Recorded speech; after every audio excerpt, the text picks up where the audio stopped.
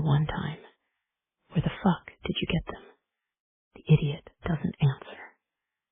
Not even when Carlos shifts beside him, and I hear the crack of Tito's shoulder.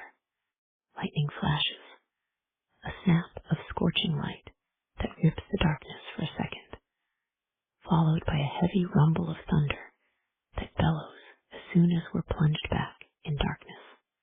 His face, visible for that instant, is in an ugly mix of pain and terror.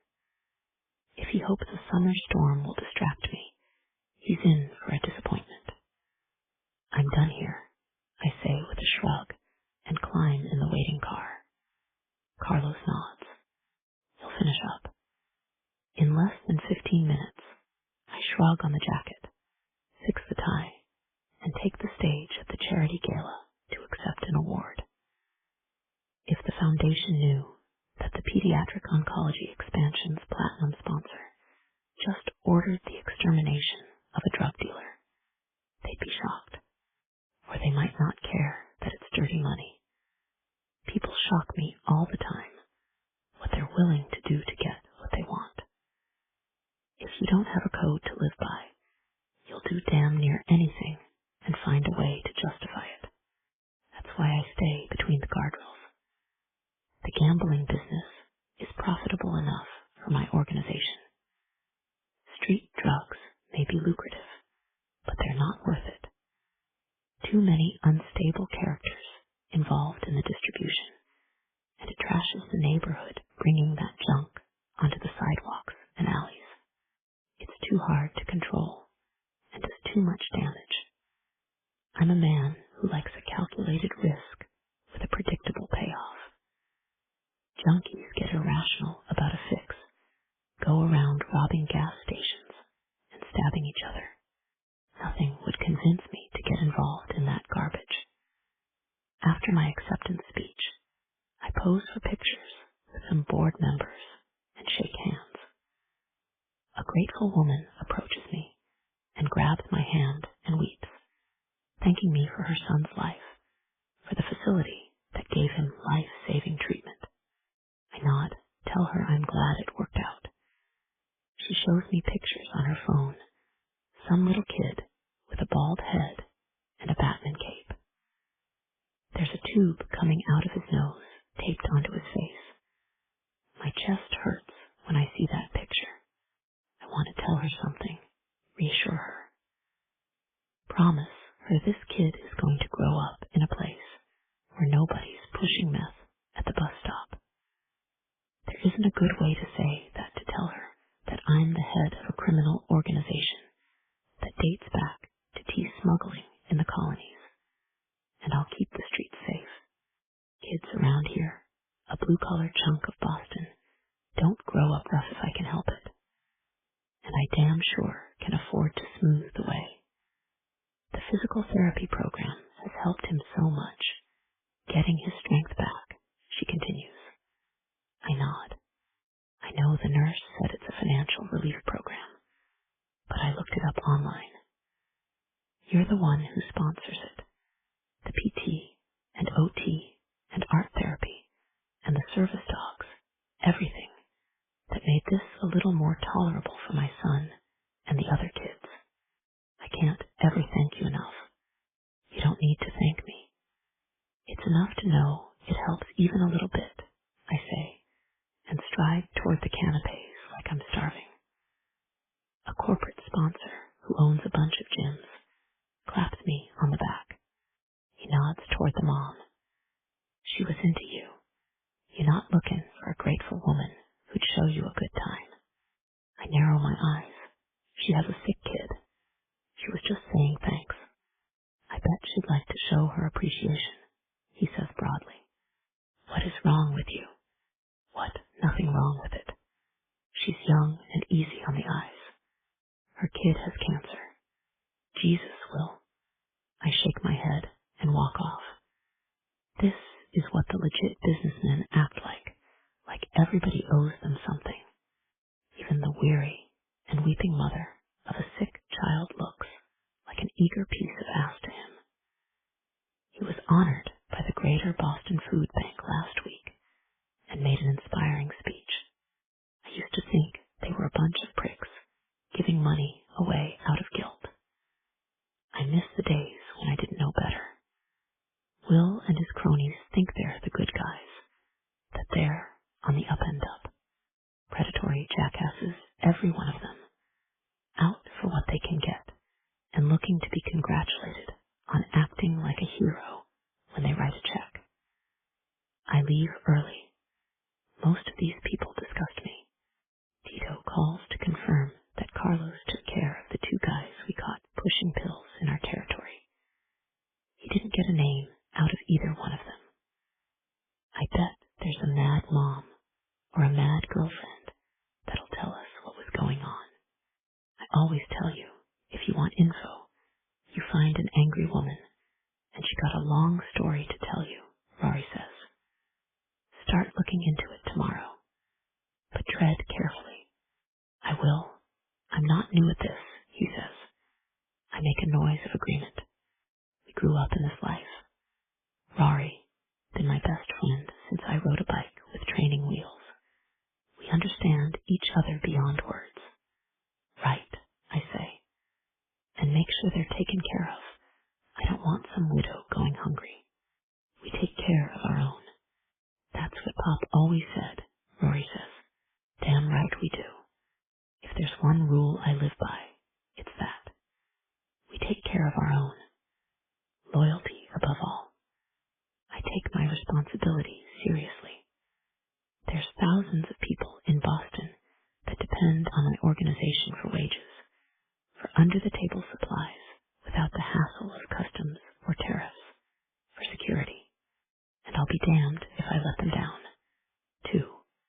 Kate, this sure as hell isn't a Hallmark movie, I mutter as I drag my bags and boxes out of the rental car myself. Rory sidles out the back door of the house we grew up in and grins. You complaining already, little sis? You could help me, you know, I grumble. He heaves a box out of the trunk and groans. Jesus, Katie, what do you got in here? Cinder blocks. Books, eh? Hey, I'll let you in on a secret. Everything's online now. You don't have to haul 75 pounds of books around anymore. While you're here, I'll teach you about the internet, he teases. Ha, ha. I can look up porn on my own thanks. Rory lets out a chuckle. I've really missed you, mouth and all. I follow him in, loaded down with 2 duffels and my wheelie suitcase. A rush of nostalgia hits me when I walk in the kitchen. He's changed stuff around since our parents died, but the kitchen table's in the same place where I used to do my math homework and chatter to Mom while she did dishes. I swallow hard, blinking back tears. Rory drops the book box on the floor, peels the duffel bag straps off my shoulders, and folds me into a hug. I know, he says. It still hits me sometimes too. Out of nowhere. I sniffle and hug my big brother, grateful that he gets it, and we're together again. It takes a little of the sting out of my failure. It doesn't smell the same, I say, my voice small. If that's a fart joke, I swear to God, Katie, just ruin a sweet brother-sister moment, he says, and I give a watery laugh. He's trying to cheer me up, so I let him. I sniff bravely and step back, pick up my bags.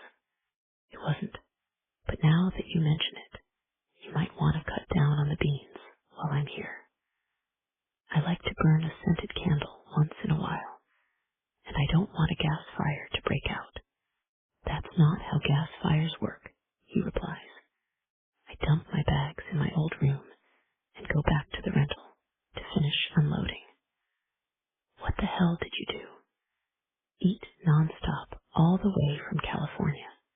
He surveys my wrappers. Empty water bottles and fast food receipts strewn about the truck. I roll my eyes, grab a plastic bag from a gas station, and start stuffing trash into it. Rory shuts the trunk and starts dragging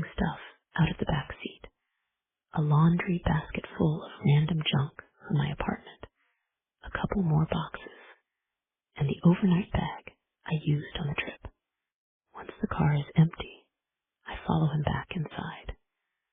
Exhaustion hits after so many days on the road, and I drop onto the living room couch. I'm gonna need you to follow me to drop off the rental and bring me back here. I sigh. Let's do that in the morning, he says. You're tired. Eat something, have a shower, go to sleep. It's 4 in the afternoon. I'm not a toddler. I don't go to bed at 5 o'clock, I say. We could pick up some Chinese after Wedrop off the car, catch up, and maybe I'll kick your ass at Uno like when we were kids. That sounds nice and all, but I gotta go to work. No problem, I say. We can hang out some other time. It's not like I'm going anywhere. Good deal, I'll see you in the morning. We can drop off the car, maybe go out for breakfast. Sounds great, I say too brightly. Rory's out the door in no time.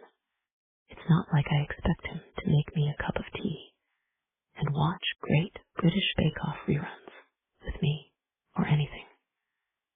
I just thought I'd get to spend more than 10 minutes with my big brother before he took off. I should have expected it, really. He's in thick with Mickey O'Halloran, who inherited the organization when his dad died a few years ago. I don't object to the organization itself much. I grew up in Southie, and our dad was part of the syndicate all his life. I guess I just wanted better for Rory, and I wasn't sorry to move away for college. Something about being part of the O'Halloran's organization feels like extended family, or a really small town where everyone knows your business, and it can be stifling. A new city and a new start suited me just fine, until it didn't. I'm back home living with my brother because I can't afford to do anything else. It's the cold, hard truth, and it's embarrassing as hell. I was always good at school, and numbers are my thing. I worked part-time in data analysis while I did my accounting degree in California. Problem was, I couldn't get a full-time job once I graduated with honors. It's so competitive, and there were a ton of applicants for every job that opened up.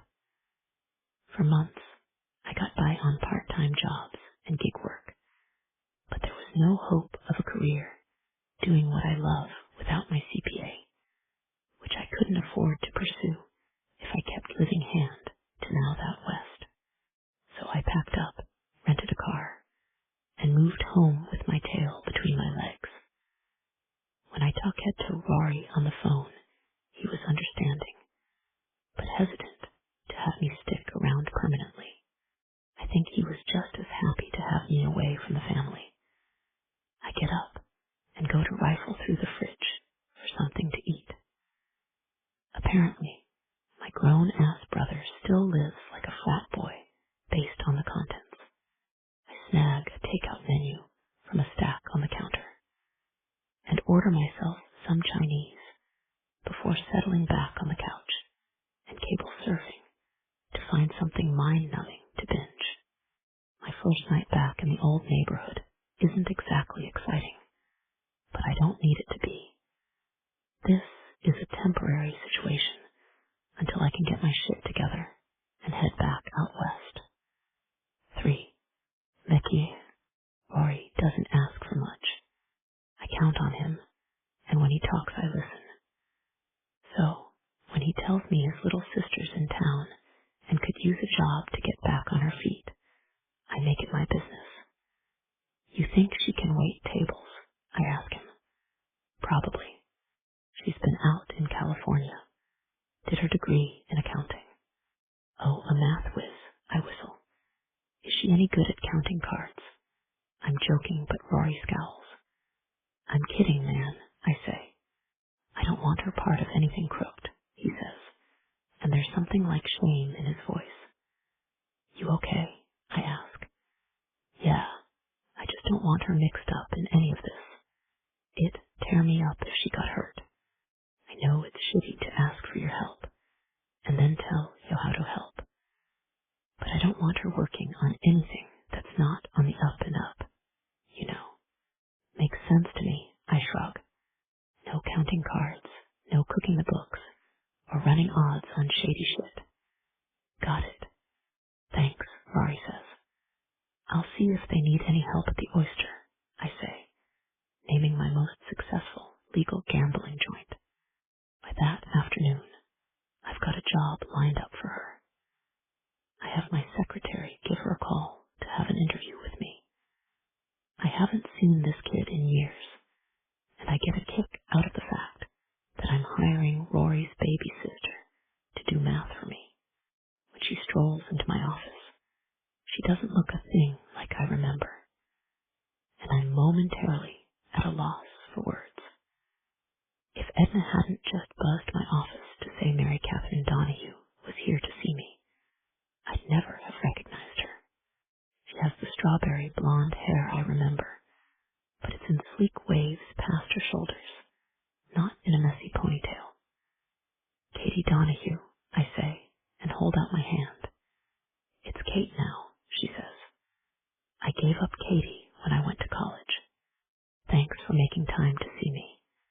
I have my resume here. She holds out not a sheet of paper, but an iPad. This is a formality, but if she wants me to look at her resume, I will.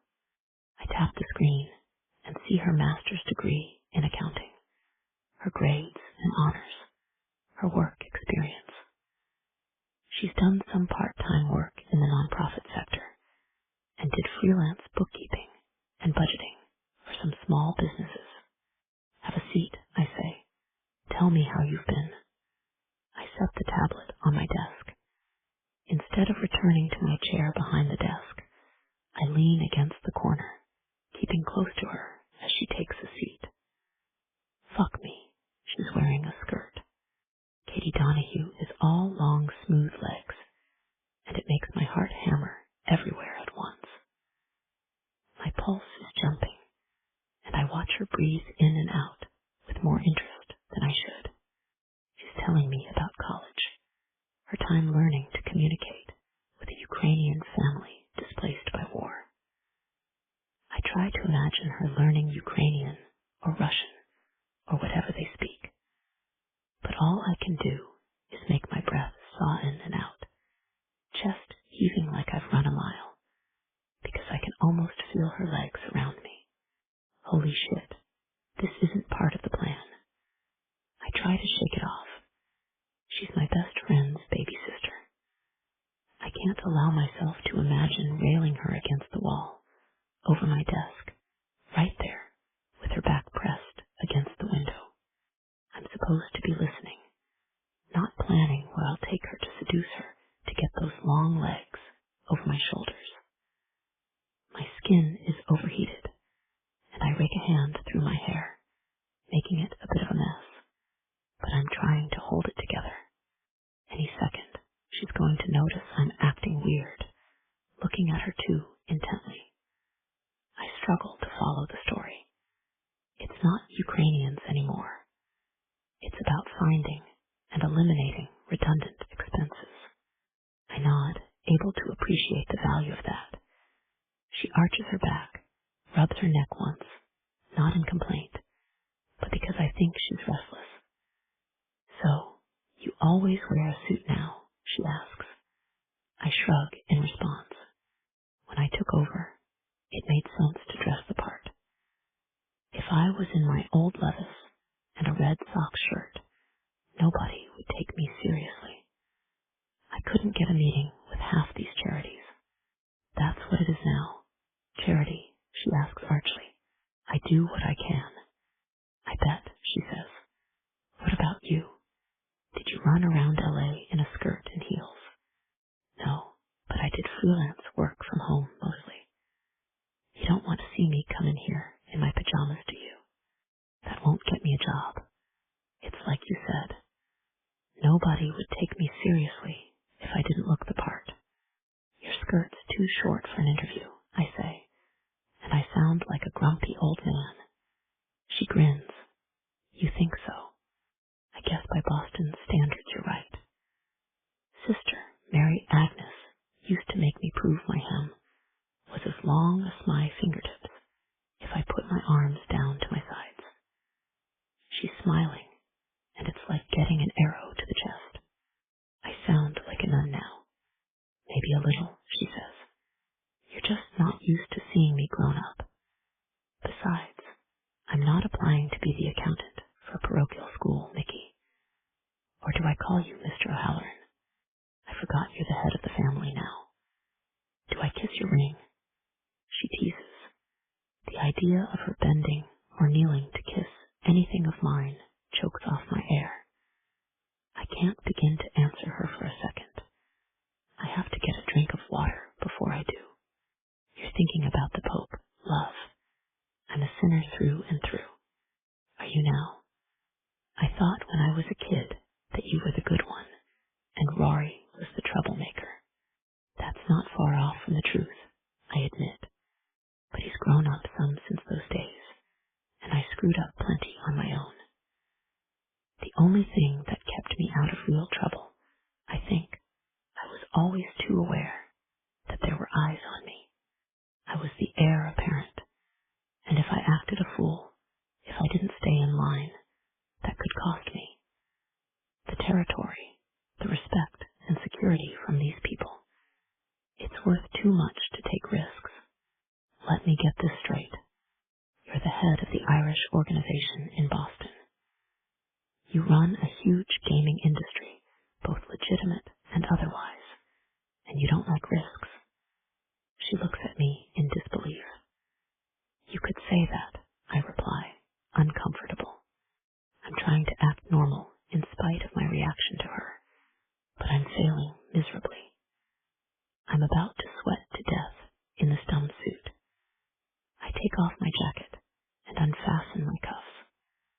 I'm rolling up my sleeves when she gets to her feet. I won't take up any more of your time, she says abruptly. I appreciate you giving me a job. I know it's a courtesy to Rory, and I'm going to be mindful of that. I'm excellent at what I do, and I'm not going to let you down. It was good to see you again, she finishes a little awkwardly.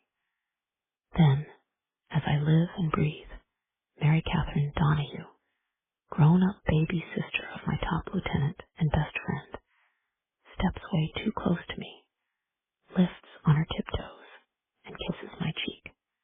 For a second, electric current rips down my spine, and my vision goes spotty at the edges. Even in her heels, I'm too tall for her, because she sways a little toward me, and I steady her. I don't do it right. I don't catch her elbow and set her on her feet nice and politely.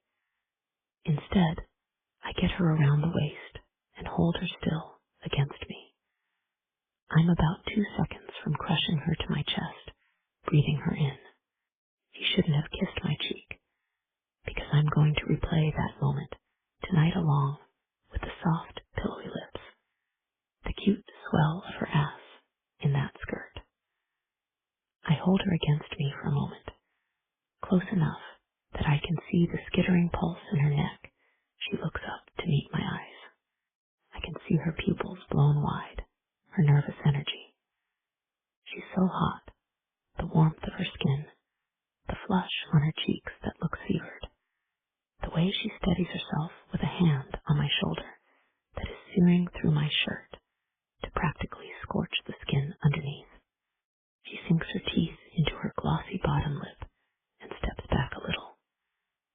So, thanks again for the job, she says, straightening herself and smoothing her hair. I want her in every way that a man wants a woman, and that's impossible. I shouldn't have had her come downtown for a meeting. I could have just texted her brother the address of her job. That's what I'll do from now on.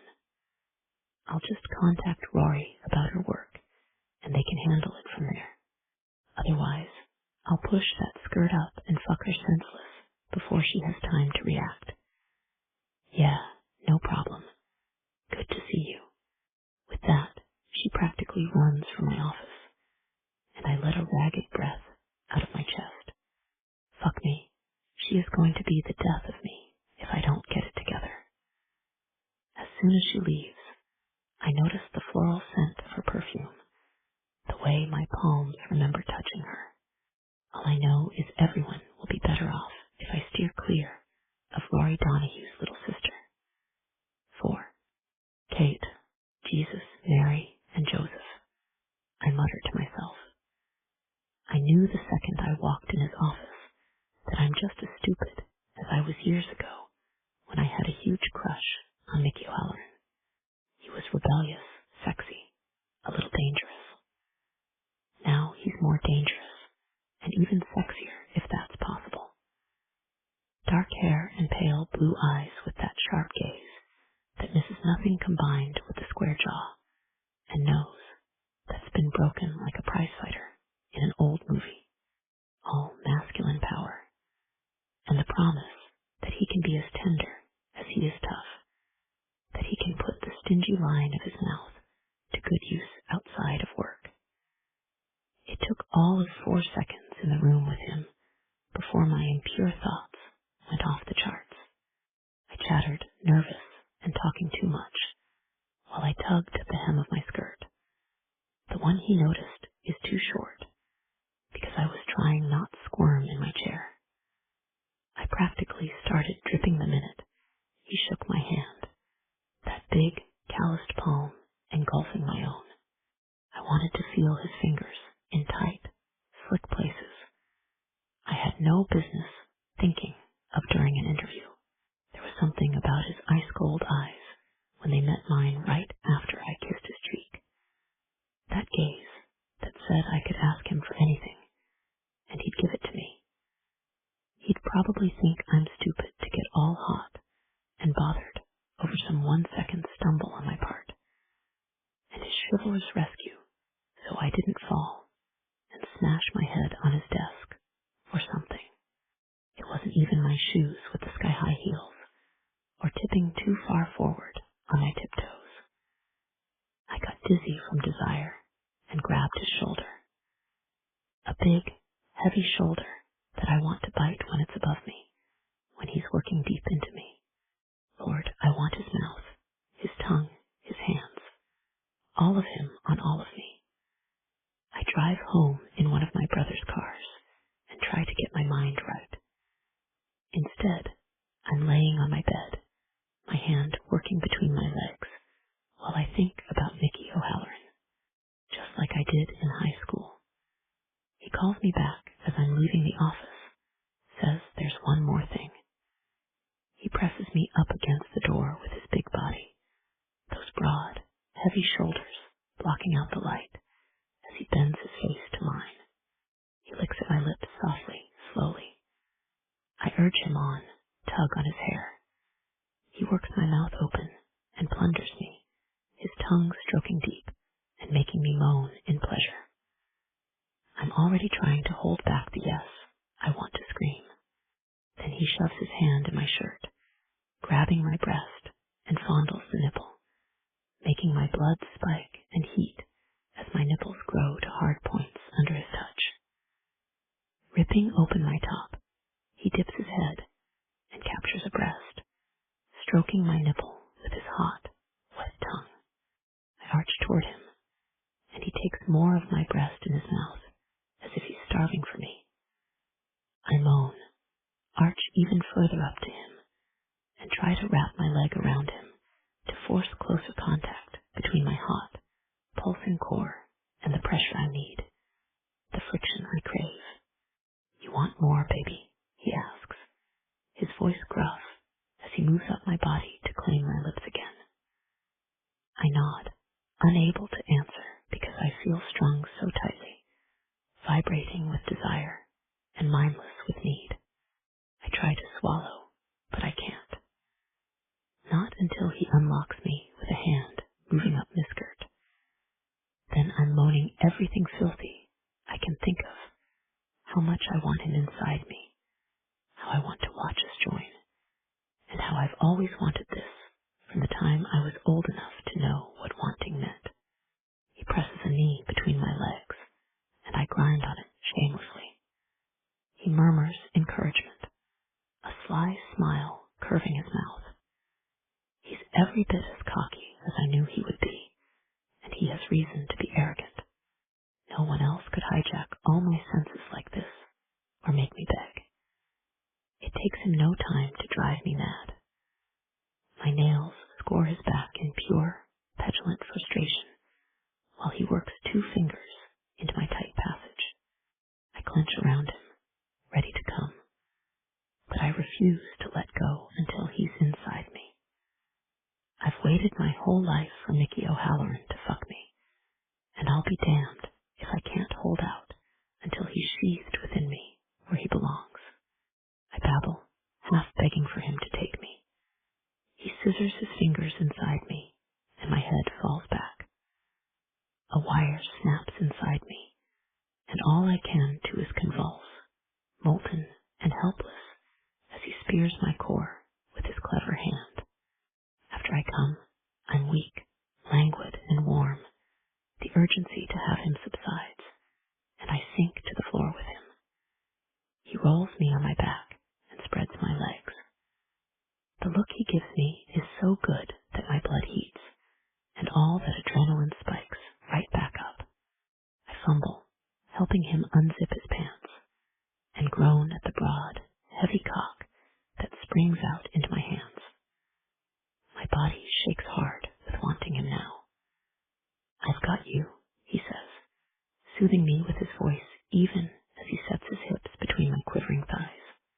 When he rocks forward, and the fat, damp head of his cock kisses my slit, I moan way too loudly. A wash of embarrassment floods me, but he grins, pushes forward with a slow, deliberate movement.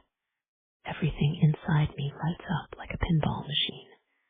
Every place he brushes against feels electric, charged and sizzling.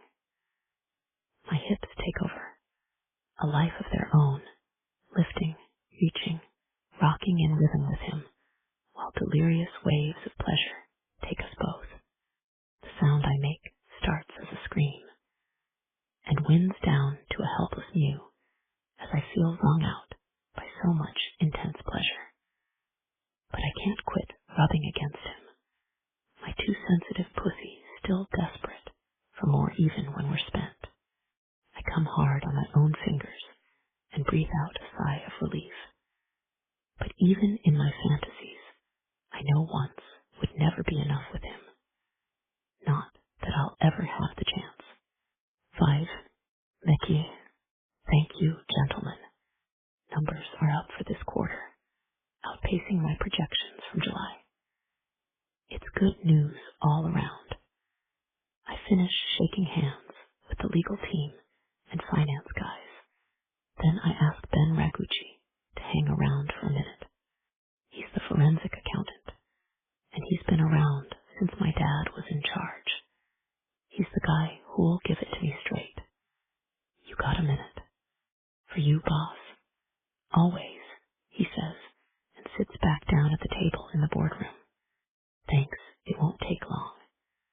I was thinking with profits way up, I can funnel some more to the robotics program, food banks, maybe the women's shelter. You can cross off the food bank. You got them set up for the next 6 months at least. Roxbury and Mission Hill already looked at sending the holiday donations from the community down to Somerville and Medford. Spread the wealth. Good. Then put the surplus on robotics and the women's shelter. You talk about charities the way your old man bet on the ponies. He chuckles. I nod. There's nothing I can say to that without insulting the memory of my father. Ben looks up from his calculations. You want to put all this on those 2? He asks. Why not? Most guys would take a vacation at least. Buy yourself another car. I've got 4 and 2 bikes. I don't need another car. Right. I'm just not sure the robotics program needs this much money. They have all new equipment. The teams will go to competition with their travel expenses paid already. Then give it to the libraries. Okay, will do. You know, you and your old man couldn't be more different, he says. I know it's a compliment. Thanks, I say. I want to be a better leader and a better man than my father, but it's awkward having Ben Ragucci mention it to my face. Save the compliments for my eulogy, okay? You got years ahead of you, boss, he says, and nods to me as he leaves. I know he's right. I have years of this job ahead of me, of guiding this organization and building my legacy as long as no one else gets the crazy idea to try to challenge me or take it from me. Frankly, I get a little tired just thinking about it. I like what I do, and I like being in charge, but there's never peace for very long, and another 40 years of this doesn't sound like heaven right now. It feels good to give to charities, and no, I'm changing the face of the city little by little. But all I have to look forward to is going home dead tired at night and doing it all again the next day. It's no wonder my dad was such an asshole. The grind is unforgiving, and it never stops. I open up my laptop and look over the email from Kate's boss. She does great work, and all reports indicate she gets along fine with everybody there. The only downside to her reentrance into my life is the non-stop hard-on I seem to have whenever her name is brought up. I've got a case of lust that I can't seem to slake. She's not even a possibility for me, an employee at the very least, but the little sister of my best friend. Nothing about that situation lends itself to what I want, which is to pluck her, ripe and wanting, and get a taste. Being the object of my fantasies wasn't in the job description. I have no business thinking about her that way. Hell, I don't need to think of her at all. Concentrating on work is impossible now. All I can think of is getting home where I can relieve some of the tension in my body. That's all for her. 6. Kate, everybody in the back office at the Oyster, is nice to me. I got the hang of their software program pretty quickly, and the work is easy. I had to do twice as much for less money out in California every day. But in LA, I wasn't hired through the back door by my brother's best friend. Speaking of Rory, he's frustrating me now. I see him about 10 minutes every day. The guy's never home. He's always working or going out. Part of me wants to ask if I can go out with him and his friends sometime, but that makes me feel like a tag-along, like when I was a kid and he didn't want me around. Maybe I just wish he wanted to ask me along sometime, get to know me better as an adult. He's the only family I have left, and it makes me sad that we keep missing each other. I'm in the employee lounge getting coffee when I get an alert on the group chat for the accounting team boss in building. I turn to Martha, who's right behind me for coffee, and raise my eyebrows. Do I need to run back to my desk before he gets here? Nah, he never comes to accounting. He'll go to the executive floor. It's just nice to have a heads up in case you have to go up there for anything. Is he that scary? He can be, but he's also hot as hell. She giggles nervously. I nod, because I get it.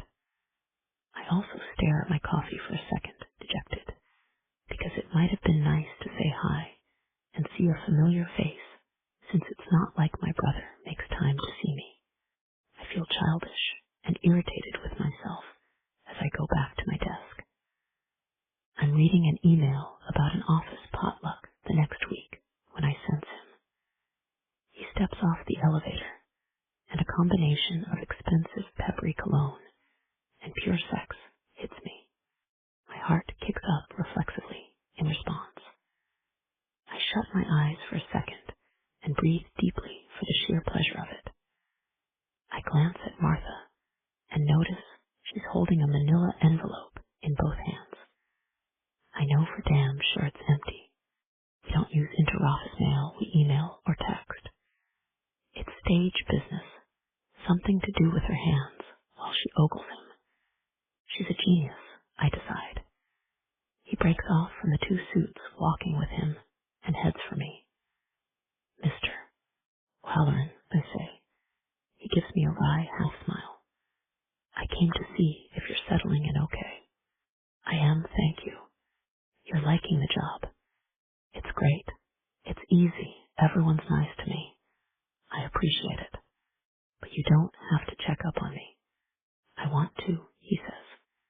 It's a big shift from L.A. to back home, I bet.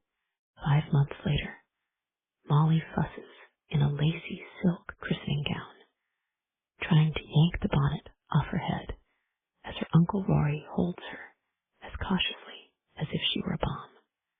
She's baptized, and when the water touches her forehead, she stops crying and blinks her big blue O'Halloran eyes in curiosity. You like the water, don't you, baby? Rory croons to her. He is doting and enraptured with his niece. Once we could have visitors in the hospital, he charged in with flowers, balloons and a stuffed bunny the size of a 5-year-old child. He kept trying to get me to rest so he could hold her. He took about 100 pictures with his phone, all of her just sleeping in the bassinet. Then there were the selfies. Please stop putting Snapchat filters on my baby. I laughed when he showed me the cartoon dog ears on her sleeping angel face. Send me that one, Mickey mumbled, because he couldn't stand for there to be a picture of his daughter that he didn't have. In the days and months that followed, I think we changed her outfit 4 times a day because of all the gifts we had gotten. Dresses, hats, sleepers, tiny Nikes, and little baby Ugg boots. Her red socks, onesie, and hat. It was like a tiny fashion show with photos. When she sleeps, which was most of the time, it's hard to make myself nap because I love to gaze her. The curve of her cheek, and her perfect tiny fingernails, and the whorl of dark hair on her head. I'm too happy to sleep, I tell Mickey. But then he curls up behind me and spoons me, pulling me back against his chest, and I nestle in as warmth and sleep drag me under. I'm pretty sure I'm the happiest anyone has ever been. Epilogue. Kate, 3 years later. Molly squeals as she runs along the sand in her polka dot, ruffled bathing suit. Mickey chases after her, pretends to be tired, and shouts that she'll never beat him in a race. She screams with glee and turns around, flinging herself in her daddy's arms. He puts her on his shoulders and carries her out in the ocean. I snap a picture because I can't resist. My heart is so full of joy every day. This vacation is just what we needed, a time to relax as a family. Once Molly tires herself out running around on the beach, we carry her back to our bungalow for a nap. I wrap my arms around Mickey and kiss him. I'm ready for some time with my husband. While she's asleep, let's take advantage of this hot tub, he says, indicating the huge spa on our veranda. I smile at him and shake my head. Sorry, you're just going to have to take me to bed. I'm not complaining, but why? Because pregnant women aren't supposed to get in hot tubs, I say with a grin. Pregnant, he says, and picks me up and swings me around. We're having another baby. I hold on to him, drunk on his joy, and glad I waited to tell him until we were alone. Let's celebrate, I suggest. You want me to order some sparkling cider from room service? Anything you want, Katie. I want you, right now, I tell him mischievously, and I don't have to tell him twice. I shake my head. Just got a message. I have to make a call. When I stand stand up. Everyone else in the boardroom stands out of respect. I step out of the room and press call instead of replying to the text message. My chief accountant's wife answers on the first ring. "Mr. O'Halloran, it's so good of you to call," she says. Her voice is shaky. "How's he doing?" "I don't know. I just followed the ambulance here and texted you when I parked." "Where here?" "They took him to Beit Israel," she falters. "You want him at Mass General?" I demand. "Well, I would have, but they didn't ask. They just pushed me aside. I tried to tell them who his cardiologist was. Let me make a call. I'll get him transferred." "Oh no, I'm sure this is fine. It's just not what we're used to." "Is your daughter on her way?" "She'll be here in about an hour." She offered to stay on the phone while she drives, but I don't want her distracted in traffic. She breaks off. "You have what you need right now. I have my purse and my rosary. Somebody will be out there in 10 minutes to check on you, to make sure they're taking care of him and you," I assure her. "Thank you, Mr. O'Halloran," she sniffs. It takes me all of 2 minutes to dispatch 2 of my staff to Beit Israel to meet up with my accountant's wife. They'll have been transferred to a private room at Mass General as soon as he's stabilized. Half an hour later, I get a message that it's handled. Benny's got an ICU bed waiting for him at Mass Gen, and the daughter will meet them there. Jack will drive the wife to other hospital while Nikki goes to her house to pick up a few things the lady thinks she might need. I pinch the bridge of my nose and take a breath. My chief accountant is in ICU, and I need a replacement. It looks like little Mary Catherine Donahue is up to bat. She can fill in for a few weeks. It's office work. She won't be at any risk, so Rory can't object, at least not on those grounds. If he had any idea the way I think about his sister, he'd have a reason to protest. I could have my secretary call her, get her to come to my office, and explain the situation. They can offer her the temporary position filling in for my chief accountant.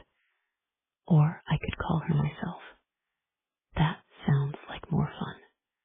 So much for keeping my distance. I message her and ask if she has time to meet for a quick drink to discuss a work matter. We can meet in public, a brief one-drink situation with a specific focus. The tone I set is brisk, businesslike. The thoughts I have in my head for her are anything but that. She says yes, naming a spot I never would have guessed she would pick.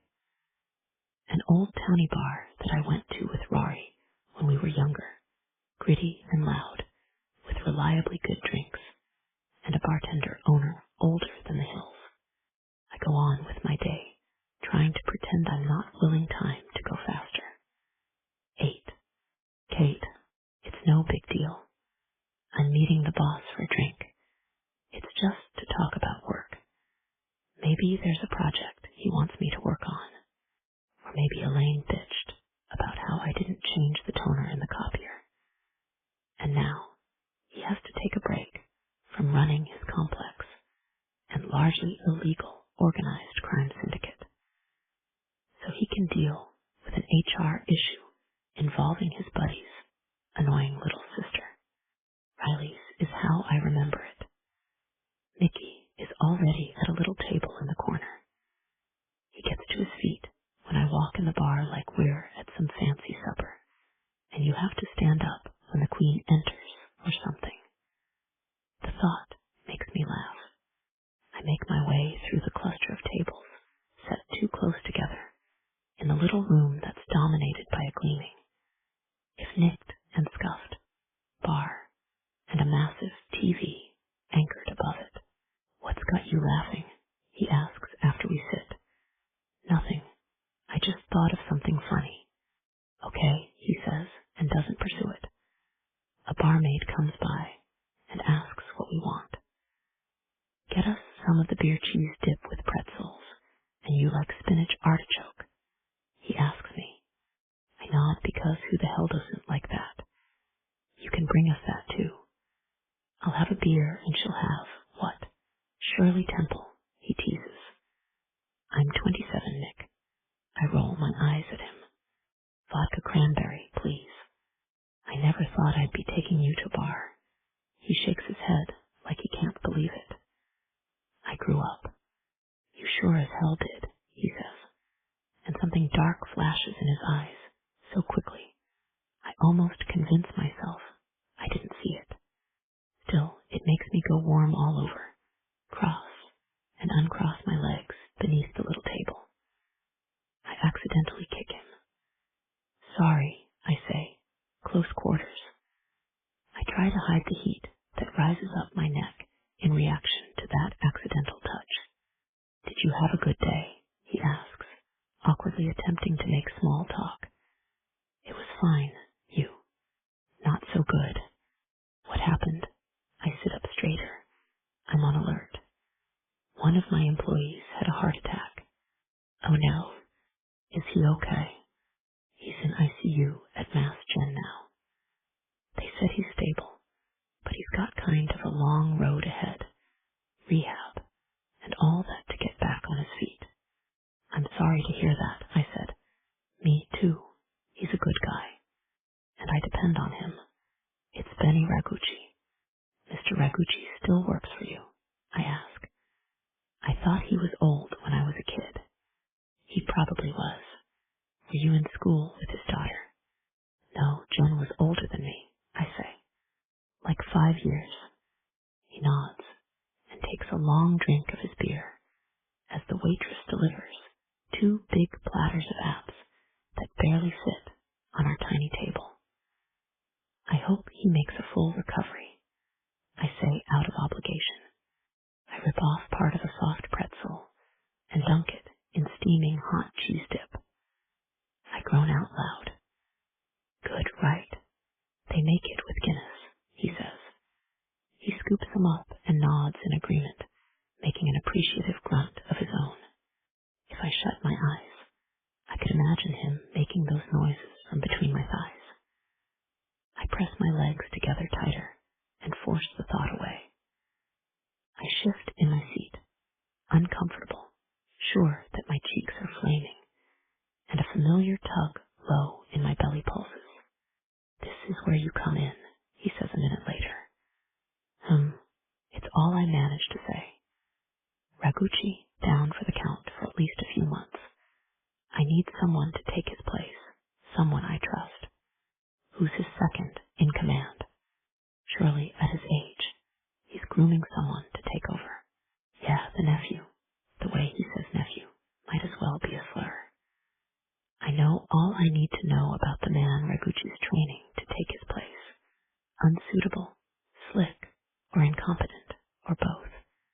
But shady. Shady is a given from the tone of his voice alone.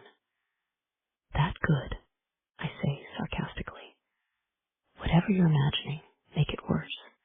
Then add too much hair gel and a suit that looks like he got it on clearance at a factory outlet. All suits $29.99. I venture. That seems like he got ripped off if he paid $29.99 for it. Acts like a baller. I know the type. God, you should see them out in LA. Every guy that goes to the gym or has decent shoes acts like he's just one audition, one dental floss commercial from getting to thank the Academy for his Oscar. They all know a guy and say they have Annan. I roll my eyes heavily. I bet you were besieged out there. Besieged, I lift an eyebrow. Surrounded, bothered constantly in grocery stores and coffee shops and clubs, hounded by guys with shiny teeth and empty promises. I wouldn't say I was besieged, or even especially popular. All you gotta be out in LA is easily impressed. That's what they like. Somebody to look wide-eyed and amazed when they tell the same shitty story for the 5th time about gonna make it big, or they got in on this crypto deal. It's the fakest thing you've ever seen. They're literally all the same. Every guy, the entire time I was out there. None of those boys knew where to get good cheese dip. He jokes. I give him a shrug. Nobody eats dairy or carbs, so there wouldn't be a market for cheese dip. God forbid I should see that place, he says, with a mock shudder, and I laugh. It's not bad. A lot of the food was good. It's just really healthy, and there's sprouts on everything, even dessert. What's dessert? Dessert is a spirulina algae smoothie with kale, and whatever else gets blitzed in there to make it a muddy green color that tastes like a can of paint. You're not gonna get a job for the tourism board at this rate, he says wryly. I'm not trying to convince you to go there, I point out. I'm just making conversation. You brought up the nephew. I say the word just like he did, like it's a major insult. He chuckles. Was I that obvious? Worse, I say. I want you to take over for Raguchi. Just till he's back on his feet. I'm taken aback by the offer. It seemed like a huge opportunity, seeing that Ben was the chief accounting officer. With all the projects that Mickey runs, it seemed like a large amount of workload to take over. Plus, it might no-toll legit. You have a team of finance guys, I bet. Surely one of them, or 3, or 4, could handle this in Raguchi's absence. They'll know how he does things and have a feel for his methods. Be familiar with the software he likes. Stuff like that, I protest. You're telling me you can't do the work. No, of course I can do the work, I say hotly. It's not that. Rory would be so pissed if I worked for the real side of the business. He wants me on the fluffy side, where it's fully legal. I don't know if he thinks I'll turn to a life of crime and go knock over an ice cream shop for extra nickels, or what. You're worried what your brother will think. That's respectful, I like that, but he isn't in charge of your decisions. You are. Do you want to learn the ropes behind the scenes at the Pearl? The Pearl, I repeat, tasting the word. A kick of adrenaline zips through me. Excitement to peek behind the curtain at the illegal businesses and learn how they run. It could be educational, a chance to apply all the skills I learned to watch out for obvious mistakes, sloppy cover-ups that could expose suspicious activity. I can give you a tour, then let you make up your mind. I'd like a walkthrough if you have half an hour, I say, trying to dampen my enthusiasm and failing. It takes more than half an hour to see all the Pearl has to offer, but we can keep it brief. Are you considering my offer to step into Raguchi's job for a couple of months? I'm a math nerd, always have been. Basically, it's like you're offering me a shiny new puzzle I've never solved before. I want that job. I want to prove to myself, and maybe to him, that even if I had to slink back from LA defeated, I'm smart. And I'm the one who can run rings around old Mr. Raguchi. I'm sharp and hungry to show off my skills. I'm young and energetic. The two things holding me back are how Rory would see it, as putting myself at risk when I promise to work only in the legitimate and legal side of the organization, and the more palpable danger that I'll make a fool of myself over the guy across the table from me, who would for sure be People magazine's sexiest man alive if they featured crime bosses instead of just actors. The practical voice in my head, the angel on my shoulder, reminds me that I don't need a tour of the illegal gaming establishment where I'd be working, because I can't take the job. Spending time alone with Mickey O'Halloran isn't going to strengthen my resolve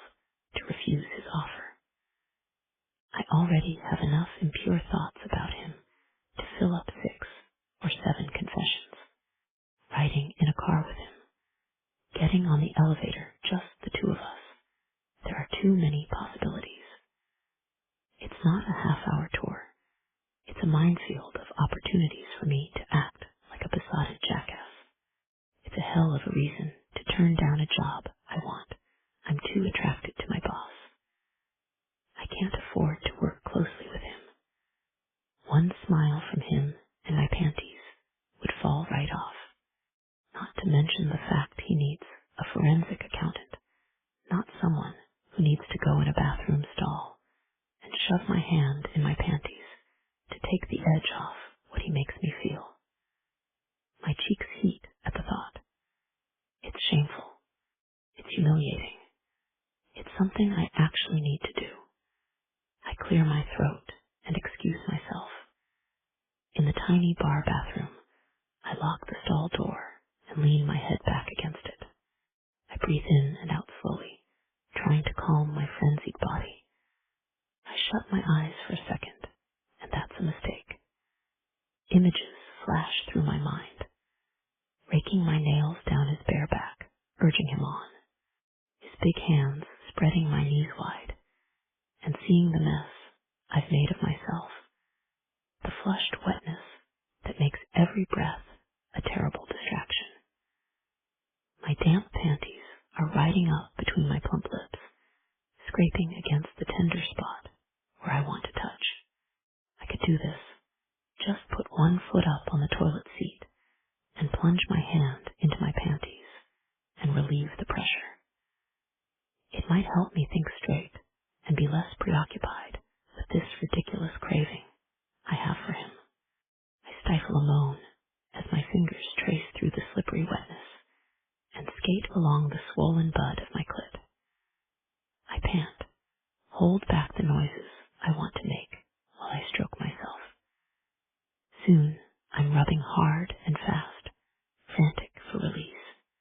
It's not enough. I shut my eyes and bite my lips, delve my fingers inside my throbbing pussy, wishing it were Mickey filling me up as I tremble and bite down on a cry. I put myself back together, wash my hands, and splash cold water on my face.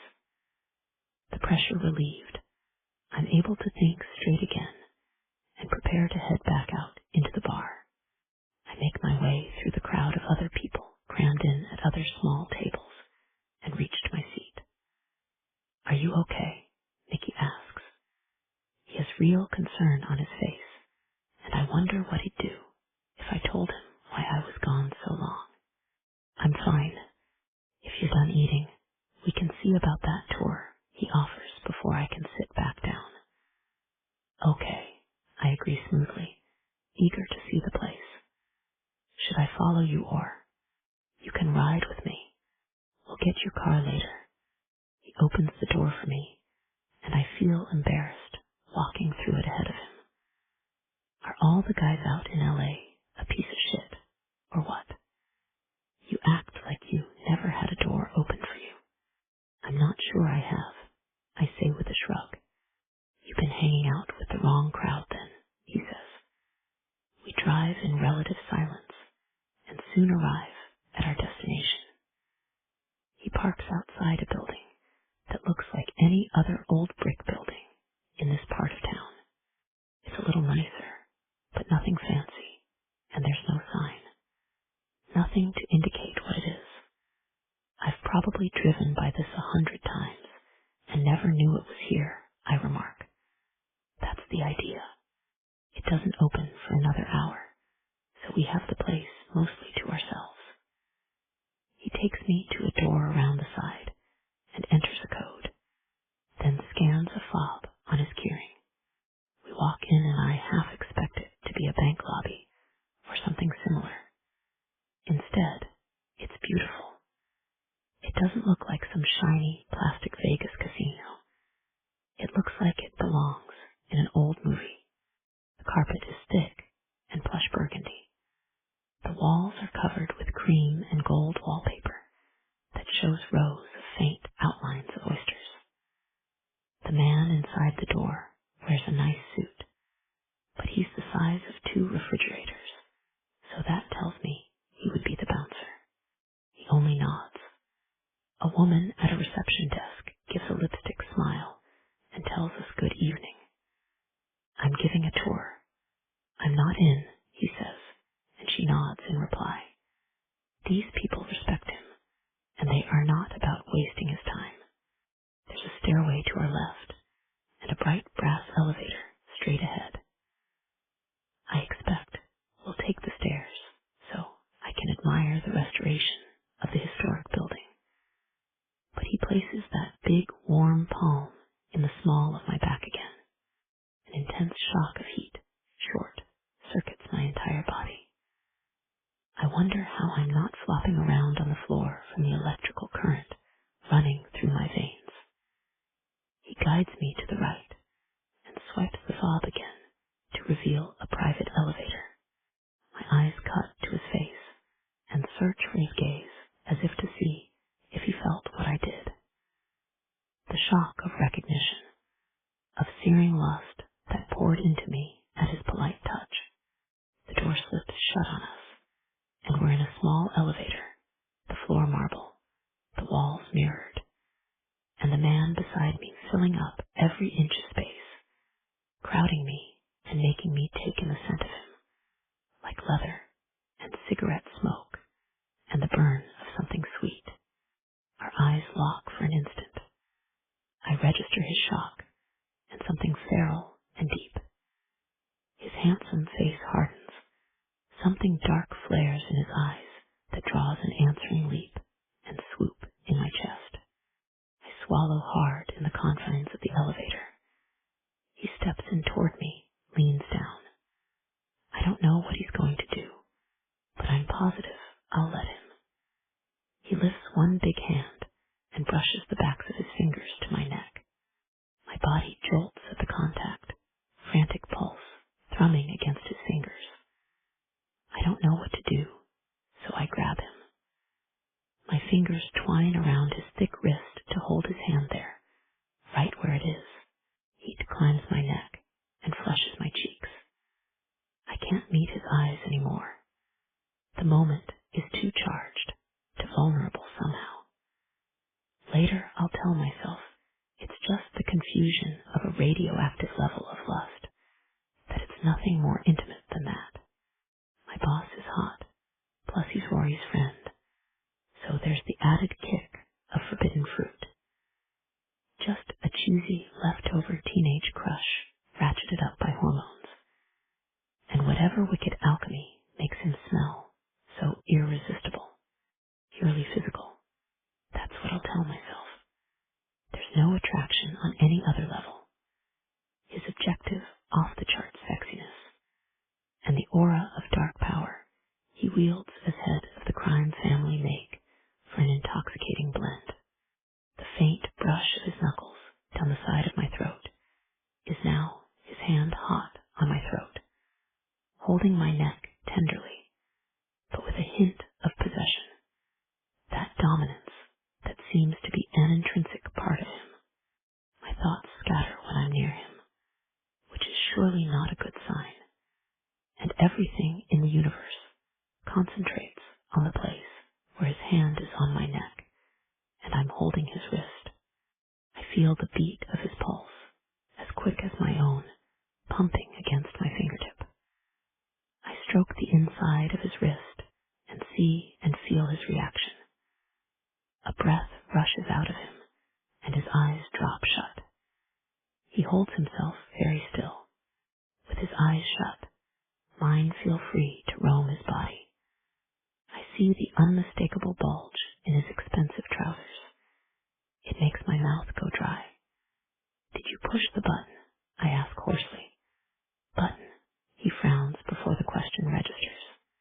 He takes a step back, disentangling himself from me. I have no choice but to let go of his wrist, even though I'd like to keep holding it. He steps to the panel and presses a button. The elevator begins to move, and I grip the brass rail beside me. I'm no longer crowded in a corner by him, but I still feel off balance. I want to say something, tell him he's incredible, and that I've had actual sex that was a lot less satisfying than him touching my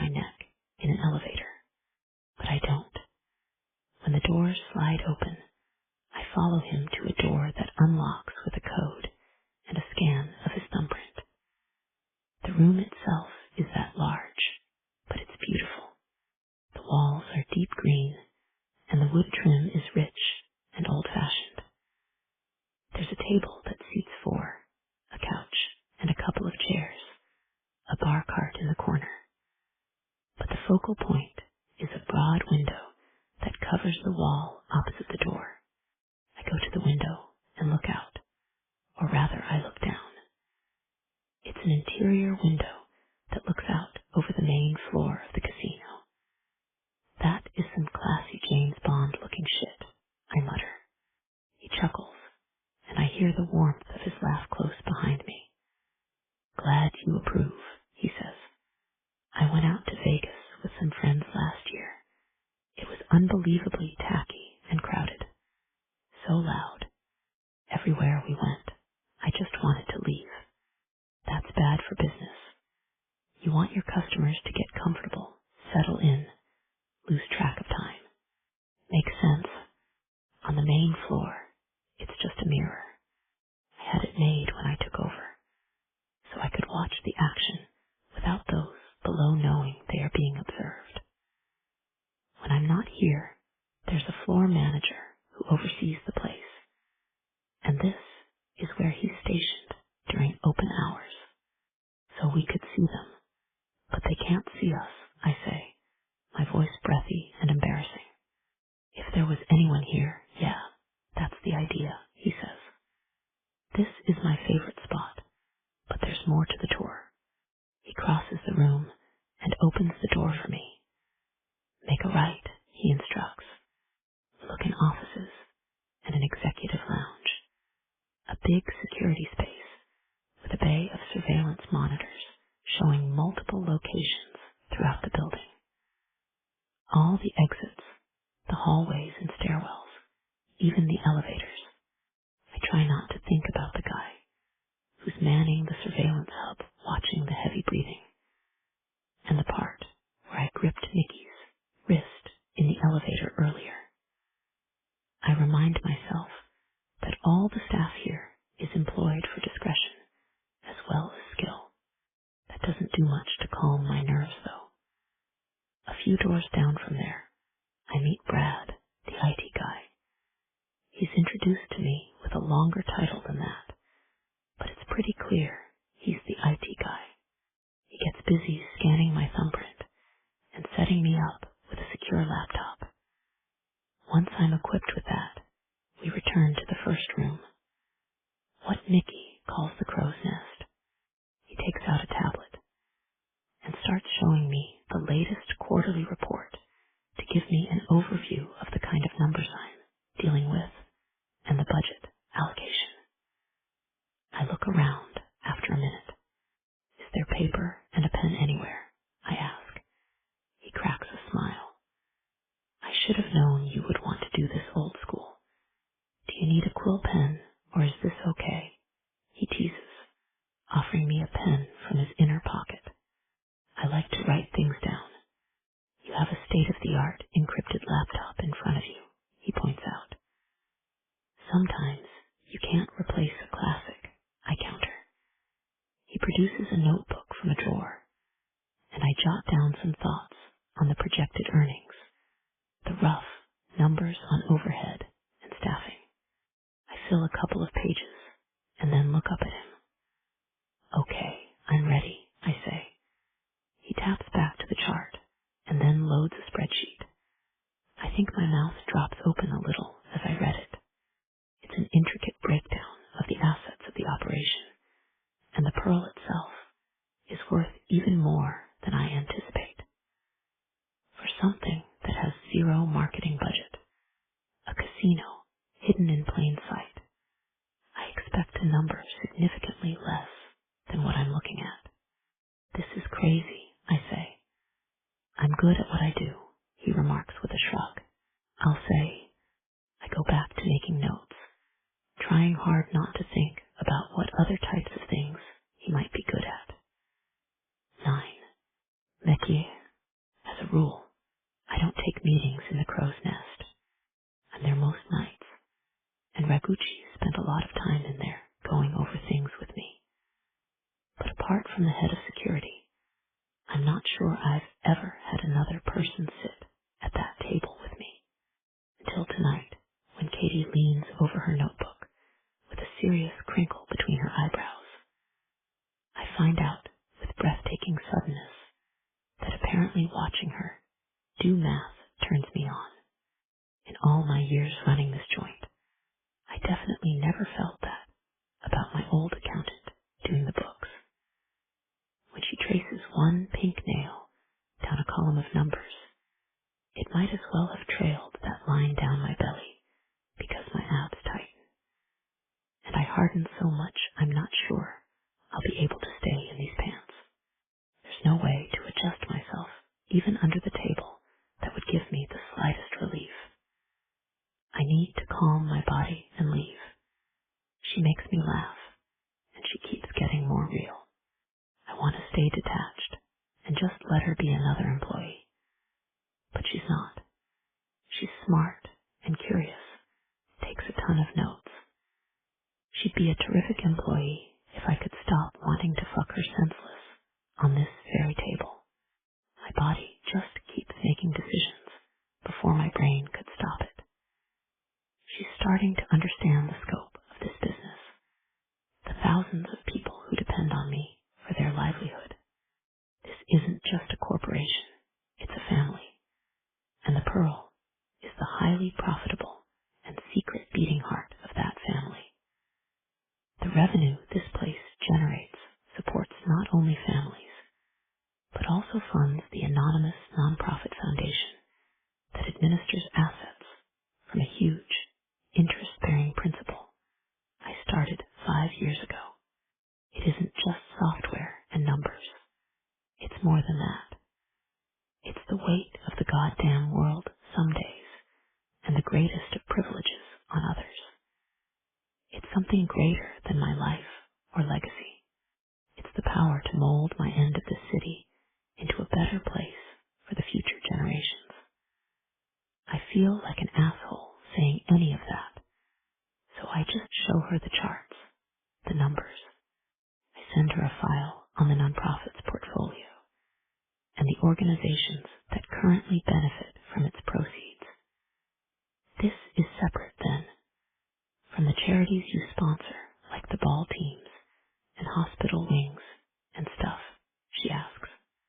Yeah, why hide it, she challenges. I'm not hiding it. I'm distributing funds efficiently without anyone wasting money on throwing some dinner to honor my contributions so everyone claps for me, and I get a plaque with my name on it. I rub the back of my neck and don't want to look at her. You're embarrassed, she says almost gleefully. You don't want to throw your weight around or let everyone know what a good guy you are. That would ruin your reputation if this city knew how generous you were. You make me sound like the Grinch.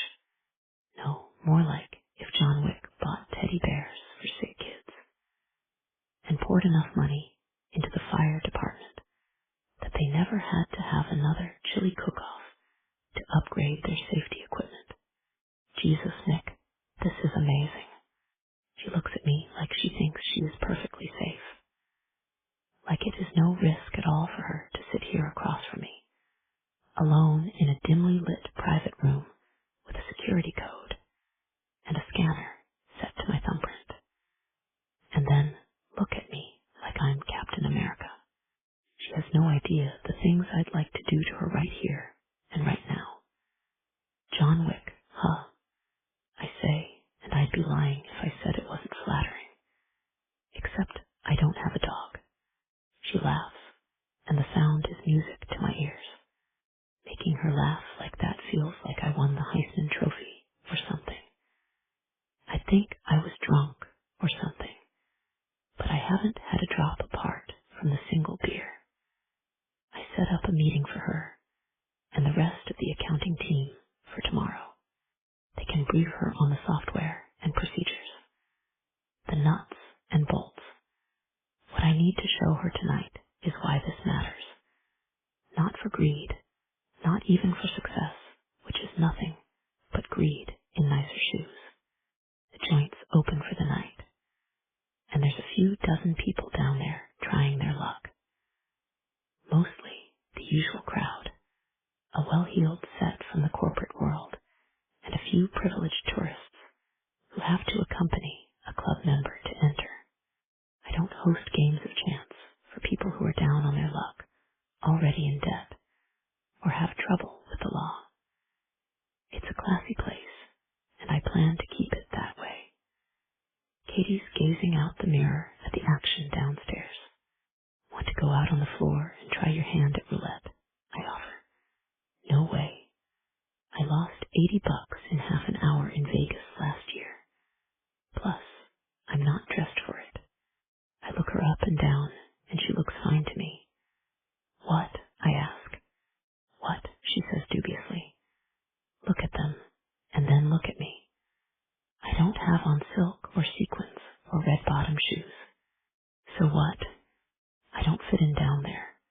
I'd feel conspicuous, like the help wandered out of the servants' quarters in some old movie. This ain't Jane Austen, Katie. Nobody hung up on class differences. You and I come from the same place. No way in hell any member of the Pearl would look down on you. Well, not if I show up with the boss, she says sarcastically. Not because of that.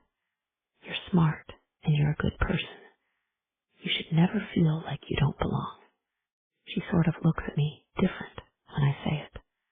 I go over what I said in my mind and realize I said too much, made it too much about personal admiration. I overshot there, I say. I was trying for the speech where it's what's inside that counts. How would you know if I'm a good person? She asks, which isn't what I expect. You think I didn't get you checked out before I hired you? Rory's my brother, she says indignantly. Yeah, that don't mean you're the same person as him. You said yourself he didn't know half what went on with you even as a kid. I'm not letting someone near this organization until I'm sure of them. I'm still insulted. I'm from the neighborhood, Mickey. You think I went out to L.A. and now my head ain't on straight?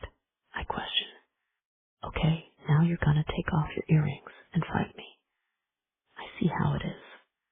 No, I'm just surprised you didn't trust me going in. I wanted to trust you, if that counts for anything. But I didn't invite you in here blindly. I'm not an idiot. I know you're not. I just thought loyalty right. Because your dad worked for my dad. Because your brother's my friend and works with me. You're your own woman, Katie. I thought you'd want credit for that. I know I'm a Nepo hire. No, you're not.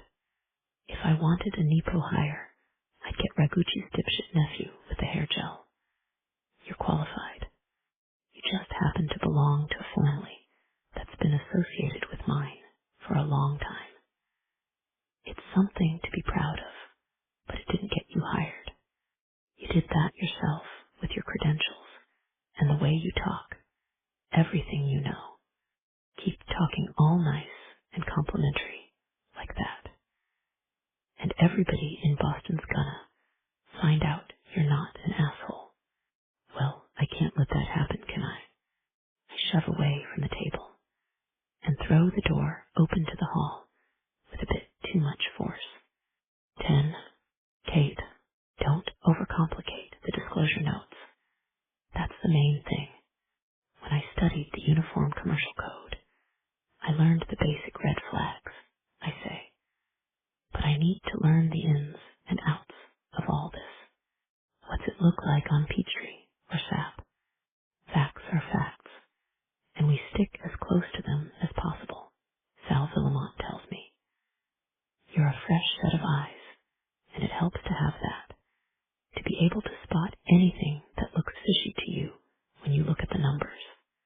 I don't have the criminology expertise a certified forensic accountant needs to investigate. But this looks seamless. Raguchi's a damn wizard. I've looked at these transactions till I could recite them from memory, and I'm not seeing a damn thing. shake my head in astonishment. He's been cooking these books for 30 years. He ought to be good at it, Sal chuckles. He's doing good this morning. I talked to his missus before breakfast. I'm glad to hear it. I've been praying for him. And now I need to pray for myself because I don't have anything near this level of ability to conceal things in the numbers. It's about a delicate touch.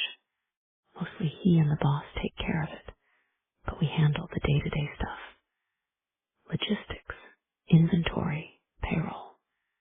If you have questions about any of it, just let me know.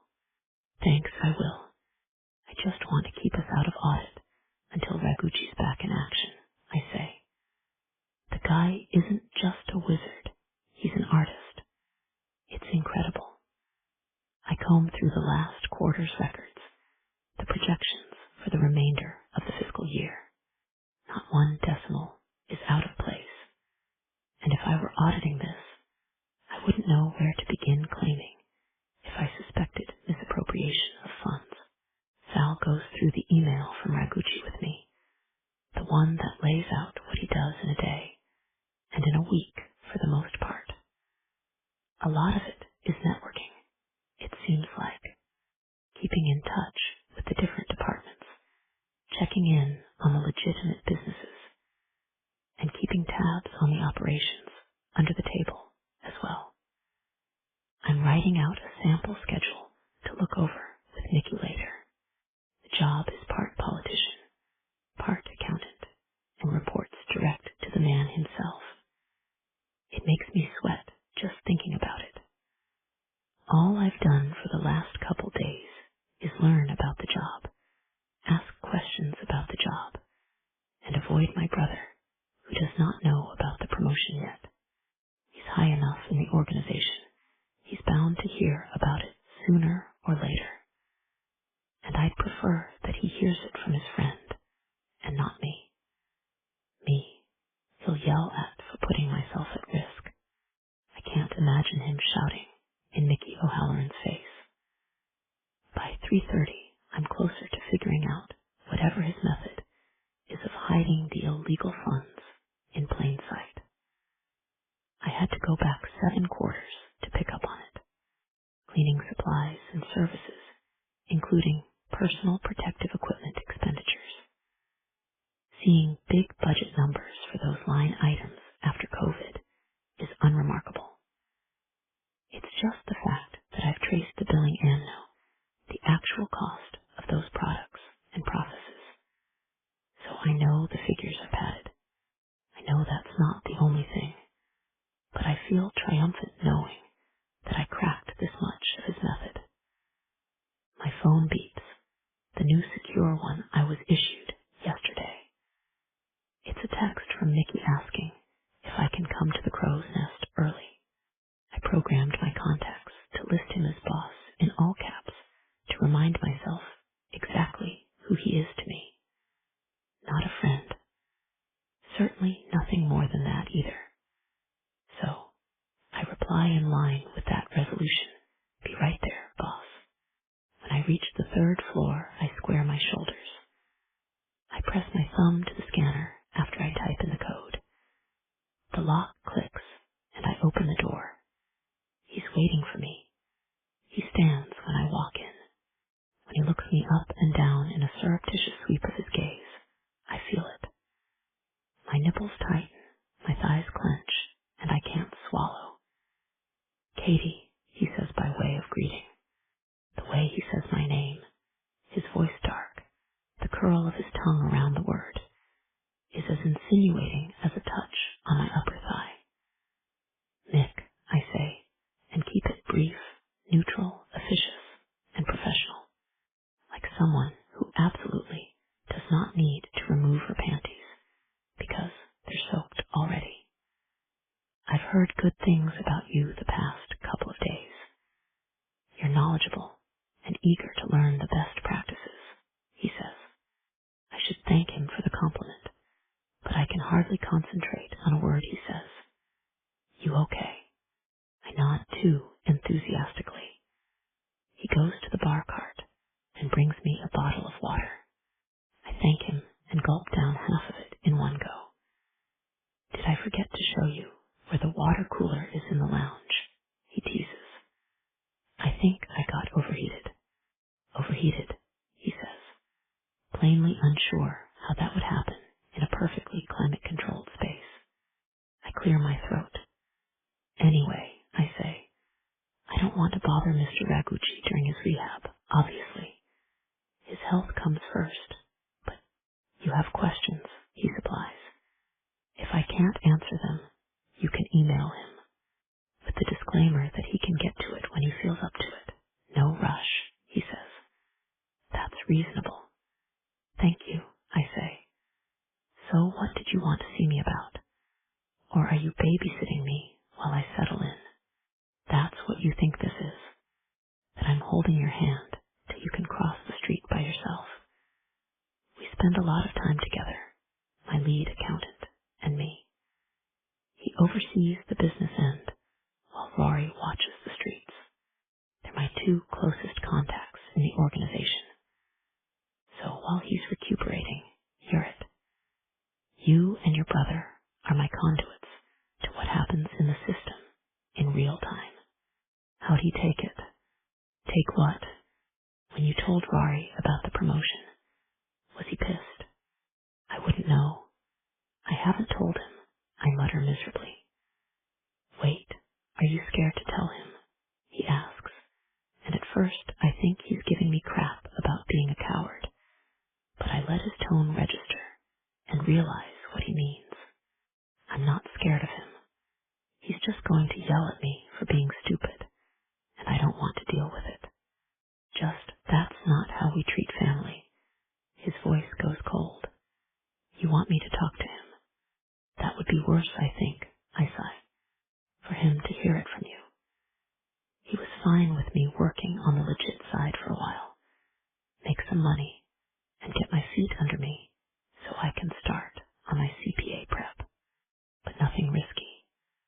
Nothing where I'm involved in illegal activities that could be a problem down the road in my career. Do you think I'm asking you to do something unethical? He challenges. I grew up in the life, and it never bothered me that my dad packed a gun everywhere we went. I accepted it. But as an accountant, I've worked my whole adult life to make sure the math is correct. Everything is clear and concrete and true. Numbers are black and white, right and wrong. You can't manipulate that system and pretend it's all true. It's tax evasion and money laundering and racketeering. Those are crimes. So yes, what I'm doing is unethical. He doesn't say anything for a moment, just looks at me with an unreadable expression. I feel myself starting to fidget. I'm sorry. I should. No, don't be sorry. You're the first person who's ever told me what they really think of the organization I run. You described it with confidence. It's illegal. You like the predictable number system, and manipulating that to suit my needs is distressing to you. You don't want to do this job. That's not it at all. I'd want this job. That's part of the problem. I know it's wrong to work here, to cover up the illegal transactions, no matter how much good you do with charity on the side. It's against everything I was trained to do. In fact, I had to learn more about forensic accounting so I could protect you from audits, which exist to hold people accountable. I knew that when you offered me this, and I wanted it anyway.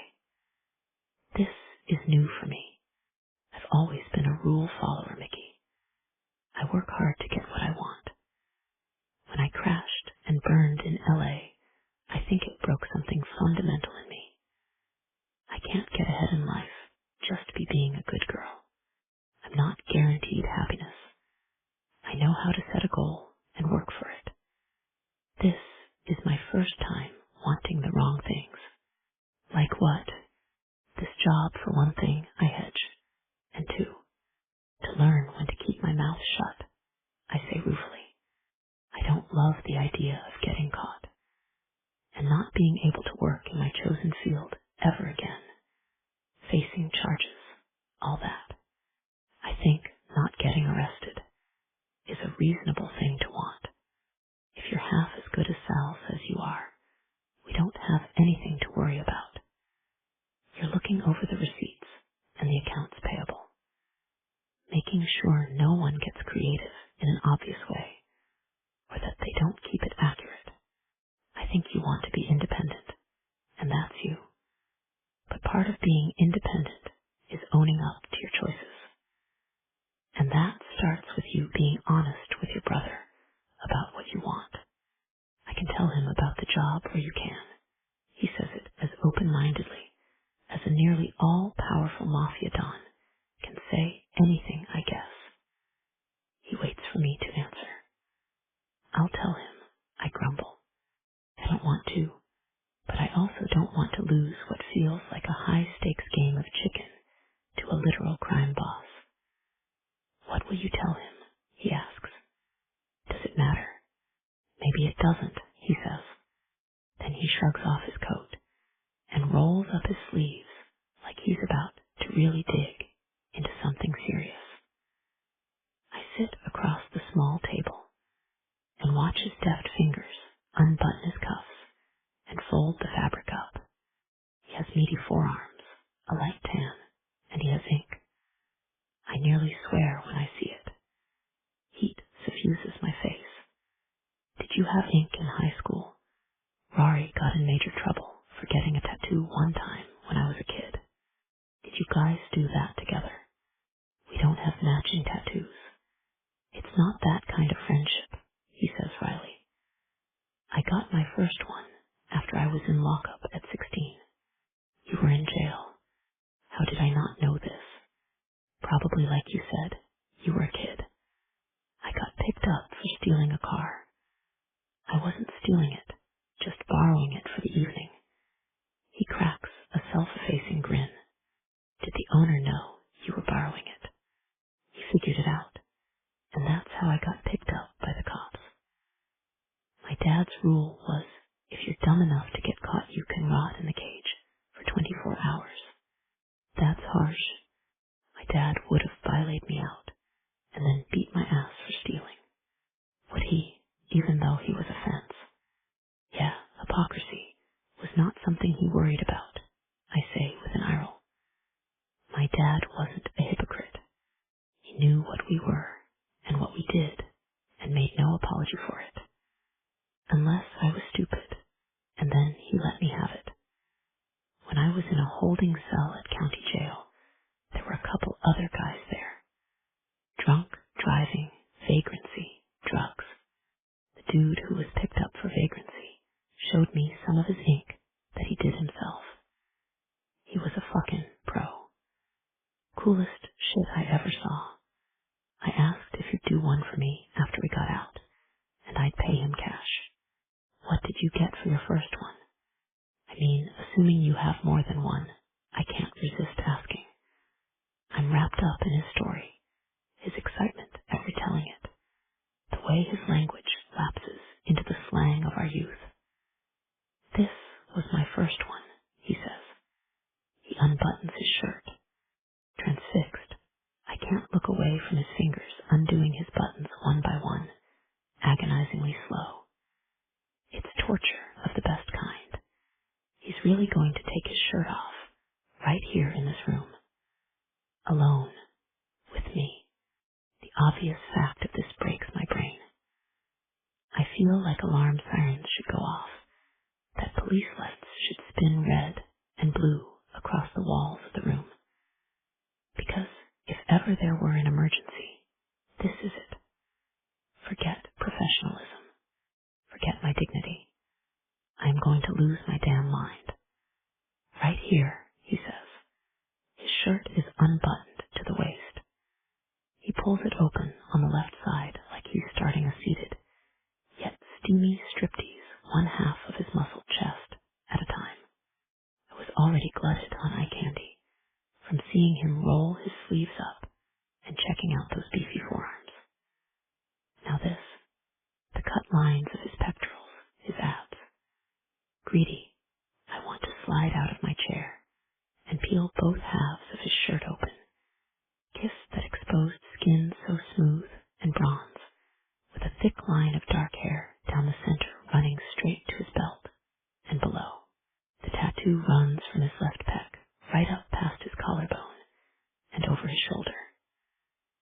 dark lines, fine and grid-like, form a shape I can't quite make out in the dim room.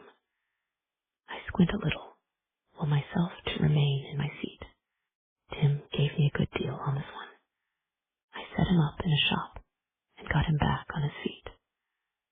Old dude still there 25 years later, doing tattoos and piercings. Got 3 other guys working with him. He gives a half smile like it's just a pleasant memory that he was a teenager whose reckless behavior landed him in jail, where he proceeded to pluck an incarcerated vagrant from his fate and set him up with a job and livelihood. His guileless kindness, his generosity are too potent to look at him directly now. I feel the whole catastrophe start. I'm tumbling right off the cliff head first into love with him. I'd compliment you on turning his life around and helping him out, but I don't want to add to my workload having to manage the books for another nonprofit to hide your goodness. So what's it a tattoo of? It's the blueprint of Fenway Park. Even though the socks break my heart every damn year, you got the entire blueprint of Fenway Park tattooed on your chest and shoulder. How long did that take? A long fucking time. He chuckles. Do you mind if I ask, and leave my seat to lean in for a closer look? Sure, he says, and sits back in his chair a little so I can see. My fingers itch to trace the delicate lines etched in his skin. I turn my lips under and furrow my brow in concentration. I do not allow myself to breathe through my nose, because I'll smell the distinct and heady scent of him at this proximity. I'm holding together by a very thin thread, and one whiff of him will make my knees crumple till I'm on the floor beside his chair, ready to offer something I shouldn't even consider. It's beautiful, I say. Thanks. I always liked it. I have 5 or 6 more. Tim did all of them. Loyalty, why am I not surprised? I say as I step back. You're flattering me again. I have a reputation to protect. Don't go spreading that around. You can't tell me a sweet story like that and expect me not to react. I'm not made of stone, I grumble. If you don't like compliments, start acting like a jerk. I'll put that on my list, he says sarcastically, and starts to button his shirt. Finally, now I can concentrate on work, I quip. Suddenly, the smile slips from his face. I didn't make you uncomfortable, did I? My brain starts to whirl in my skull. No, not at all. Are you sure? I mean, I realize I had my damn shirt open in the office, he says, as if he's actually unmenorializing it. I feel the need to reassure him, only I go too far.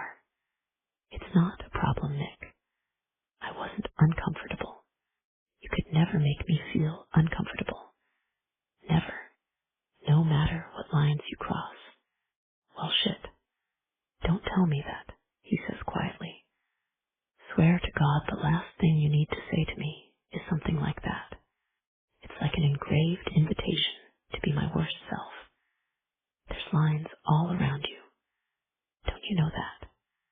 There's the red line about a mile wide that says you work for me.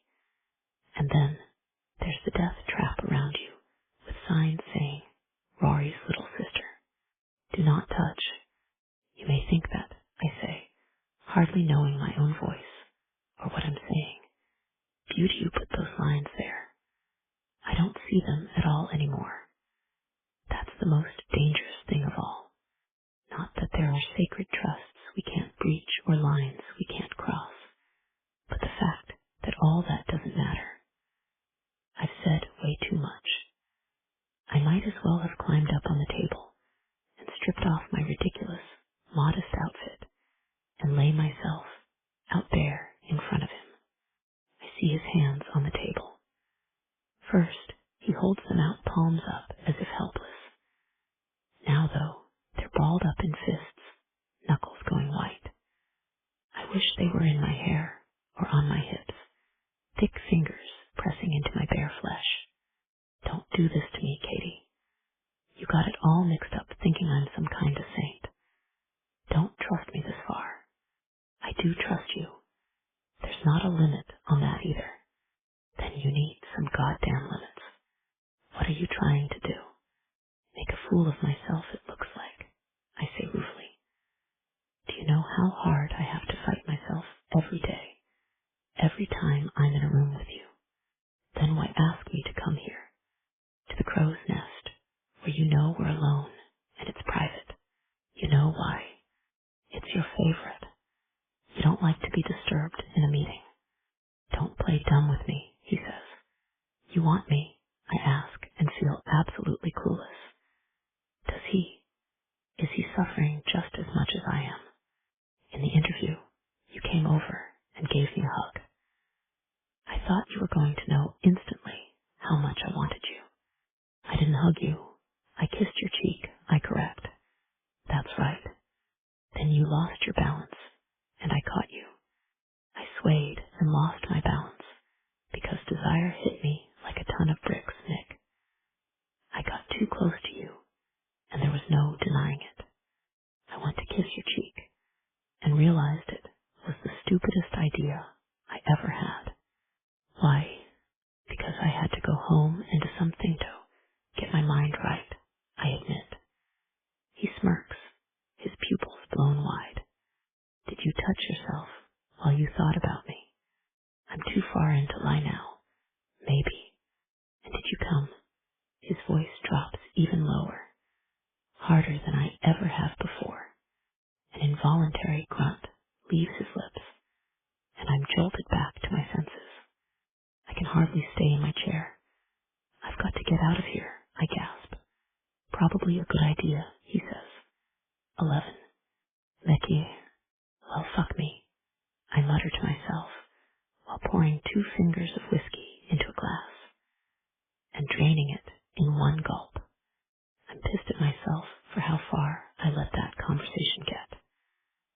I get back to work and try to ignore the riot of sensations rocketing through my body and the constant loop of her words on repeat in my brain. Harder than I ever have. That is an image that is permanently seared into my memory now. I should have left well enough alone. I should have promoted that greasy nephew to cover for Benny Regucci. At least I wouldn't be tempted by him. Tempted to jeopardize my longest friendship, to cross the line with an employee, to do more than have a filthy bad idea fling, to lay my damn heart at her feet like an offering, because I love the way she looks at me, and the way she teases me and laughs and tries so damn hard to be perfect at everything. How she doesn't want to let anyone down. Not me, not my organization, not her brother that hardly pays attention to her. Even though it sounds to me like everybody has let her down time and again, all her life. The next day, Rory and I go for lunch after a meeting uptown. He asks me how his sister is doing with the job. She's still staying with you. You ought to know, I shrug. We don't talk much. It's weird. I didn't have much time for her when she was a kid because the age difference. It's not like I wanted to sit around and play Barbie and crap like that. Now, she's back home for a while and doing shit like trying to make Mom's meatloaf recipe and asking why I'm not staying home to eat. He shakes his head. If I wanted a ball and chain, I'd get hitched. Think maybe she just wants to spend time with you. I hazard. It's mixed up. The way I feel about this story he's telling me. He's my best friend, so my knee-jerk reaction is to say, hell no, you're a grown man, she can get over it.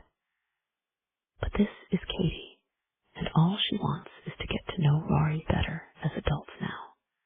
I can tell how it hurts her when she goes to the trouble to look up their mom's meatloaf recipe and make it for him, and he acts like a jerk. So part of me feels disloyal to him about taking her side, but the rest of me wants to knock sense into him. It can't be that bad to have actual blood family that wants to hang with you. Are you taking her side? He nearly chokes on his beer. Not taking sides, just saying. If she did something nice for you like cook a dinner, and you got no emergency you gotta get to, sit your ass down and be nice. Talk to her about old times, or what you did today, or if the meatloaf was hard to make. Make a fucking effort is all I'm saying. I wish I had family alive I could still talk to. I take a bite of my burger and wait for him to clap back at me and tell me to mind my damn business. Instead, he drains his beer. I dunno what to do, Mickey. She's back after 6 years away. I don't know how to be around her since our folks are gone. It's like she wants something from me, and I dunno how to give it to her. I wish she'd go back to LA. I don't like her mixed up in syndicate, even just working at the Oyster in a boring office. Part of me's worried she'll get her hands dirty trying to help, or whatever. She'll end up caught doing something illegal, and it'll fuck up her career for the rest of her life. She was better off out in California. I felt good about that, her getting away from this place and going out where it's warm, have a better life. I helped with her college, you know. You did, good on you. She thought it was all from Mom and Dad. They saved some for her college, but it wasn't enough for her to finish, not the way shit costs nowadays. So when she'd message me and ask how much was left in the account or whatever, I just ask what she needed. I know she got by on a lot less than she could have used. Katie worked the whole time she was in school, even with my help and what Mom and Dad had put back. She hustled, answered phones, waited tables, did data entry, and some bookkeeping and shit. I was so damn proud of her, a hard worker, always got her eye on the goal. Damn near broke her heart to have to quit and come back here. That's tough, I say, not really knowing how to comment on this. He's proud of her, but has he ever told her that? And he wants her to go back to LA as fast as she can. I have the uncomfortable feeling of being at cross purposes with my best friend and top lieutenant for the first time. Really is. I thought she'd do great out there. I guess there's a shit ton of accountants out in LA, and they got bigger degrees and connections. She says she's gonna work on her CPA while she's here, but I ain't seen her do it. She's lastin' time mackin' meatloaf and corned beef and cabbage. Okay. The corned beef and cabbage was fantastic, but I'd rather she do her CPA and get out of here. Did you tell her that? I ask. I told her she don't gotta cook for me. We're not roommates. She's just using her old room till she's back on her feet. What do you suddenly have against Boston? I ask, indignant. Nothing, man. I love Boston. You know that. But I want my baby sister out of here and away from the business. I'd never forgive myself if she got mixed up in the dangerous shit. She's better off out in LA. You can tell her that. If you think she doesn't know why you blow her off and never go home when she's there, explain it to her like you did just now. I know it's awkward as shit, but do you want her thinking? You just don't want her around, because acting like you want her gone and not telling her why is shitty. He shrugs. I guess. You know, I don't like to get all emotional. I know you don't, but this is your family, your blood, and you're damn lucky to still have some left. Some of us don't have that luxury. Don't fuck it up. After lunch, he goes to one of the warehouses to check on a delivery, and I have a meeting at the Oyster. see a message from Katie on my phone.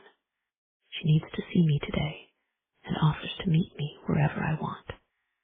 In my office at the Oyster now. That okay? I ask. She gives a thumbs down. Where?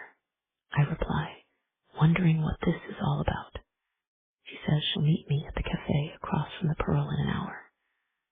I wrap up my business at the Oyster and head over there. I'm early, but she's waiting. I clock that it must be her day off because she's in jeans and a sweatshirt, strawberry blonde hair in a messy ponytail. I sit across from her and wonder when all the tables in this goddamn city got shrunk down. Everywhere we go, our legs brush against each other. It doesn't matter if she's got on denim and I have on a light wool.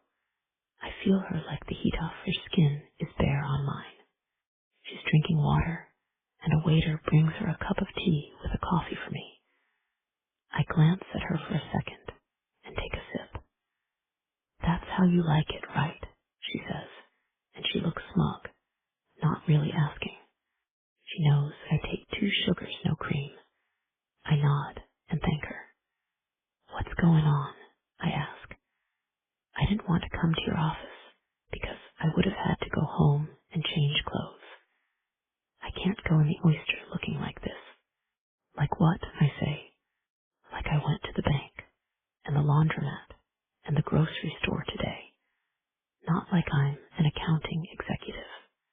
You can dress however you want. Nobody at my office is gonna say a word. They'd want to. I'm still a new hire, and I don't want to seem like I don't care. You can wear a damn sequin dress if it makes you happy. Tell me what's up, because it sounds like you're meeting me on your day off. It's too important to wait, and I didn't want to tell you over the phone. I cut my eyes to her. Then I take out my phone and shut it off. She does the same. She takes out her notebook, the same one I gave her that night in the crow's nest when she took the job.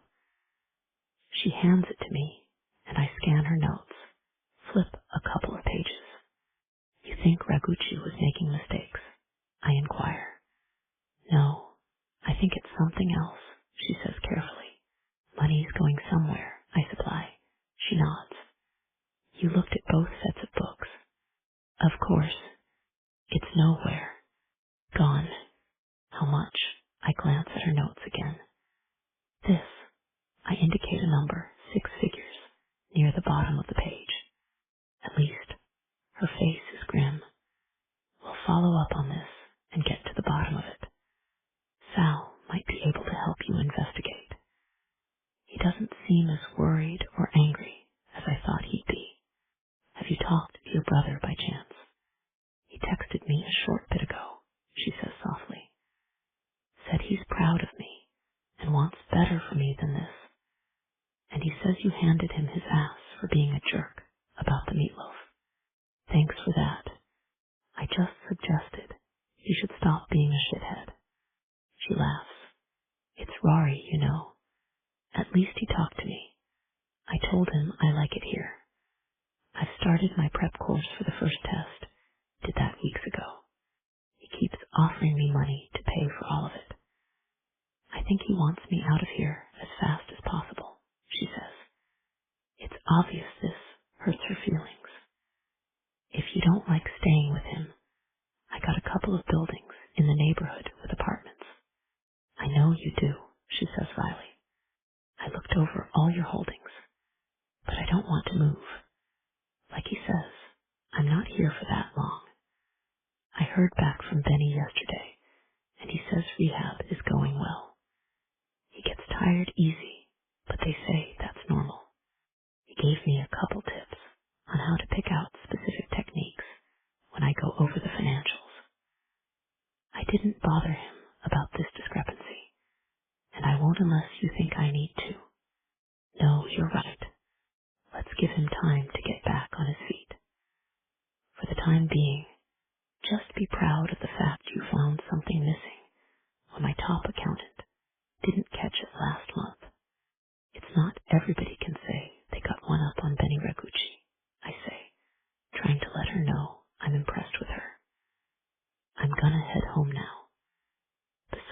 got plenty to do without me hanging around on my day off. You're always welcome there. Your fingerprints on the lock, Katie, I say, stating the obvious. We haven't spoken of our mutual attraction since that conversation, and it's for the best. We both decided to behave like adults and coworkers. Leave that nonsense in the past. I try to tell myself that's my goal, to keep this all business. We cross from the cafe to the Pearl, still talking. I insist on sending her home in one of my cars. We walk around the back. There's a couple guys hanging around by the corner of the small private parking lot, and it sets me on high alert. Nobody loiters around here. We've got cameras and security, and the fact is you'd have to be a complete dumbass to do a deal on my property in this city. I tap my phone and tell the guy on the door that I want these people cleared off my block. In seconds, 2 big guards exit the back door and head for the pair of men.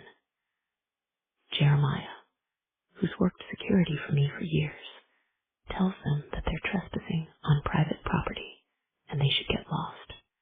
The taller of the 2 losers shouts back something profane. My security men head toward them, but they come closer instead of backing down.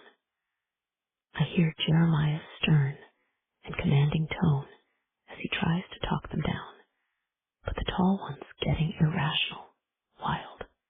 He's on something that's for damn sure, and I don't want him on my property or anywhere close to Katie. Come on, I tell her. She's standing by the car, hesitant. It's not necessary, she says, eyes on the disturbance unfolding a few yards away from us. I can drive myself. Hey, what the fuck? I grab her in my arms and turn her so she's against the car, shielded by my body as I hear the glass break. One of the loiterers has thrown a rock in our general direction and busted a car window. I glance back and see my men have the guys on the ground now. There's no threat. Some idiot got high, tried his luck dealing in the wrong place at the wrong time. I tell myself it's over and we're fine. But when I turn her around, I run my hands down her arms, over her back, as if I'm checking for broken bones or something. She seems shaken, but okay. When she looks up at me, there's a scratch on her forehead, a bright line of blood welling near the hairline. Shit, you're bleeding, I say. I wrap an arm around her shoulders and usher her inside. I'm fine, Nikki. I swear. I'll go home and put a Band-Aid on it. It's no big deal, she's babbling, too bright and cheerful, too dismissive. It's going to hit her in a second, and I want her somewhere safe and quiet when it does. She doesn't object when I guide her onto the private elevator, and we head to the crow's nest. Once we're inside the room, I go to the bar cart and pour her a finger of whiskey. She shakes her head. No thanks, she says. Drink it, I tell her. It shook you up whether you want to be a cowboy about it or not. She sits not at the table, but on the couch, legs tucked under her. I grab a blanket off the back of a chair and put it over her. She sips the whiskey, winces, then says, "That's pretty good." Irish, of course, I tell her, and she barely manages a half smile for me. I get the first aid kit and clean the cut on her forehead. She shuts her eyes, holds still as I clean her up and bandage it. I'm aware of her paleness, the blue veins on her eyelids, the almost translucent skin, and the tremble of her lips. I feel pent up, like I want to roar and break things, destroy the fool who threw a rock and caused her any pain. Instead of raging, I put the first aid stuff aside and take her hand. Your hands are cold, I complain. She shifts a little beside me on the couch. I'm freezing, she admits, not even that cold outside. It's the shock and the stress, I tell her. I thought he had a gun. I thought he shot at us at first, she says in a low whisper. I can't help it then. I stroke her hair, kiss the top of her head. She moves into my arms and nestles against me, feeling small and cold and shaky. I kiss her forehead, rub her back, trying to get warmth back into her, to cherish and protect her. That's the word, cherish. It keeps coming up, and I'm not the most comfortable with it. But here we are. I'm so cold, Nick, she says, her wide eyes still frightened, her gaze locking with mine. Make me warm. I don't need her to ask me twice. 12. Kate, you know what I'm doing when I ask. The chill, the aftermath of our run-in in the parking lot outside. Now I'm closeted in the crow's nest, a dim, warm room like an emerald green and gold jewel box at the top of the casino, with a big window looking out on all the action, disguised from the other side as a mirror. Nick has already reached for me, holding me against his broad chest. I'm safe in the circle of his arms, and he kisses the top of my head, fond as any friend. But there's more to it. I feel the unmistakable difference in the way he looks at me and touches me. I wonder if he's going to take his time, or if all the pent-up tension between us will explode in one swift, fierce coupling. It doesn't seem like it would be anywhere near enough. I always thought it would be different, I confess. Different how, he asks. That we just get past the breaking point and do it up against an office door or in a stairwell. I trail off sheepishly. You thought this was inevitable, he says, a little wonder in his voice. Well, yeah, I say. I just wasn't sure how it would happen. I held out hope, though, that we'd both give in eventually. Ismail at him. Something hits me when I meet his eyes. You were worried, I accuse. You got hit with broken glass, he says, fingertips stroking my hair back near where the bandage is. He kisses my temple, and I clutch at his shirt. I saw you bleeding, and damn near lost my mind. I wanted to destroy them. Only thing that stopped me was you're too precious to leave standing there. I had to get you in the building, get doors and walls between you and any danger.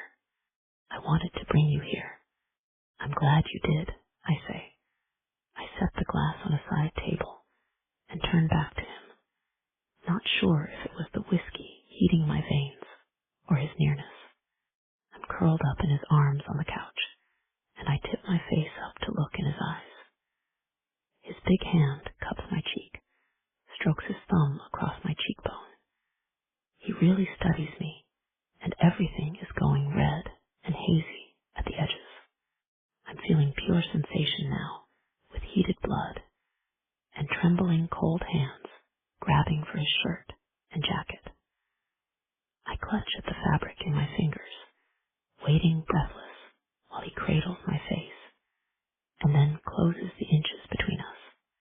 I let my eyes drift shut, but he stops about half an inch from kissing me for the first time. Look at me, he commands. My eyes flip open. My body wants to obey him. My gaze clashes with his, my heart stuttering. I watch him kiss me.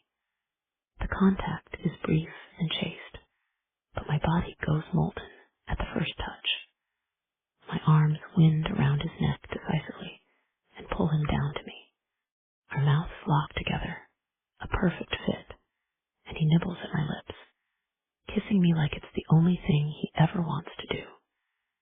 He goes slow and takes sensuous bites of my lips like little bee stings, licking and sucking until I'm thoroughly weak with desire, my body thrumming and tingling from his kisses.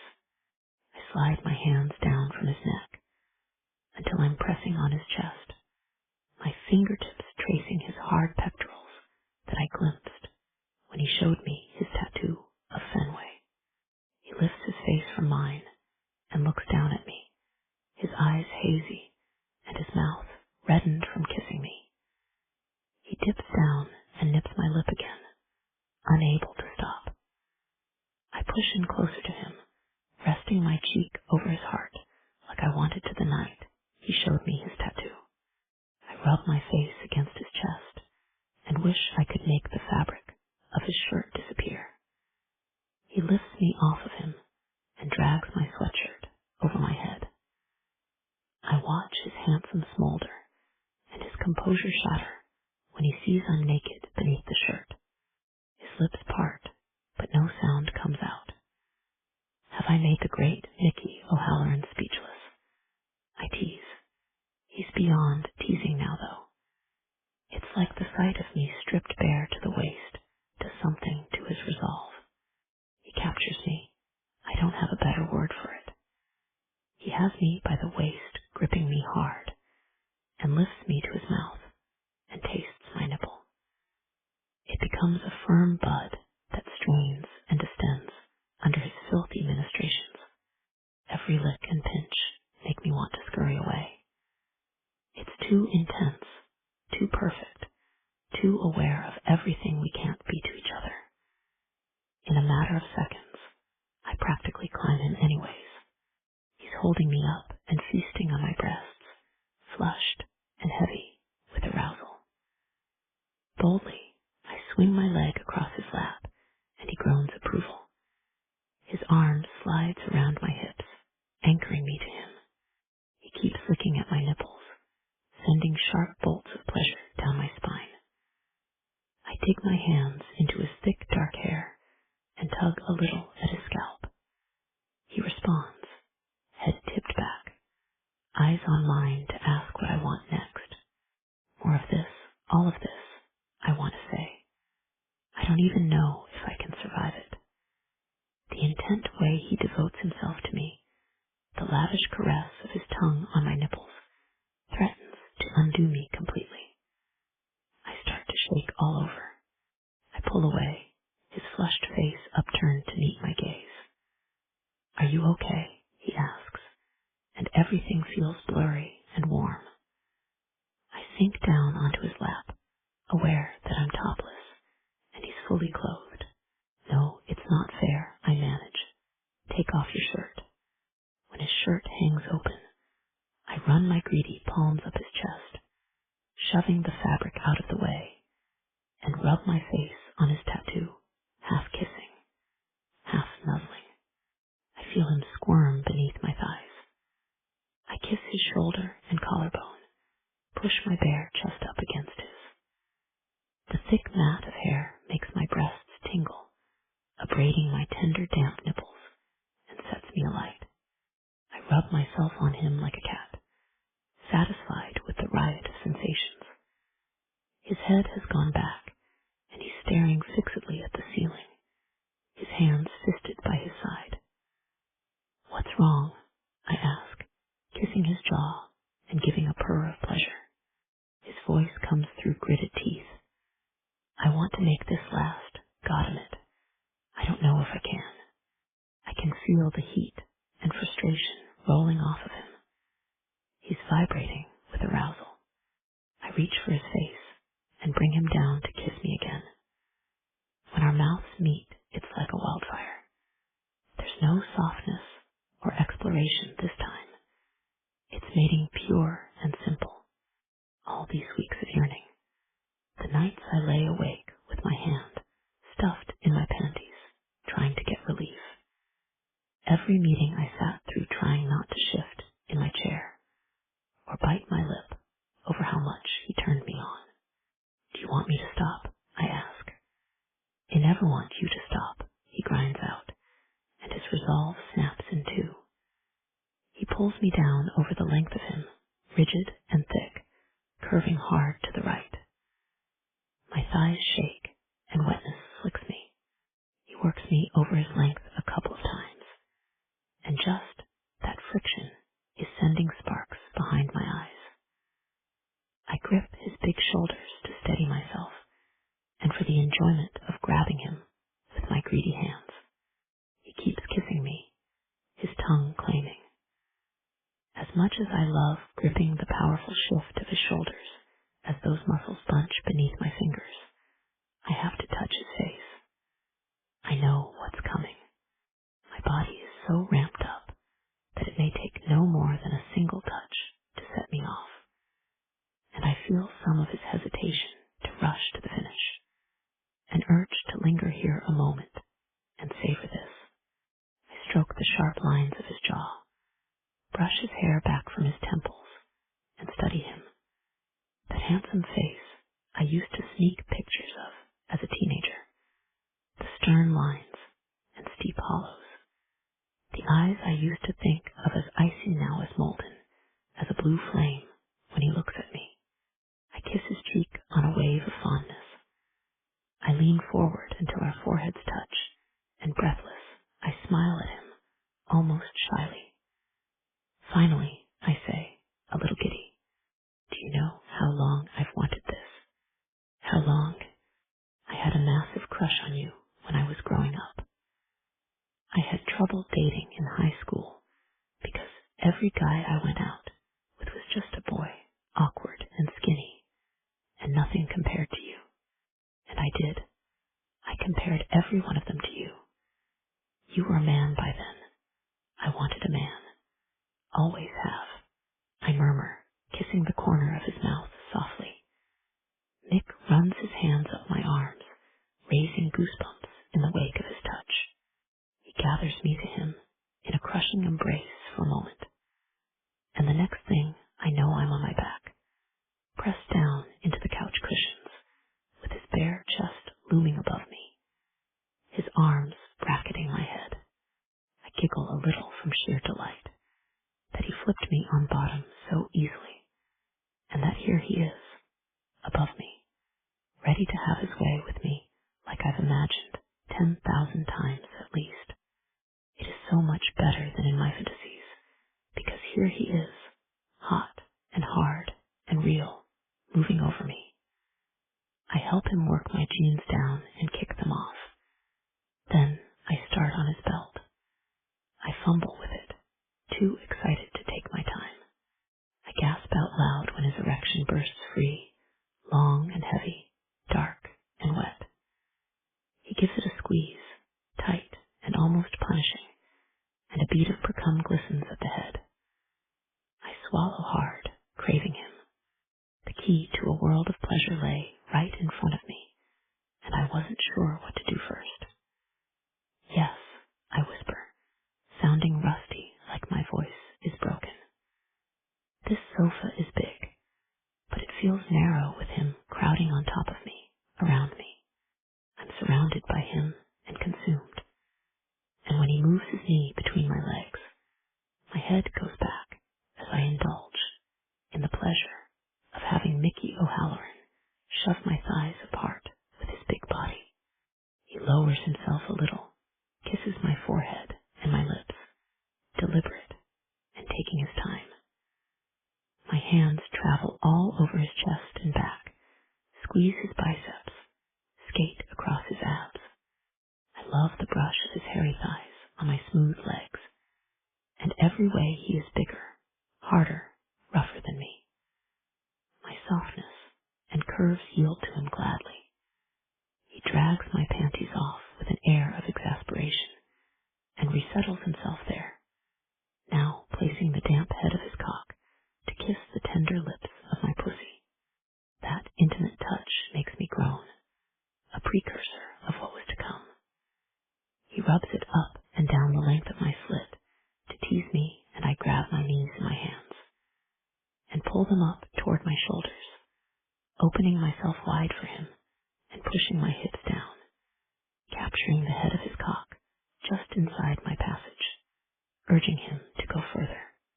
It took everything in me to not come all over him from that simple penetration. His eyes lock on mine, and all of a sudden, my greatest fantasy is about to come true. He lays my legs over his shoulders and slides into me with ease. He bottoms out deep in my pussy end. I feel the instant he does. It's so good and so fierce that I feel it in my teeth. He rolls his hips and gives me short, shallow thrusts, each one going deeper than the last. I reach above my head and grab the arm of the couch for something to hold on to. His every movement seems to draw me out, stretch my body, open me up more until I'm his completely, and he molds me into the shape he wants. I reverberate with every slight shift or touch, highly sensitive, and yet poised on the edge of a cliff. Look at me, he commands, and I open my eyes. I'm awash in the steamy blue of his gaze, the bright heat consuming me. He goes still for a moment, lips drawn back over his teeth with the effort of stopping and holding himself motionless. He lowers my legs from his shoulders. Confused, I release the arm of the couch and reach for him, for his face. He turns and kisses my palm as if it were the most natural thing. Then he sits back and pulls me with him into his lap. My pussy sinks over him, and I feel my eyes drift shut. He nudges my lips with his, and we kiss. Then he gathers me close in his arms, spread across his lap. I can repose on his chest, his arms around me warm and strong, and I feel myself loosen, going lax and pliant for him now. I give a satisfied sound and kiss his neck. I hug him back, and everything slips into place. What felt wild and overwhelming has shifted along with our position, and now it feels so right, a key fitting inside a lock. I moan his name, and he moves me by my hips. I surrender to him, to the perfect feeling, the momentum, and the nudge of him inside my body. Mick kisses me, passionate and fevered. I hold on to him tightly as it builds. Everything flashes to a single sharp point of light, and my arms are thrown wide, as if by a shock when the climax ripples through me. He feels it because that's when he growls, a primitive sound that matches the way he anchors me tight to his chest and thrusts in once more. The rush off his climax jars me, breathtaking and purely masculine.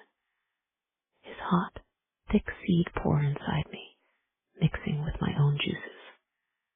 He gently pumps in and out, riding out the pleasure and making sure to fill all of me.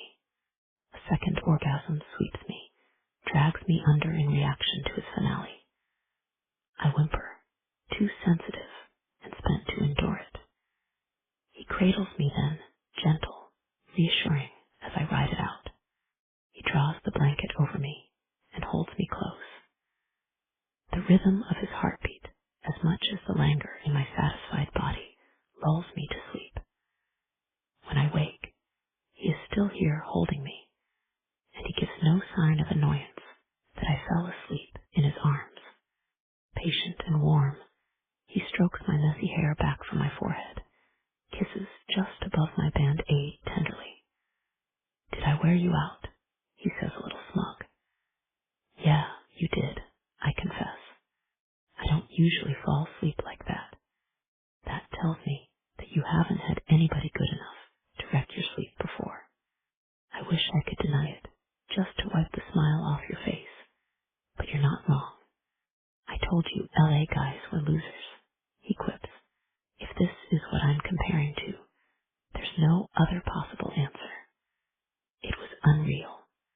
"Oh, it was very real," he counters, making me smile. He traces his fingers over the band-aid on my forehead and frowns. "Don't worry about it. It's just a small scratch. I don't care how small it is. You got hurt when you were with me. I won't let it happen again." 13. Mickey, the two guys that Jeremiah took down in the parking lot, were dealing drugs. One of them worked for me until that moment. I won't have drugs on my bottom line. I don't care how profitable they are, or how people will find a way to score them with or without me. I refuse to allow anyone on my payroll to deal. they better not so much as charge somebody $1 for some Tylenol, because I'll fire them, no questions asked.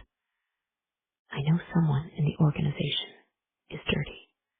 Somebody is using my territory and part of my network to move drugs and sell them on the down low.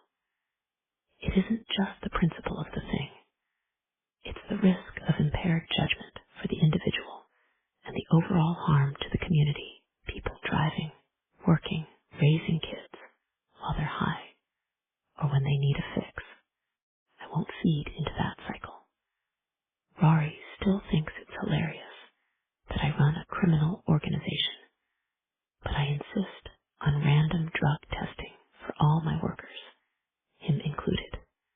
I run a clean operation, and I want everybody's head on straight. When Jeremiah reported to me that one of the men had a bunch of pills, I sent Rory in ahead of me.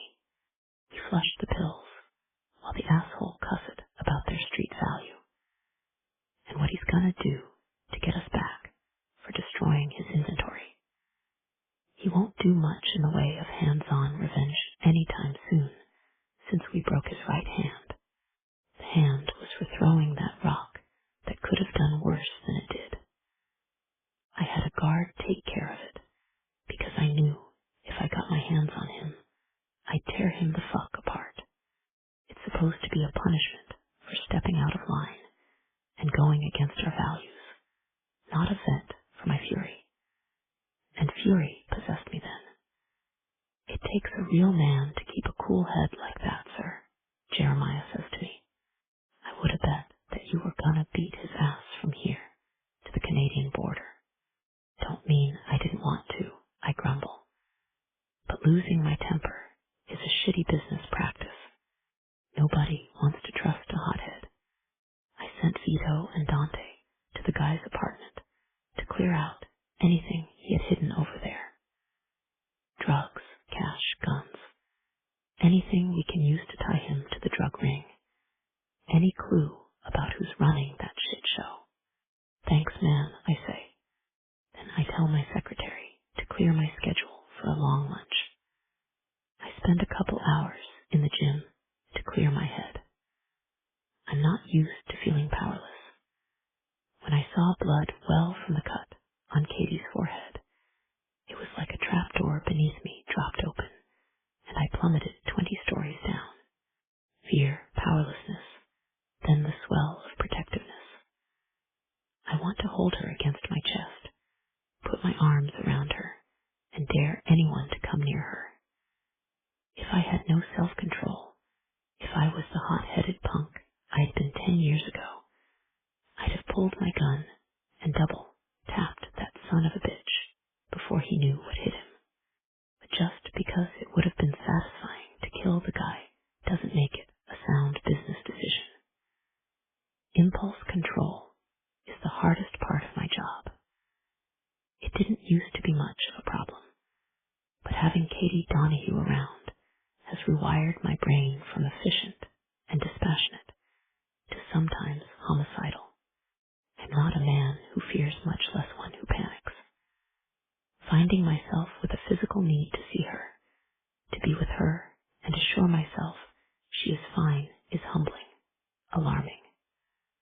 I have a business to run. I can't freak out about this or waste my time and energy worrying about Rory's sister. That's what I have to call her in my mind, not her name. To make myself remember she's not mine and never will be. It was madness, a one-time mistake brought on by the incident in the parking lot. Danger, threat, adrenaline that accounts for it. Being with her last night has nothing to do with anything beyond the fact we were both keyed up after an intense, shared experience. After I inspect progress on a nightclub I'm building on a Zoom call, I follow up with my executives on a couple of things. All my scheduled meetings finish on time, and I'm ready to head over to the Pearl. Before I leave my office, I check my messages. I have 2 from Katie. One is a picture of the cheese dip we had the other night at the bar. The second is you hungry. Meet you there 6:30. I scrub my hands over my face and try to focus on the fact that she's too young. She's my best friend's little sister, and she works for me. Not one, but 3 disqualifying conditions that make her an impossibility for me. But I can't seem to quit fixating on what could have happened to her. How it could have been a gunshot instead of broken glass. How it could have been me holding her half on my knees and begging while she bled out on the concrete. The ache in my chest gets worse. I'm torturing myself now, and I can almost feel the gush of hot, sticky blood pouring out over my fingers as I try and fail to stop the bleeding. I cough to cover a strangled noise that wants to escape me. I'm alone in my office, but I won't sit here and let myself cry over something that didn't even happen. The possibility, the danger to her, was too real, and I have an eerie sense that it'll come back to me in nightmares until the day I die. Maybe that's why I text her back, and why I'm sitting at the same little table by 6:15. Katie's wearing a dark red sweater dress that clings to her in all the right ways and tall boots. Her hair is in a ponytail again, and the small bandage on her forehead is the only sign of what happened to her last night. I stand when she gets to the table, and I reach for her hands. I take them in mine and brush my lips against her cheek. I couldn't just sit back down once she was seated, with no greeting, without even the slightest touch. Katie's smile is as bright as her eyes, and after we order, I ask her how she slept. I think I could sleep about 3 more days, she says ruefully. I went home, showered, went right to bed. I scrolled on my phone for hours because I couldn't shut my brain off. You were pretty sleepy before I took you home, I comment. That's different. I was snuggled up with you. She looks wistful for a second and then takes a drink, looks around ready to change the subject. Did y'all sleep okay? She asks. This would be a good time for me to lie, but I don't want to. Not for more than an hour, probably. You'd think I would have been exhausted, but I couldn't get to sleep. Did you doom scroll like me, or what? I sent some emails, looked through the preliminary contracts on a paving and concrete business I'm buying. Then I gave up and watched some crap on YouTube. What do you watch? Goodfellas, The Sopranos, she teases me. I don't crack a smile, but it takes an effort to keep a straight face. Jackie Chan, I say. Really? Kung Fu movies. She wrinkles her nose. The guy made something like 150 movies. They're pretty good. I had no idea you were this adorable. You're so dorky about this. I can't stand it. Dorky, I repeat, feigning offense. Does Rory know about the Jackie Chan thing? Not really. We typically have more important things to discuss. How many times have you seen Kung Fu Panda? She challenges. I have no idea what you're talking about. I lie, grinning. You were how old when the first one came out? I was 8 or 9, so you'd have been like, what, 30?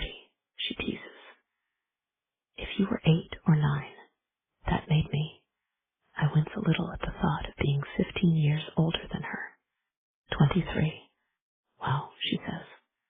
I was being a smartass about your age, but when you put it like that, it just really shows the contrast.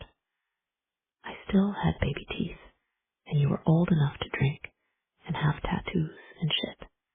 I drink the rest of my beer and try not to think about it too hard. So, when you got your driver's license, I was like 1 year old. She ventures. I nod. I never heard the end of how they made Rory put a booster seat in his first car so he could pick me up from daycare, she says. didn't love that, I say. I tried to tell him. It made him look like maybe he just had a baby mama and knocked up an older broad. She laughs. God, he was so embarrassed. I remember that from when I was little. He said it was disgusting, that he had to think about Mom and Dad having sex when he was a teenager because they got pregnant with me. Your parents weren't that old, I say. My mom was like 35 when I was born. God, I miss her. My dad was probably about your age. Jesus, Katie, could we keep my age and your dad out the same sentence? I nearly spit out my cheese dip. No way. If I knew it was this much fun roasting you about your age, I would have done it a long time ago, she says, visibly enjoying herself. You miss them a lot, I say. She nods. Don't you miss your parents? I don't remember my mom. She died in an accident when I was pretty little, and my dad worked a lot. I guess I miss Fiona. She was my nanny. Did she pass away? A few years before my dad? Yeah, I say. She was great.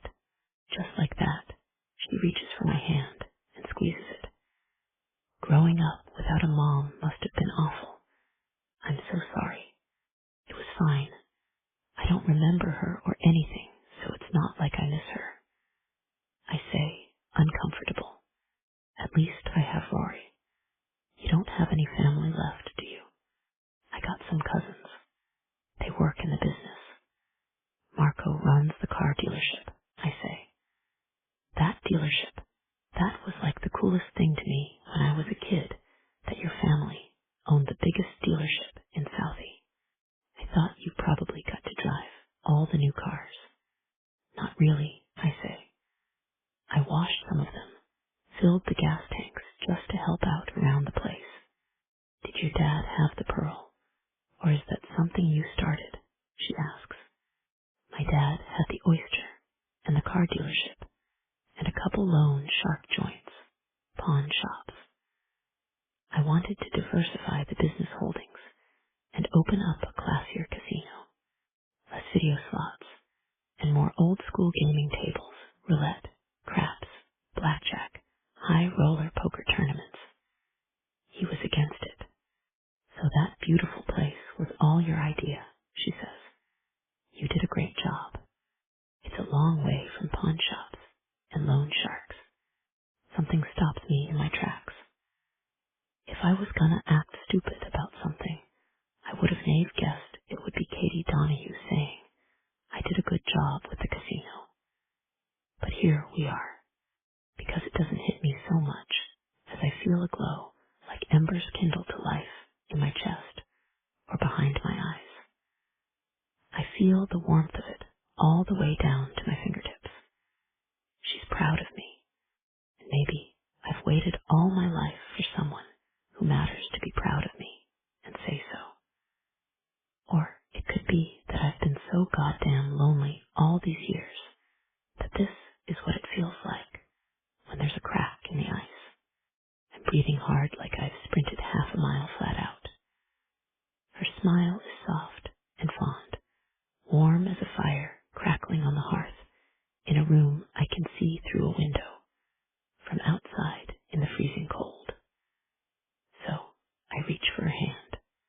It feels like something in a movie then, like she's pulling me free of icy water that threatens to engulf me, like she's bringing me in from the cold. Mick, she says, holding my hand in both of hers. I have to clear my throat before I can answer her. Yeah, let's get out of here, okay? You want me to take you home? I say. No, she says. I want to go with you. Are you going home? I can, I say. I had planned on going to the Pearl, but I'd rather take you home. Where home exactly these days? I've got a couple different places. Some nights I stay in the apartment above the Pearl. But where do you live? Your actual home, she presses. I got a place out on Castle Island, I say. Castle Island. And to think Rory thought he was the shit when he got an apartment on East 8th Street that was about 100 square feet, and the stairway smelled like a dead rat. You live on Castle Island. Yeah, it's pretty. Got a little roof deck, nice view, I say. I keep my answer short to try and hide how much it excites me to get to show it to her. Take me there. I'm touched by the shyness in her voice. I pay the check and walk her out to my car. In the haze of the streetlight, I stand there and look at her face for a second. I can't help leaning in and kissing her forehead right by the bandage. I don't ever want to feel like that again, I say with a reluctant groan. Pissed off that some jerk threw a rock at you. I looked down and saw the blood running down your face. I wanted to buckle, just go to my knees, drag you down with me. I didn't know how bad it was. Scalp wounds bleed like a son of a bitch. I know that. But when I saw you bleeding, it was the worst thing. And I've seen some terrible shit, Katie. She hugs me then, hard, just throws both her arms around me and squeezes me as tight as she can. I capture her in a bear hug and kiss the top of her head. Then I take her to my place. 14. Kate. Everything. Happening like I'm watching a video at double speed. 1 minute, I'm wrestling with my inappropriate attraction to my much older boss. The next minute, it seems like I'm having my morning coffee up on his roof deck, watching the bright trails of the kite surfers out on Pleasure Bay. I always loved Boston, even the noise and the bars, and the shouting matches that turned into fistfights out on the sidewalk about half the time. But here, still in Southie, but a little removed from the fray, it's pure luxury. The wind and the water, and the fact that Nikki's place is a whole detached house with plenty of windows and smooth pale wood floors, sleek countertops, and everything is open and bright. This isn't what I expected, I told him the first time I saw it. What? You think I was gonna move to fucking Beacon Hill? I can't imagine you leaving Southie behind, no. I just meant I thought it would be some huge mansion with dark colored walls and tons of woodwork. Imposing and manly and really old-fashioned. My dad's house was like that. I sold it after he passed away. It was always like being suffocated. It was stale in there, full of stuff, but it never felt like a home where you could relax. Know what I mean? Did Fiona the nanny not make it warm and fun? She tried, but she went home to her own house and her own kids every night. I spent a lot of time in the kitchen growing up. The cook we had for a while was this guy named Jackson. He came from New Orleans, and he liked to talk. I'd hang out down there, help out when he'd teach me what to do, and just have somebody to talk to. I'm surprised you don't have a cook now, I say. I eat out a lot, or I cook for myself. I don't mind it. When I think about it, the people who were kind to me when I was a kid were people who worked for my dad.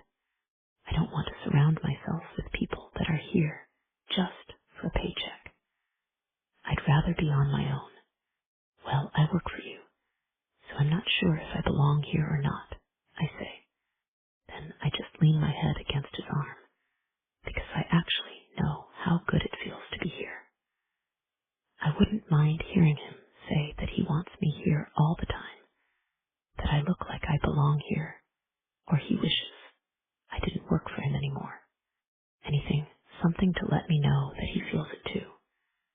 That this grew out of being a fling and became something a lot deeper. The truth is I'm not sure it ever was a fling. We're careful. No disappearing together for a long lunch or anything that wasn't common practice when Benny was on the job. For one thing, if word gets out about our relationship, it looks bad. He's my boss, way older than me, and that's before anyone factors in my brother being his closest lieutenant in the organization. I recite this to myself like 10 times a day as a reminder why we can't really be together, not in real life. We can sneak around and have fun, and we can even care for each other more than I want to admit. But anything more than that, out of the question. I spend as much time working with Sal and his team as I do with Mickey. It's his idea when I start spending half my days in an office on the executive floor of the Oyster. That way I'm established in the legitimate business. And if Rory comes looking for me, my secretary, Raguchi's secretary actually, answers the phone there. I don't like being away from the Pearl because it's special to me now. But I understand the point of separating my work from the more clandestine operation. The hardest part isn't working in a different building from him and seeing him less. The problem I have is going home. It's not home, not anymore. Not since I was 18 years old. When I was 9, Rory moved out to live with a girlfriend. Until now, that was the last time he and I lived under the same roof. He moved back into our parents' house when my dad was sick, gave up having his own place. This isn't quite like I imagined it to be. When I had to give up in LA, I hoped that we'd be close, have long talks and inside jokes, and be like a family. We were never really like that to start with. It makes me sad that we're not close, but nothing I've tried has bridged the distance. Sometimes Mickey wakes me up in the morning with a phone call, telling me something he was thinking about while working out.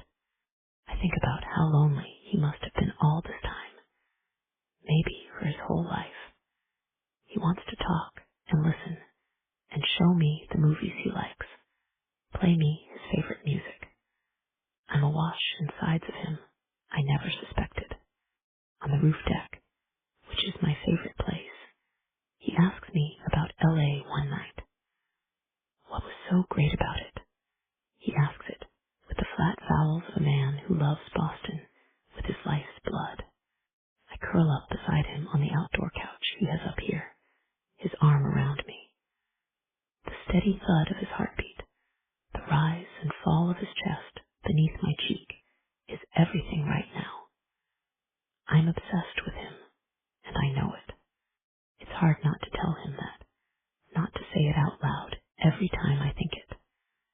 The weather's nice, I say. The weather, he says with disgust. Yeah, and I saw Gracie Abrams once when she was doing a show at some club a few years ago before her career really took off. She was amazing. You lived in LA for, 6 years or so? Almost 7. I did my bachelor's and master's degree there, and the most unforgettable things you can tell me off the top of your head are the weather's good, and you saw some singer once. You're gonna go live in some overpriced city where everybody's had plastic surgery and eats vegan because it doesn't snow there. That's not why I laugh. You better talk to my brother about this, because I think he keeps offering to pay for all my CPA stuff and ship me back there at least twice a week. The man wants me out of Southie. You think he's worried about you being in some kind of danger. Maybe he liked me better when I was thousands of miles away. I say, and I mean to say it lightly, but the joke doesn't quite land. He hears the hollowness when I say it and hugs me tighter. You still want to go back there? He asks. For a second, I think he means the house where I live with my brother. I want to stay here with him, want to live in this house, and wake up beside him every day. But I choke back the words, clear my throat. That's the plan. save some money, do the prep courses, take the tests, and start job hunting for a position in LA. He doesn't say anything for about a full minute. He's gone still beside me, except for his fingers in my hair, tenderly threading through my tangled waves. My hand slides up his chest, and I tip my face up to look at him. His brow is furrowed, and he's not looking at me, but out toward the water or the horizon. I'd like to stay like this forever, I confess, my voice barely above a whisper. But I know we can't. It's impossible. But don't think for a minute that LA sunshine and smog is better than this, because there's nothing better than this, Mick. I want you to know that. I'm probably gonna spend the rest of my life chasing after anything that reminds me of this even a little bit. Anything that feels like home. He doesn't look at me, doesn't meet my eyes. I'm out here on a limb, breathless, and I feel like I am dying. I need him to say something. I look at him expectantly. I start to feel panicky, my stomach clenching and sweat coming out on my palms. I bite my lips. I was brave, told him part of how I feel, and now here I am, left hanging. Nothing in his posture or his face or his actions suggest that what I said means anything at all to him. My throat gets tight with tears, and it makes me mad. I reach up for his face and put my hand on his cheek to make him look at me. It's agony waiting to see what those icy eyes will show me. My lip trembles. He doesn't meet my eyes.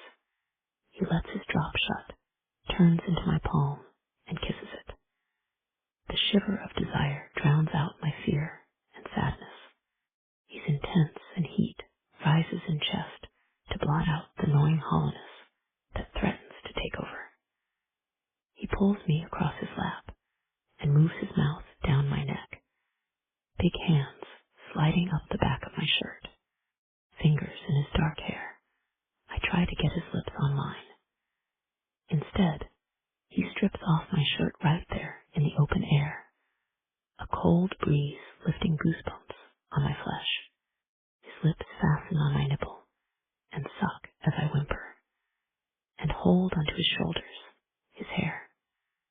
It's pure indulgence with that filthy, delicious mouth working me over. A sharp pleasure aspects from my nipple down my belly, like a tiny hook of ecstasy tugging at my clit already. I squirm on his lap, and then his hand is there where I need it. I rub myself back and forth in his palm as he presses and cups me there. I need him, but it feels like something is off. He's using his incredible skills as a lover to distract me from what I said and what he didn't say back to me.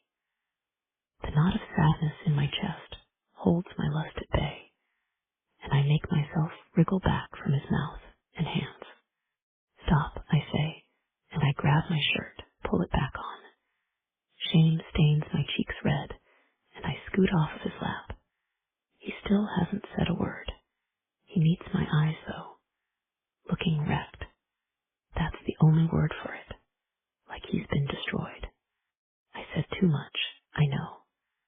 I caught feelings for you, and I probably should have kept it to myself, but I couldn't hold it in anymore. I just want you to know how much you mean to me. I won't say anything again. He levels me a hot gaze that reminds me how fiery blue eyes can look. It cracks right through the icy fear that had closed around my chest.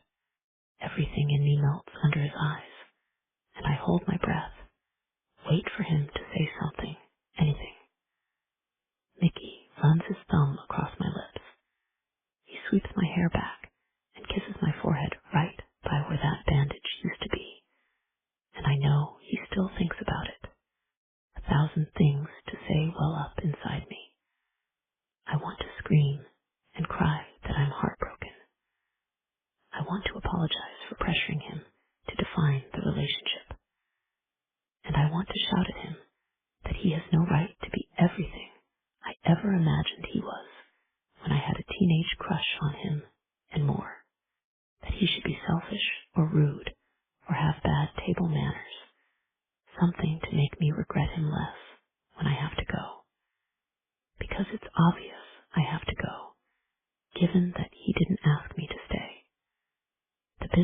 comes first with me.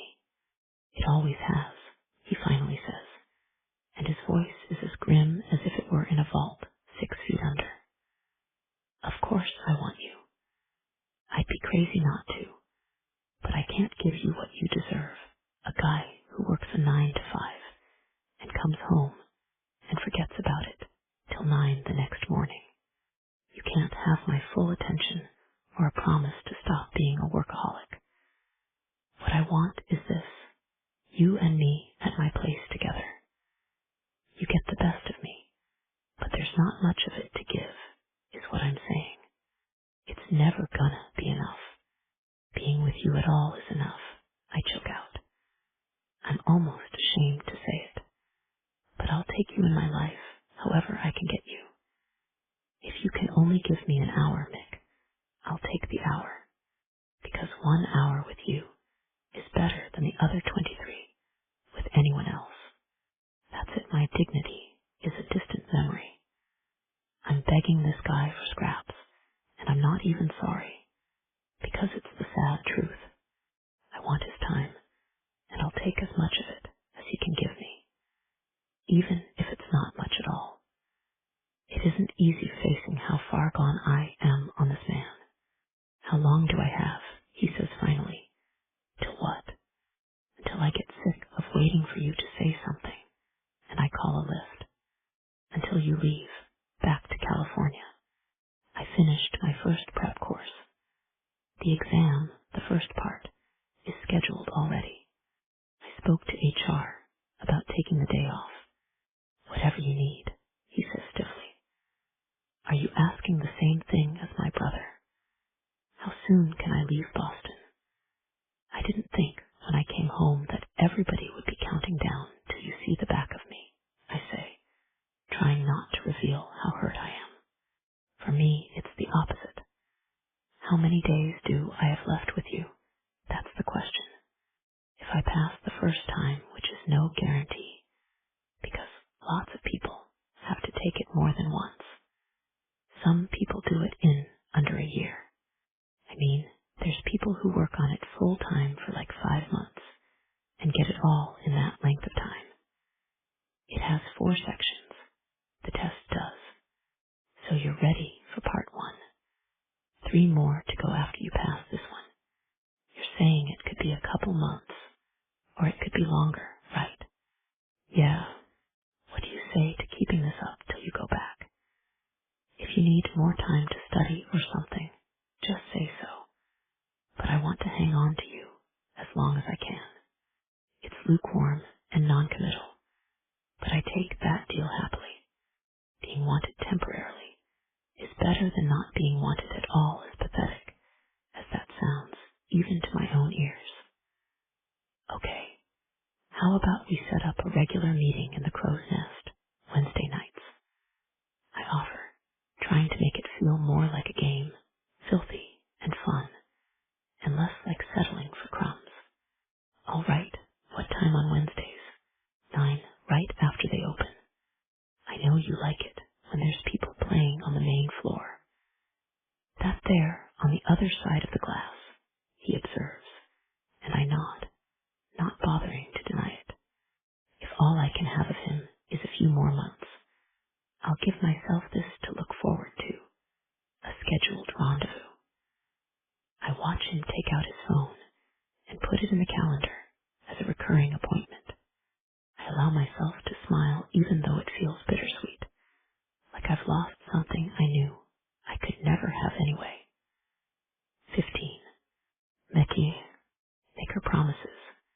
I know what she wants from me. I can tell by the tremulous, wide-eyed gaze, but I won't do it.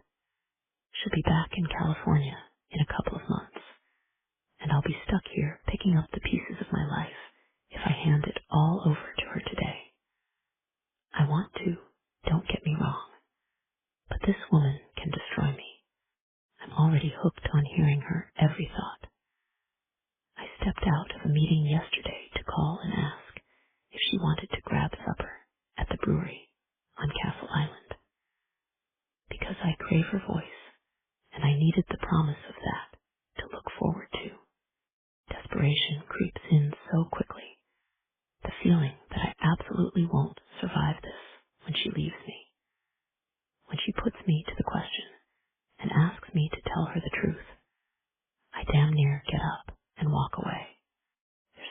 I can tell her the truth. I have to keep up my walls as much as I can and treat this like the fling it has never been. It's all smoke and mirrors, armor that can't begin to protect me. After all these years alone, and lonelier than I even realized, I have Katie. But only for a few months, only for now, because the universe is cruel that way. There's no amount of acting casual and pretending I'm just here for a good time that's going to soften Theblo for me. All I can do is act more detached than I feel and set her up with managed expectations, knowing that this isn't some great romance. This doesn't end happily. I've known it all along. It's why I fought the attraction for weeks. I'll take every Wednesday with her, every minute I can get. Otherwise, I've got to try and remember how it feels to act normal, not to walk around with my heart on my sleeve for someone I can never have. Does setting up a weekly schedule feel seedy, like she's a mistress meeting me at a cheap motel by appointment? A little bit, not gonna lie. But I rationalize it was her idea, and that's also the furthest thing from how I think of her. She's proof that I'm alive. A painful awakening after probably a decade or so of being all business and shutting down anything inefficient like loneliness or longing. I wouldn't say she's a breath of fresh air in my stale life. That's a cliche and too tame for what she is. Katie's an earthquake and a volcano, with maybe a little bit of hurricane thrown in. As for her, I know damn well she'll be fine without me. She'll go back to LA and find a man inside of a week. A better man than me. One who doesn't carry concealed or spend 7 figures every year on covering up shit that would result in about 40 felony convictions for myself alone. Not to mention the guys who'd go down with me. She deserves a lot better than a career criminal practically old enough to be her dad. Telling her how I feel is out of the question. Asking her to give up a life out in California to stay in Southie and tie herself to a garden variety crook is out of the question. And I can't lie to her. Of all the shit I've done, and all the illegal and unethical shit I'll continue to do, lying to Mary Catherine Donahue isn't going to be one of my sins. Everybody draws a line somewhere, I guess. I'll cheat and steal or pop some disloyal bastard in a back alley without even using a silencer. But I will never lie to Katie. That leaves me with the one thing I can do. Show her what I won't let myself put into words. Right here, right now. She hasn't left. She's put about 6 inches of distance between us on the couch, an overpriced rattan thing with big cushions that the decorator ordered. She put her shirt back on a minute ago, which was punishment enough. Now she's grabbed the blanket off the back of the couch and wrapped it around herself like she wants to hide. Or maybe she's cold.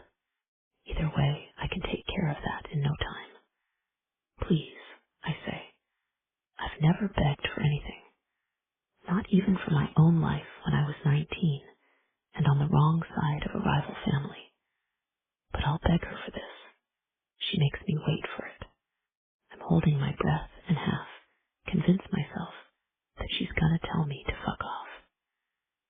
Then she turns toward me and holds out her arms, still with the blanket around her, so when I embrace her, she's wrapping the blanket around me too.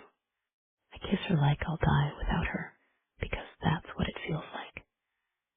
The immense relief I felt when she opened her arms, the sensation of everything shifting into place, a rightness and a loosening of some knot inside me when she's back in my arms. I want to take it slow, but I won't be able to, not tonight. Not after the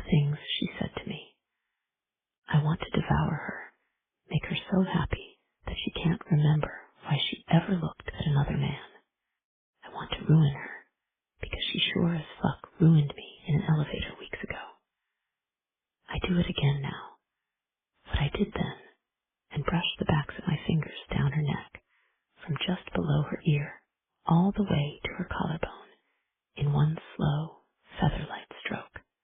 I feel the rapid pulse against my fingers, see the heat in her eyes. She knows what I'm doing, and my mouth hitches up on one side, smug as hell, and for good reason. Loosely, tenderly, I wrap my hand around her throat and dip my head back down to rub my lips against hers. I kiss the corner of her mouth.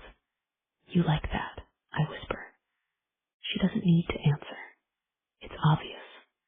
I nip at her lips, give her little teasing kisses until she surges up toward me and swings her leg across my lap. Everything in my body tightens with her on top of me. I'm so hard that I know I'm straining my zipper. Her small, soft hands comb my hair back from my face, and I shiver at her light touch. That's not enough, but somehow too much for me to endure at the same time. I grab her wrists and love the gasp I startle out of her. She stares down at me as I wrap an arm around her hips and pull her flush against my chest. I can't break the eye contact, the intense, breathless quality that ratchets up my desire for her. The silence is heavy, and I can almost taste the scent of her arousal between us. I'm raw with need for her, my cock jerking in the confines of my jeans. I want to rip off her clothes, just the necessary ones right now. She feels how taut and rigid I am, how desperate for her, and shows me mercy. Katie helps me get her pants off and settles back onto my lap bare from the waist down. My eyes are riveted to the pale swell of her mound, and I know the sweet flush on her skin rises from that perfect soft heat between her thighs. I cup her with my bare hand because I need to feel her, and I groan right out loud. She feels so perfect I want to sink into her and stay forever. This is why I can't afford to say a word to her now, because I'll say something I regret. Like stay here and marry me. What do you want? She whispers, kissing my jaw, my neck, driving me insane. I want to fuck you with nothing between us and make you come so hard you forget your name, I say without hesitation. Oh, please do that, she says with a shaky laugh. First, I track the backs of my fingers down her belly and pet her, fingering her tight folds. She rewards me with a gush fatty's proof of her arousal. I swallow hard, fighting the urge to eat her out right now. I'm too far gone right now to take the time. I just lift her by the hips and hear my own breath stutter when she reaches for my belt. In no time, she frees my cock, the thick, rigid shaft spilling into her hands eagerly. I pump into her grip involuntarily, and she wraps her fist around me. My head goes back with a groan, and I catch her wrist to stop her. Naughty girl, you're going to make me come too soon, I manage in a voice that sounds more like panting for breath than speech. Oh, Mick, please, she says, releasing me from her hand's sand, grabbing my shoulders to brace herself. She knows how I can't hold myself back. I'm going to rut in this woman until I fill her with my seed. I want it dripping down her thighs. With a fierce surge upward, I notch the head of my shaft in her entrance and split her wide open with my thick cock. It's paradise when she bears down so hard I almost black out before I'm fully seated in her. Once I am, I feel her spread around me and can see myself impale her. Katie rides me for a minute, circling her hips, lifting up and dipping back down to consume me. It's the sexiest thing I've ever seen. Her milky pale flesh, plump and sweet, parts and yields as I thrust into the hilt. Again and again I watch, mesmerized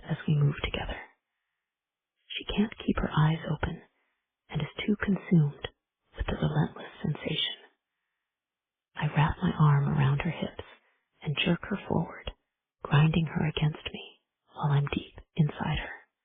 She rocks back and forth frantically while I anchor her there, my cock twitching within her. With a scream, she comes all around me. Her orgasm, a wave of throbbing, surges that grip my cock tightly. I pin her down onto the couch, and while she's still coming, pounding into her, drilling deeper and faster, my entire body goes rigid, and the only thing I'm capable of is acting on the instinct to fuck her senseless, as the white-hot surge rips down my spine and bows my back. I plunge in one final time and empty inside her. As I do, I grind against her clit again and press just above her mound. She thrashes beneath me and cries out with a sob. I feel her spasm, the liquid drenching my thighs even as I fill her. Our bodies are coated with sweat, sticky and spent. I can never describe the scalding flash of pleasure that burned through me when I make her squirt.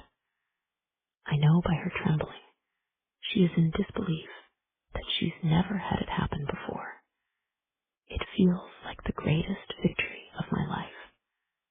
Oh, Mick, I love, she cries with abandon, the last word swallowed up by her screams. I can't help wondering if she was saying she loves this or she loves me. I'd be lying if I said we don't go all night. The sky goes from black to the pearl gray before dawn, but we can't stop. We sleep a few minutes and then wake already kissing, already reaching for each other. I finally get her downstairs and into my bed around 4 and make love to her there all over again. I know by the time I settle her on my chest to catch a couple of hours sleep that have shown her every way I know how that I'll love her to my last breath. 16. Kate, he broke my heart. I know I should have walked out, never looked back. That's not how I'm made, though. Mickey can't give me what I want, an authentic relationship where I don't have to sneak around. But at the same time, he is the only man who can give me what I need. A woman with some pride wouldn't have stayed over after he didn't say anything back to me. Nothing substantial, nothing real. He likes spending time with me and likes going to bed with me. That's it. Which, if we were both in college, that would be fine. But I'm pushing 30, and he's looking at 40 from the wrong side. That means the expiration date for casual flings is long past. That night I spent at his place, madly in love and half crazed with it. I thought if I really let go, if I showed him exactly how I felt about him, that he'd understand, that he'd finally get it and want to meet me halfway. Maybe he wouldn't declare his undying love for me, but at least say he wants to be exclusive, or that he wishes he could claim me and tell the world I'm his. That was my dream, that I was somehow so perfect for him that he couldn't help rising to the occasion and telling me he wants to go for it, all in, go public, and tell the world we're together, that it's more than just sneaking around and fucking on every surface in the crow's nest and his house. I'm not complaining about the fucking, it's 5-star excellence, but it's not enough. Big talk from a woman who got rejected and still stayed over for 5 orgasms. The next day, I don't hear from him at all, which is unusual. I guess I have to get used to that. It's not Wednesday for a couple more days, and we don't have a meeting scheduled for today. If I want to find him, I know when he'll be at the Pearl, but part of me is ashamed to chase him down like that. I had to have some scrap of dignity or self-worth left. I woke up in his arms feeling lit from within, just from the remnants of all that pleasure we shared. But it came back to me in episodes, complemented by the things he didn't say. time and silence I gave him in case it was just a need to gather his thoughts. No, he's a straight shooter, right? If he loves me, he'd have said so by now. We were adults, weren't we? It makes me want to get on the first bus out of Boston and ride till I see the Pacific Ocean again. It still wouldn't be far enough. The memory of him will follow me everywhere. The way I feel when he kisses me, the glory of triumph in his eyes when I reach for him again and again, always wanting more. I got into this thinking I was strong, practical, that I could handle some casual hooking up with my teenage crush. I was just lying to myself, and I didn't think about the consequences. The fact that I'm going to walk around the rest of my life haunted by the weeks I spent with Mickey O'Halloran. I delve into my prep course, review materials, and force myself to block out any distractions. This is what I can control. Living my life, pursuing my goals, and getting the hell out of Southie. I have to stick to the plan, because deviating from the plan and having an affair with my brother's best friend was dumb and self-destructive. My impulsive tip over the edge from desire into reckless abandon looks like some high-level self-sabotage or a pitiful cry for help when I think about it objectively. I wanted attention and connection. I felt bad about failing in LA. So the obvious answer was to move back home, get a job to save money for my CPA, and get distracted by the sexy, off-limits boss. For a couple of days, I keep a strict schedule of work, studying, and blaming myself for how miserable I am. When Wednesday comes around, I argue with myself all night, barely sleeping. He messages me once after 3 days, saying he'll see me in the crow's nest. I debate whether to go and treat it as a business meeting, communicating only the bare minimum of work-focused information, and resist any attempts he might make to touch me or even speak on a personal level. I abandon that idea because I know I'm not going to be able to resist him. I could cancel and say I'm busy. It might get me in trouble at my job by refusing a meeting with the boss, a meeting that was my stupid idea. Or option 3, the choice the craven part of me begs for. Go to the Pearl, lock the door, take my pleasure, and let him have me for an hour. Then walk out until the next week like I've had enough to hold me, like I don't feel my body scream for him every second of the day, like I don't miss him to my core, and wish I could call him like 6 times a day to hear his voice, and tell him whatever boring thing I'm doing in the office, missing him mostly. An hour before the meeting, I change into a soft pink sundress that hugs my curves and has a flared skirt that reminds me of vintage dresses that girls wore to dances in the 50s. It's sweet looking, and my reflection convinces me to leave my hair down. It's a little cold to wear the sundress, but I'm doing it anyway.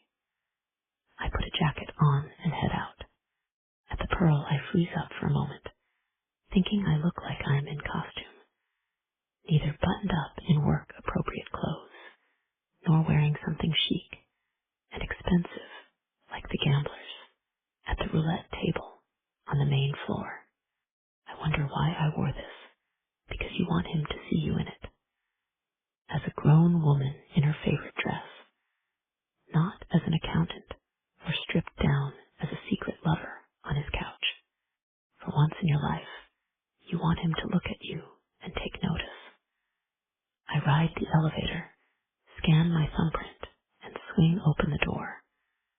For an instant, I'm scared he won't be here, that I'll be stood up and sitting here in my sad pink dress like a wallflower past her expiration date.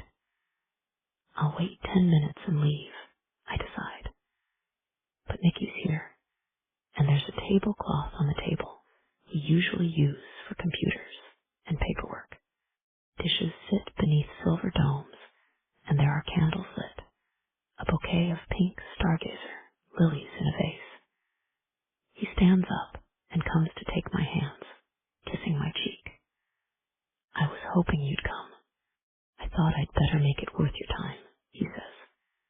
He's so handsome standing there, and he's ordered dinner and gotten my favorite flowers. I take off my jacket and hang it on the back of my chair.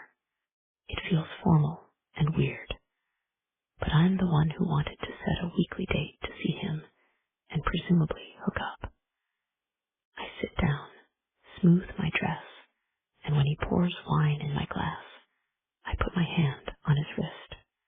You didn't have to set up a lavish dinner, I say. I like that he did it, and it's romantic. I'm not sure why I object to it. Maybe it just feels feigned. This is something a lover would do for their other half, and by no means were we in anything that could be labeled as a real relationship. So why pretend to do things like we are? Look at you in that dress, he says. I love your hair down. You never wear it like that. Where is his swagger? I wonder. The most confident man I ever met is almost hesitating. Wearing it down looks right with this dress. I know it's old-fashioned looking, but I love it, I say. I love it too. He goes to a drawer and takes something out, brings it to me. It's a velvet box. Open it. I feel my heart thump as I lift the lid. On a bed of creamy satin, there's a stunning diamond necklace. It's delicate and gleams with a bluish fire under the candlelight. I touch the stones with my fingertips, a row of round diamonds with narrow, baguette diamonds between them. I look up at him again, a question in my eyes. According to the jeweler, it's a vintage mid-century Riviera necklace, he says. He takes it from the case and places it at my throat, fastens it. I feel the coolness and weight settle against my skin. It feels strange and awe-inspiring. My dress is from the 50s, I tell him, so they go together. When did you? I got it a couple of weeks ago. I've been waiting for the right moment.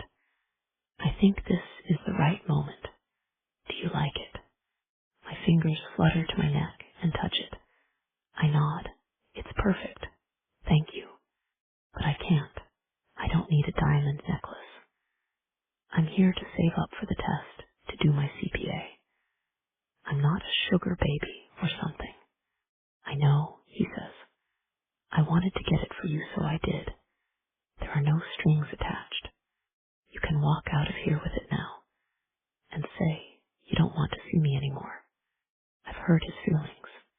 He's keeping it light, but I see how serious his eyes are and how tense his shoulders look.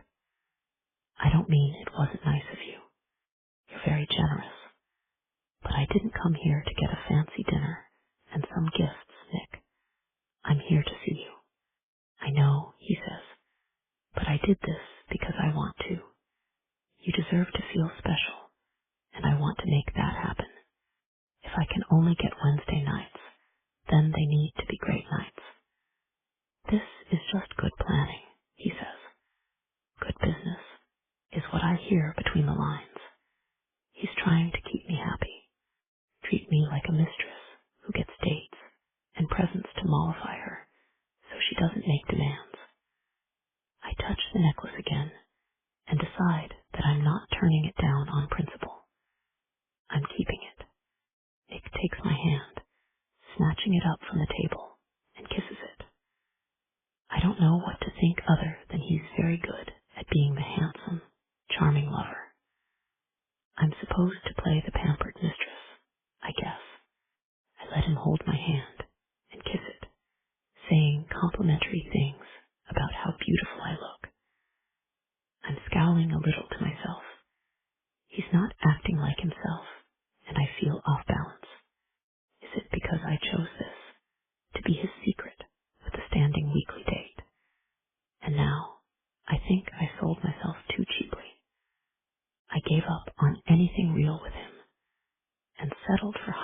shadows for as long as I'm in town. I gave up hope is what I did. And now I feel like this is something seedy. It's like I'm outside my own body, sort of floating above the scene instead of being present. He notices that I'm distracted and asks if I'm feeling okay. I guess I'm just tired. And this feels different to me, like it's not real life anymore. We've spent a lot of evenings in the crow's nest, he says. Do you want to go somewhere else? My house? He's solicitous and considerate, but it feels fake. Like we're playing roles now. Or maybe we've been playing roles all along, and I just now noticed it. I can't shake the weirdness, the sense that something's not right. No, I just want to know why dinner, and jewelry, why now? You let me know that you thought you were catching feelings for me. I got to thinking maybe I led you on, and let you think there was gonna be a big love story with a happy ending. But I don't ride off in the sunset, and I'm a Southie boy. I'm not gonna follow you to LA or give up the business. I won't turn out to be the good guy. It's only fair to let you know what I can give and what I can't. This I can do. I can have my secretary order dinner, and I can buy you something nice to let you know I like having you around. You decided on a night you want us to meet, and I can respect that. It doesn't mean I don't miss you the other days of the week, but that was what you wanted after I laid my cards on the table. So this is where we are. He's so reasonable about it, and he seems patient and clear, like he's respecting my boundary or something. I want to knock the plates off the table and tell him I don't want this. I want things the way they were, but better, with more of his time and attention. Whole days spent together, weekends in bed, growing closer, instead of putting our affair into a box and labeling it Wednesdays 8 p.m. I've painted myself into a corner and don't know how to fix it. I take a drink of my wine and shake my head. Just forget I said anything. Which time he challenges, which I don't expect. I expect him to say okay, and then go back to the whining and dining routine. But I see it now. This is Mickey when he's pissed at me. I almost smile to myself, because now I get it. That's what felt off to me. Not just that I don't like the arrangement we made. I could sense him acting differently toward me, and it was the way he covers frustration or anger with charm. All of it, especially when I said I had feelings for you. That's where I screwed up. I either scared you off or made you mad, because this is what I get. Old wine and older diamonds. I reach up and unfasten the necklace, feel the weight drop off of me. Here, I'm not that woman. Maybe your others wanted presents and stuff. I just wanted to know you and be with you. Maybe keep this for someone else. There isn't anybody else, he says, and his mouth is a hard line now. Good, I think. Now we can both be mad.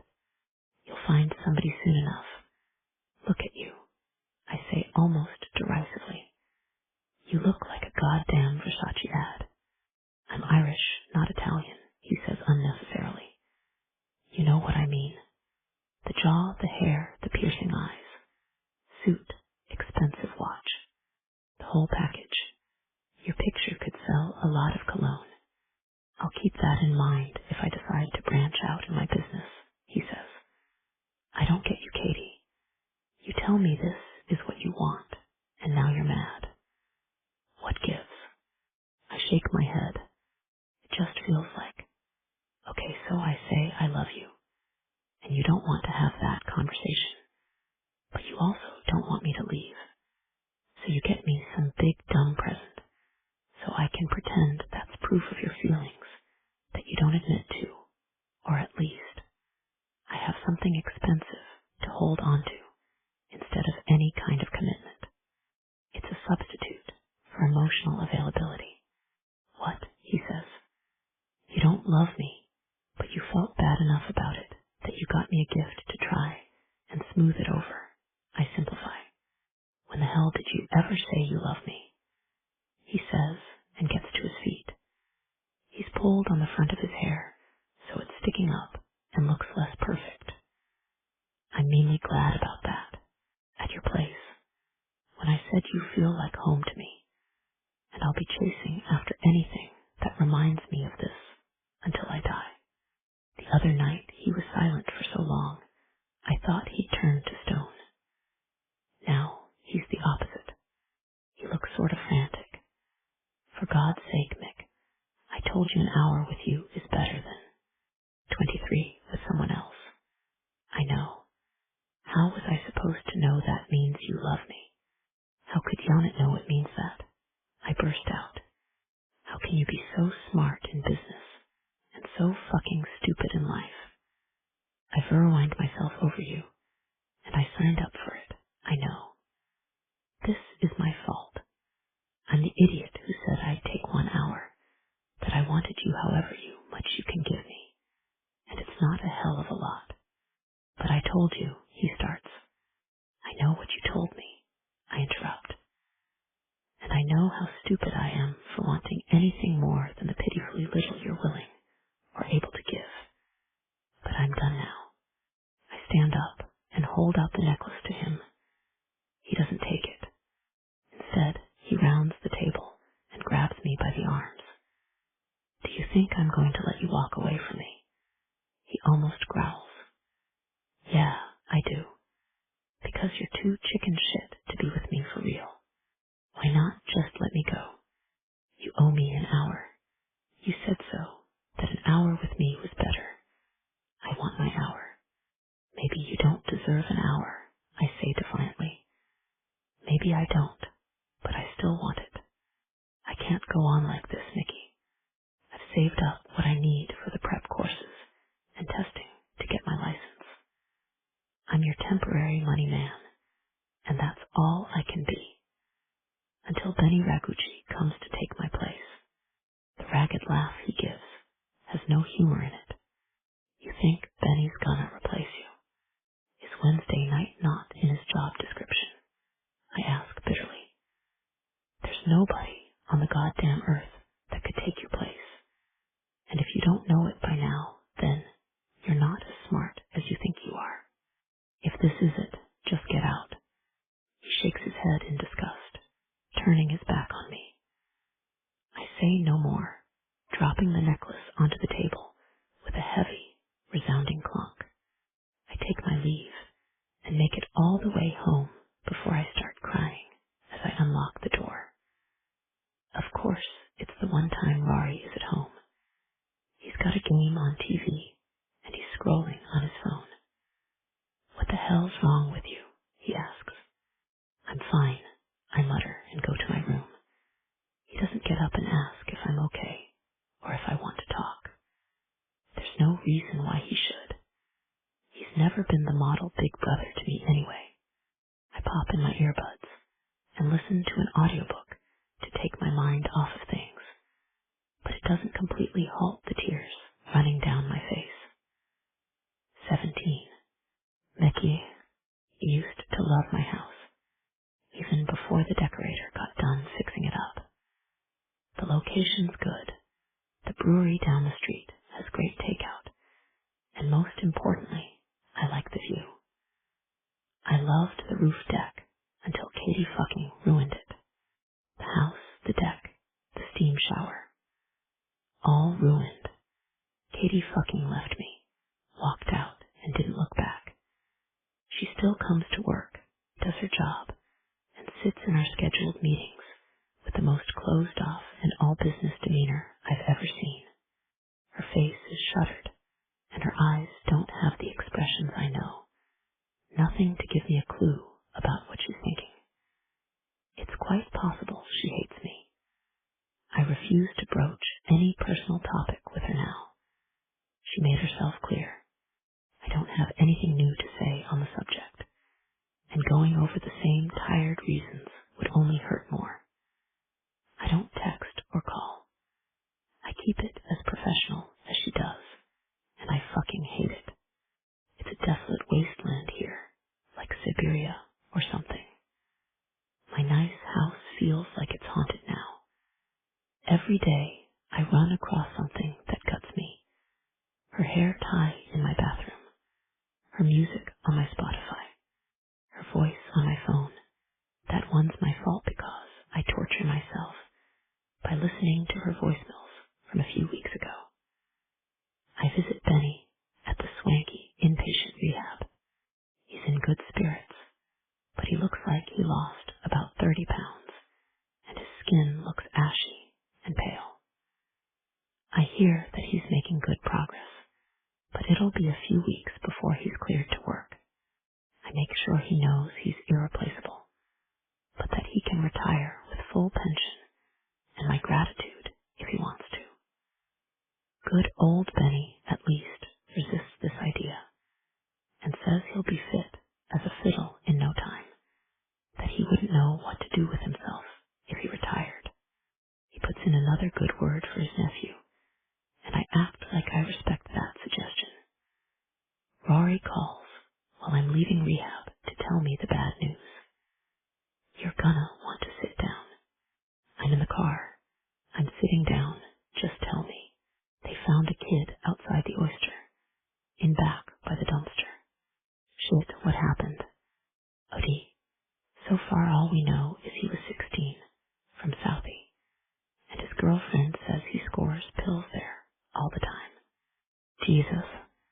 Somebody's dealing behind the oyster, and our security didn't clock it. I want every team member in a meeting in half an hour. I'm a step ahead of you, Mick. We're gonna be waiting in the conference room when you get here. I've debriefed the guys, and I'm gonna send you the info. Thanks, I tell him. Before I open the voice memo he sends me, I know what it'll say. Somebody isn't dealing behind the oyster. They're dealing from the oyster, an inside job. That's why security isn't seeing a bunch of shady exchanges on their rounds or the cameras. Because it's one of mine, someone that knows the workings of the joint and how to capitalize on the location and avoid detection. I crack my knuckles in anticipation. The room is full when I walk in, standing room only. The beefy bouncers are what you'd expect, but half my team is plainclothes. Lots of them are women, average size, and dressed to appear unremarkable. The best kind of security to have is the kind that blends in. Right now, I wonder which ones of them know who's behind this, and if the drug ring begins and ends with my own men, or if the oyster is just one location on their route. I give them the lowdown to start with and inform them that I respect their loyalty to everyone in our ranks, but that I am a far more dangerous enemy than a drug dealer, and they would do well to provide Rory or myself with any information that leads to the uncovering of all members of the drug ring, and intel will be rewarded. I meet with Rory in my office afterward. What's your read? I ask. Castleton was shitting bricks in there. I want 10 minutes with him in the basement. You gonna try and talk to him? Talk, he scoffs. Yeah, talk. His tone is sarcastic. If he knows something, find out. Don't warn him. Just take him for a walk. Will do. You okay? You've been looking tired the last week or so. Thanks, bro. You look like shit too, I deadpan. I know why I look like hell, but I'm not gonna tell him his baby sister walked out on me. Yeah, okay. I'll let you know what Castleton says. Thanks, I say. Then I do what I've been avoiding. I call Katie. There's been an incident. We need to meet, I say, my tone clipped and cool. When? 20 minutes, crow's nest. Fine. She hangs up, and I get a car to the Pearl. waiting when she arrives all buttoned up and neatly pressed, that riot of hair tamed into a ponytail. It's a physical blow to my chest to see her. She puts her laptop down and takes a seat. Was there an incident? Yeah, I say. Why would you think there was? It's Wednesday, Nick, she says. The way she says my name undoes me. God, I miss her. The sick swoop in my gut of loneliness. The way I feel her say my name in my teeth, in my bones. Her eyes flick to mine, and for an instant, I see it like a mirror. She let her cover slip, and I saw that she's hurting too. It's all I need. I take her hand. She shuts her eyes, and I watch her throat work as she swallows hard, squeezes my hand. She rolls her lips under, and her shoulders sag for an instant. It wasn't to buy you off, or make you shut up. I say out of nowhere like my brain is hijacked. The necklace was because I wanted to give you something nice that you'd like. It had you written all over it. It's in the drawer. What? You got a drawer at my house, in my dresser. I had it ready to surprise you that night when you came home with me. When I thought you would come back home with me. There's pajamas, and I stop myself. My pride finally kicks in. She blinks fast and looks away. She's about to cry. I see it, and I want to punch myself in the face for it. Nothing I said matters. It's still the same crappy stalemate. I take the hand she hasn't pulled away, and I hold it in both of mine. Come back to me, Kate, I say in the lowest voice. It's barely words at all, more like a growl. She dips her head and kisses my knuckles. My whole body tightens like a fist at her gentle kiss. My chest feels fit to just open with whatever swells inside it. She looks up at me still silent and shakes her head. I know she can't. That's what she's telling me. I have to make myself withdraw my hands from the table and release her. I grit my teeth with the force of it. I'm disobeying every instinct when I let go of her. My whole body feels like a prison riot broke out when I let go of her hand. Like alarms go off and locks slam shut. Katie goes to the bar cart and gets a water drinking part of it before she returns to the table. I wait, not speaking. The least I can do is give her a minute to collect herself.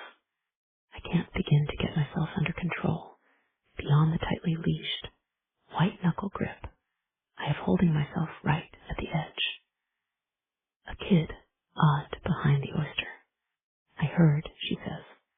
I should have had you come to my office. I forgot where you were working, I admit. I think of you here. Don't, she says, and her voice rises a little. Somebody inside is working with the drug ring or running it. I need you to investigate, and I don't mean our books. I want the security team checked out first, because somebody's on the take, at the very least. I want their personal bank records, transactions, any big purchases, or new lines of credit. I'll have it for you by the end of the day tomorrow. I thought you'd object. It's unethical. Nothing new. I work for the mob, Nick, she says dryly. I didn't think you called me up here to the soundproof top security room because you wanted me to go to Mass and say a rosary for the kid. That's fair, I say. Anything else? She asks. My secretary is gonna send you their HR info. The names, the accounts where we direct deposit. I've got Sal running credit reports now. There's about 30 people I want you to look into, and that's just the start. Okay, thanks. I went to see Benny this afternoon, I say. How's he doing? Her tone is even and neutral, using as few words as she can like they cost her $1,000 each, and she's on a budget. Says he's doing better. Looks like crap. staying another 4 or 5 weeks to clear him. That okay? I guess. I said I'd stay on till he's back. If you can't, I get it. Just say so. I'll, what, promote the gallon bottle of hair gel? She scoffs. He can't do this work. No fucking way. I hear the trace of Southie creep back in her voice, and it warms me. She doesn't want to give up the job or the investigation into who's running drugs. She's got her teeth in this case, like the bulldog. I knew she was. I want to kiss her like a fever seized me. Their importance and survival. Breakthrough innovations in transportation technology. Reshaping the 21st century. How crowdfunding platforms work. Fees, campaign vetting, and investor tools. Risk management in crowdfunding investments. Red flags, founder vetting, and smart diversification. You need to go, I say through gritted teeth. Why, she says, and I know she's teasing me. That she knows. You fucking know why, I manage, and I sound pissed off at her. She cracks a smile, but it's joyless. I know why, she says, and I'm sorry. So am I. You don't know how goddamn sorry. I grind the words out. When she stands, I get to my feet automatically. Thanks, she says, for looping me in so I can help. I'm sure you would have rather had Sal do it. He's not as good as you. I need the best. And if there's one thing I know for sure, Katie, it's that you're the best I've ever had. I'll get you the info as soon as I can, she says curtly, and I walk her to the door. I can't help it. When I reach around her to put my hand on the knob, I lean in and kiss her cheek. I feel her gasp. I expect her to step back, self-protective, and reproach me with her eyes. Instead, she lays her hand on my forearm for just a second, and I'm suspended in time. It's agony, heaven and hell, and no way to pick just one. You were right, she says, barely audible. I need to go. 18. Kate, you got this. The alert pings on my phone at 5 in the morning, the day of my CPA exam. Nikki remembers the day and time, reaching out to send me one message that doesn't say good luck, but informs me of the faith he has in me. A warm flush that something like happiness flits through me before I push it down and get ready to go. Rory comes in from the gym. I have my test today, I tell him. Good luck, he says, and heads to take a shower. So encouraging as usual.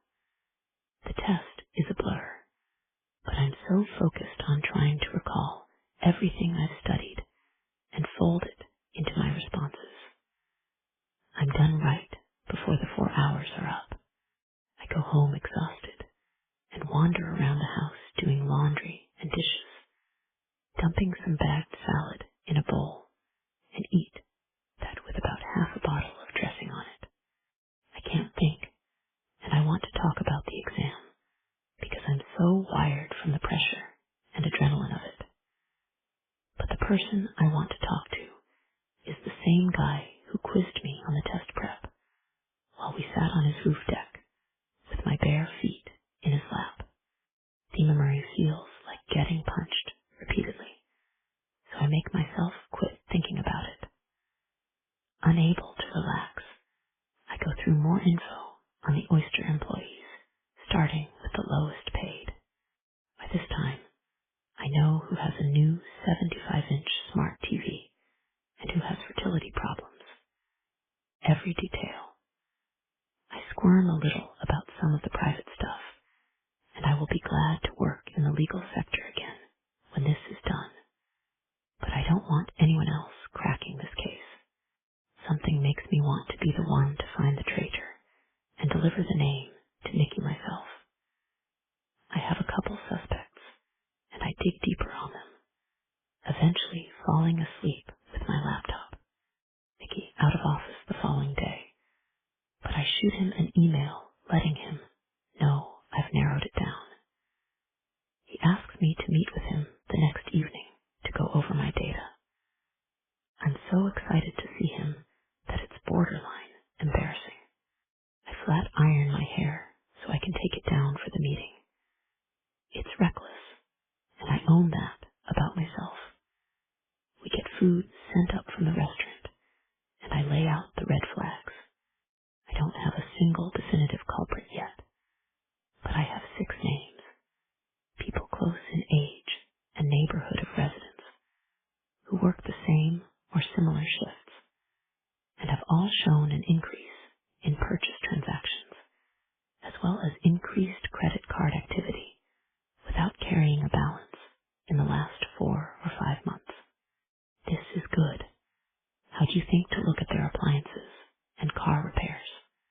That's big stuff that people put off when they're paycheck to paycheck. Before I sold my car, after my bachelor's in LA, I had to wait 3 months to save up for the AC to get fixed. You thought of everything. I'm gonna give the names to Rory tonight. Okay, is there anything? I stop when I hear an alert on my phone. It's the tone I'd set for the NASBA score release. I grab my phone and check the app. I shoot to my feet. 96. I got a 96. I crow, beaming. Of course you did. You knew that shit backward and forward. Semir, he rounds the table, and I go to him, beaming. Mickey grabs me in a bear hug, lifts me off my feet. I'm so fucking proud of you, Katie, he says into my hair. Thank you, I say, my throat tight and happy. I couldn't have done it without you. You gave me a job so I could afford it. You helped me study. It was the least I could do. I miss you, I blurt out. I miss you so much. I want to talk to you like 50 times a day. I do as well, he says roughly, and he looks away. I don't know how I'm gonna do this, I admit, stepping back from his embrace. I feel cold and bereft as soon as I'm out of his arms. It sucks. I'm sure it does, he agrees. But you're gonna be in the 20% that pass all for the first try. I know it. You're that smart. I don't mean how I'm gonna do the CPA, Nick, I say, exasperated. I know what you meant, he says, and it sounds bitter. I step toward him before I stop myself and put my hand on his arm. Nick, I say softly, better not touch me unless you mean it, he says gruffly. I mean it, I blurt out. He kisses me then. I don't even get a chance to catch my breath before he's on me, mouth rocking over mine. And every dip and slide of his tongue feels so good it's got to be a sin. I grab onto his shirt, so hard I'm going to tear it any second now. I know I'm crying as we kiss, and he brushes tears off my face with his thumb without even breaking the contact. He combs his fingers through my hair and strokes my scalp and my neck. It's a shock in the best way, how it electrifies my whole body. Let me take you out to celebrate, he says against my cheek when he breaks the kiss. If you don't, I'll have you right here. Is that supposed to make me want to go have dinner? Because I'm not sure you want to threaten me with a good time. He chuckles, and I feel the rumble of it low in his chest, because I'm pressed so tight right up against him. Katie, it's your call. You want to go out and celebrate? Yeah, I do, I admit. I'm really excited and proud about this. You should be. Let's go. We take the elevator down to his car, and a driver whisks us to a high-end restaurant I've only heard about because of the 6-month waiting list. They take us right in and seat us at a private dining room in the back. I can't believe we got in here, I say, taking in the sumptuously decorated room in sleek black and white with purple accents. Candlelight and soft music seem to envelop us. having the chef's tasting menu, he explains and tells me what it is. It sounds like it is going to be the fanciest food on the planet. Over the first few courses, I tell him all about the CPA exam. He listens and then starts talking as fast as he can, like he's got pent-up things to tell me. I grin and take it all in. I've missed his considerate listening and his unexpected enthusiasm over telling me something random he saw or read about. By the time we've finished the 5th course, I shift in my seat a little uncomfortably. You okay? He asks. I'm great, I say. This place is gorgeous. Yeah, he says, but I'm ready to get out of here. Me too, I agree. He gestures to the server and tells them we're leaving. He pays with his phone, and when the man objects and offers to wrap up the remaining 2 courses, Nick tells him that he can have them. Sit down and have dessert, or whatever, he says. Tell the manager it was my special request. As soon as we're in the car, Nicky starts talking rapid fire once more. I miss you, Katie, so much. I want you back, he says. I gape at him, my mouth open. In my life, in my house, everything's trash without you, and it took me a lot less than 3 weeks to figure that out. You're serious? I am. How do you feel about it? I miss you too, I tell him. I'm miserable without you. Come home with me. Spend the night, he says. I nod. I have to go back and get my tablet. In the crow's nest. Nobody's going in there except the cleaners tonight. Don't worry about it, he says. I really want to go get it now, I tell him. It's important to me. Okay, he relents and directs the driver to stop at the Pearl. I grab Nicky's hand as we walk to the side entrance. I smile up at him, gleeful and excited to go back and reunite with him at his house. The real celebration of my exam score and us coming to our senses. I'm still smiling when I see the man step out of the door and head toward us with a gun in his hand. 19. Nicky. With one move, I position Katie behind me, my body between her and the gun. My first thought is an exasperated where the hell are my men? It registers an instant later that this is one of my men. I recognize him, and the betrayal tastes as bad as I will make his death when this is over. There are IT security officers watching the cameras. It won't take a full minute for them to deploy a proper guard detail to this door and finish it up. All I need to do is buy 60 seconds. I could take this bastard in 30 if I didn't have to worry about Katie. Because that's what locks me up. He could shoot her, and then every nightmare I've had about her bleeding out in this parking lot comes true. There would not be enough vengeance in this world or the next. Are you the one, then? I ask, affecting casualness. He snorts. Why would I be important? You don't even know my name, boss. I know you, Oscar. We hired you about 2 years ago at the Oyster as an assistant in sanitation and janitorial. He shrugs. That don't prove nothing. So you're good with names. Nobody ever moved me up or promoted me to deal blackjack like I wanted. I was just stuck there, and that's your villain origin story. A janitorial assistant who didn't get a highly competitive job dealing blackjack on his first try out of the gate. I say. He's insulted, which is enough to keep him talking, I hope. Katie's holding the back of my jacket with both hands. I feel the warm press of her forehead between my shoulder blades, where she's hiding her face and clutching me. I want to reach for her, comfort her, but I can't so much as get a breath wrong. Oscar's wiry, early 20s, and I outweigh him by about 50 pounds. I can get the drop on him easily, except his pupils are blown wide. He's high as a damn kite, and that makes him unpredictable. You overlooked me. I'm not worth your time, so I made my own way.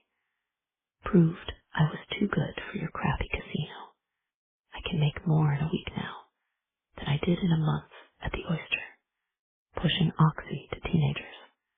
I want what you owe me, he spits. Give me your wallet. You're gonna try and mug me in the parking lot of my own casino, I say. I don't go for my wallet or anything else. I keep it casual, hands where he can see them. Like you got fucking clean hands and never did nothing wrong. You're a killer, and everybody knows it. Then what does that make you? Besides stupid enough to bring a Nerf gun to a firefight. Oscar glances at his 36, and it's all the time I need. I pull my 9mm out and pop him in the shoulder. His gun clatters to the concrete, and I knock him out in one punch. By the time the guards bust out of the door behind him, all that's left is cleanup. I turn and pull Katie into my arms. She's crying, and I shrug off my jacket to put around her, holstering my gun and scooping her up. I carry her to the car and tell Hank to get us out of here. Take me home, she sobs. We're going home, I croon, gathering her in my lap, kissing her hair. She shakes her head adamantly. I can't, Nick. I can't do it. Please, just take me to my house. I thought I was gonna watch you die there in the parking lot, she breaks off. It's devastating to hear the terror in her voice, but the resignation is worse. She's not the first woman to say it, and won't be the last. But she's the only one that's ever mattered to me. All the way to her house, I hold her, stroke her hair, kiss her. First her temple and her cheek, her eyelids, then the corner of her mouth. Her tear-stained lips cling to mine, and I taste the salt. It feels like the end of the world to me. I want her to stay, to go home with me, but I know without another word that she's sure. She's done with me. Not because I'm a workaholic who won't commit to her, but because of who I am. Too dangerous and not worth the risk. When she gets out at her house, I can see Rory's not home. Can I come in with you? I don't think you ought to be alone, I offer. She shakes her head. She knows nothing will stop this same as I do. Let me call Rory to come home then. No, I'm okay on my own, she says. Thanks for dinner, she says, and I want to apologize, but I can't even say what for. I get in the car and leave as soon as she gets inside. The chill that rockets through me feels final, like a curse I can't escape now. I go back to the Pearl to deal with the fallout, to find out what we know and who to question. There's no way in hell I'm going home tonight. When all hell breaks loose, I stand at the gates like the devil himself. 20. Kate, you wake up sick as I've ever been. I had half a glass of wine last night at the restaurant. I'm not hungover, but it feels worse than that. I'm clammy and sick to my stomach. As soon as I reach for my phone to check the time, I know I'm going to puke. I stagger to the bathroom in time to vomit hard into the toilet. I think wistfully of the days when Mom would have been here, told me to rinse out my mouth, and handed me a washcloth for my forehead before she tucked me in bed, and fetched me a glass of ginger ale. I stumble back to bed, messaging HR to report I'm sick and can't make it to work today. I roll over in bed and berate myself for giving in to anxiety. It has to be that. I'm lightheaded and freaked out about last night, and I puked. It's worse, but not too far off from the anxiety attacks I had before I left LA, when I realized I couldn't make rent anymore, and and I had to admit failure. I squeezed my eyes shut and tried counting backward from 1,000 by sixes, which is just annoying enough to distract from the anxiety sometimes. Unfortunately, just when I'm getting to the 700s, I feel another wave of nausea. I make it to the toilet where I grab a towel to cover up as I lay on the floor, teeth chattering, head swimming. I wake up a short bit later and manage to rinse out my mouth and crawl into bed. It's 2 in the afternoon, and I just pull the covers up and lay there, miserable. I'm sick off and on all day. I doze, I cry, I throw up some more, and mostly I feel like crap, weak and dizzy, and I gag every time I even think about last night's dinner. I take a bath very slowly and carefully. I sip some water and eat a cracker. When that stays down, I eat a few more and eventually manage to make a grilled cheese and eat it.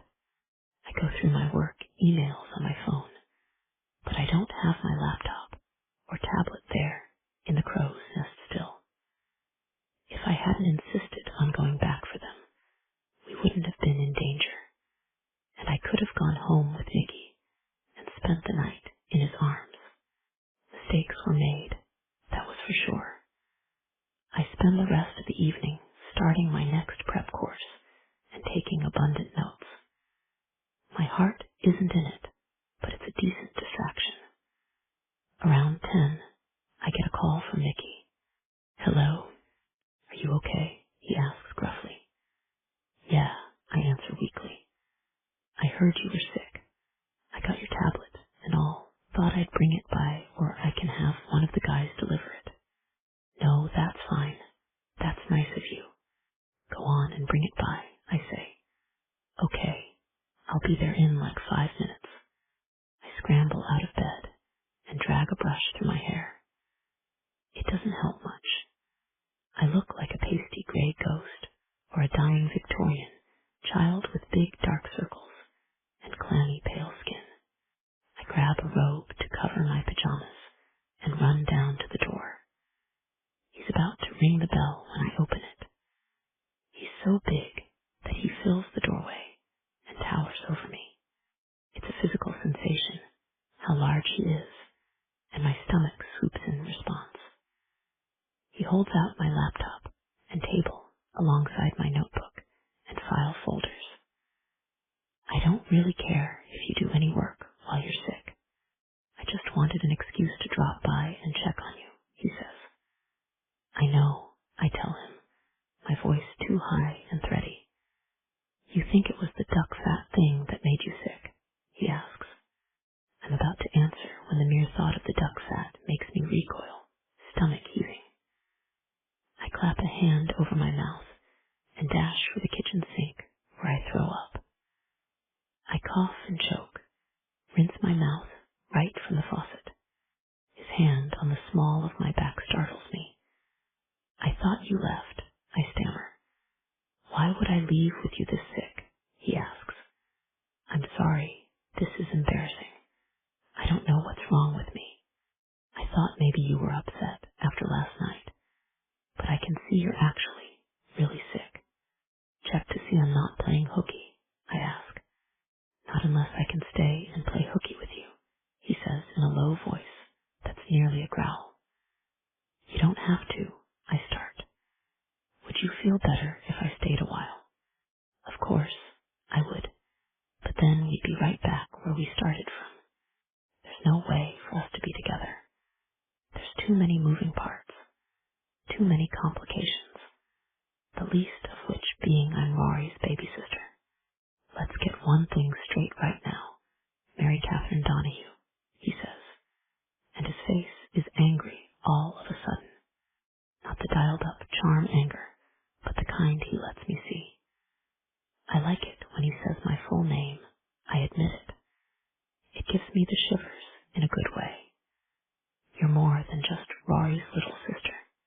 You are a strong, beautiful, fierce, independent woman who deserves the world." "Thank you," I say.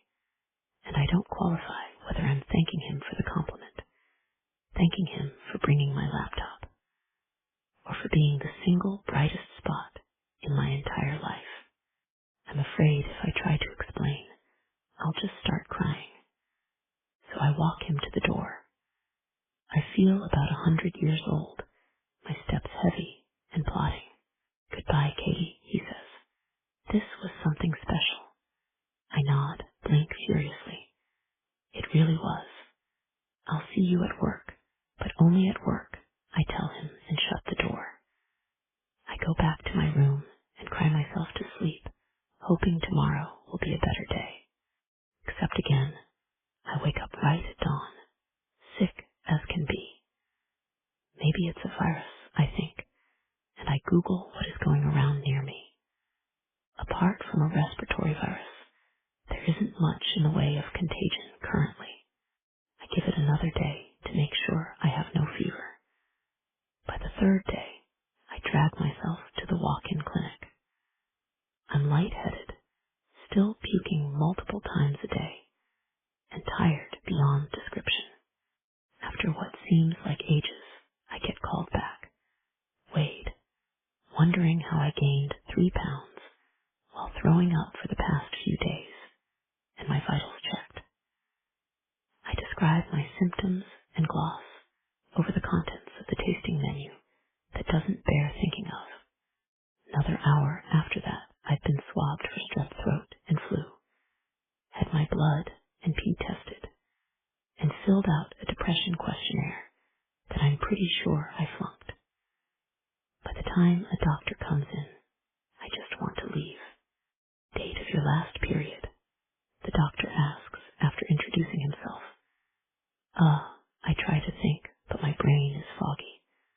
I take out my phone and check the calendar. It can't be right. I didn't have one last month. I scroll back to the previous month and give the date. So, about 8 weeks ago. Right. How long have you had these symptoms? 3 days like I told the nurse, I say. Best guess is that you're around 6 weeks, he pronounces. 6 weeks till what? I ask. You conceived around 6 weeks ago. Does that sound right?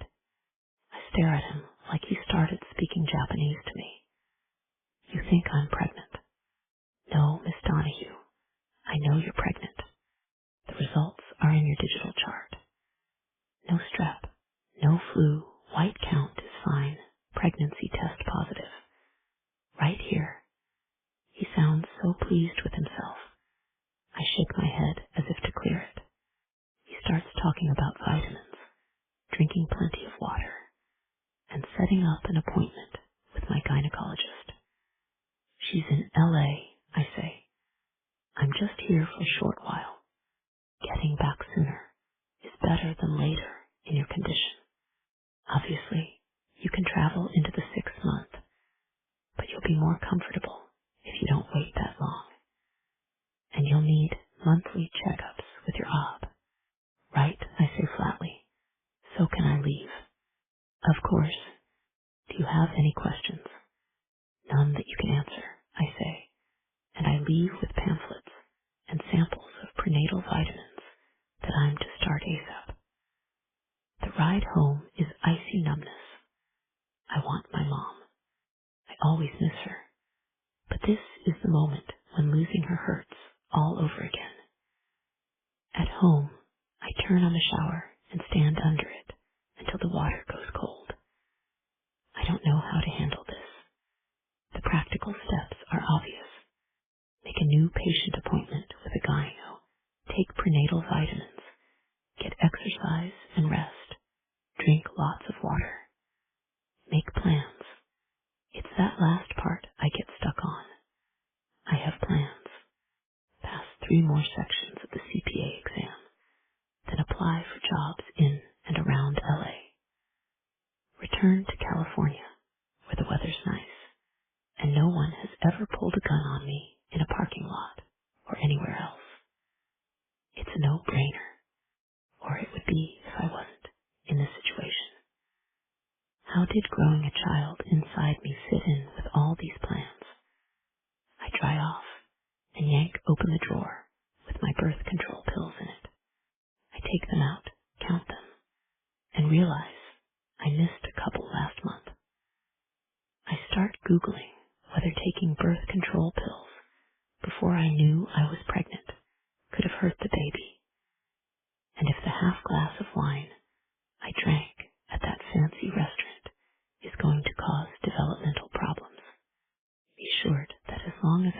ingest any more alcohol or birth control, it should be okay.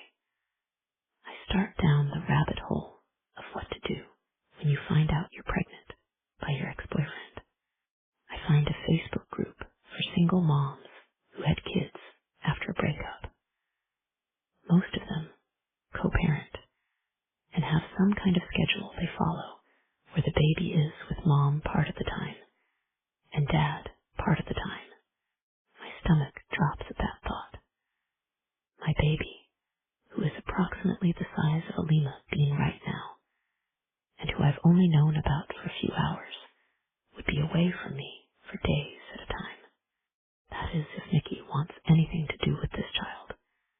Tears spring to my eyes, and I dash them away impatiently. A new terror seizes me, and I almost double over with the force of it. My baby will be in danger because of who their father is.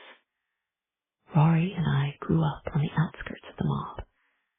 Our dad was a fence, and he was middleful, not big enough to be a target. Mickey, on the other hand, is the boss. There's no one more powerful. And while the scope of his network can protect him, it wasn't enough to stop a disgruntled janitor from finding him alone on a parking lot. His reach, all his men, and no one was there but him to protect himself and me. If Oscar had been faster, less talkative, sober, or if Nikki had hesitated then, it could have ended up a lot worse. I can't count on luck to keep my baby out of harm's way. Going to the clinic was supposed to put me on the road to recovery, not ruin. I feel worse than I did when I went. Overwhelmed doesn't even begin to cover it. Telling Nikki the truth is the right thing to do. I know it in my bones, but I'm scared, and the fear screams at me to flee. Go to L.A. and don't look back. Ever. 21. Nikki. Fury doesn't even begin to describe it. The way I want to burn through the ranks of my organization until I root out every coward who's paving the road to hell with coin they make pushing drugs on my streets.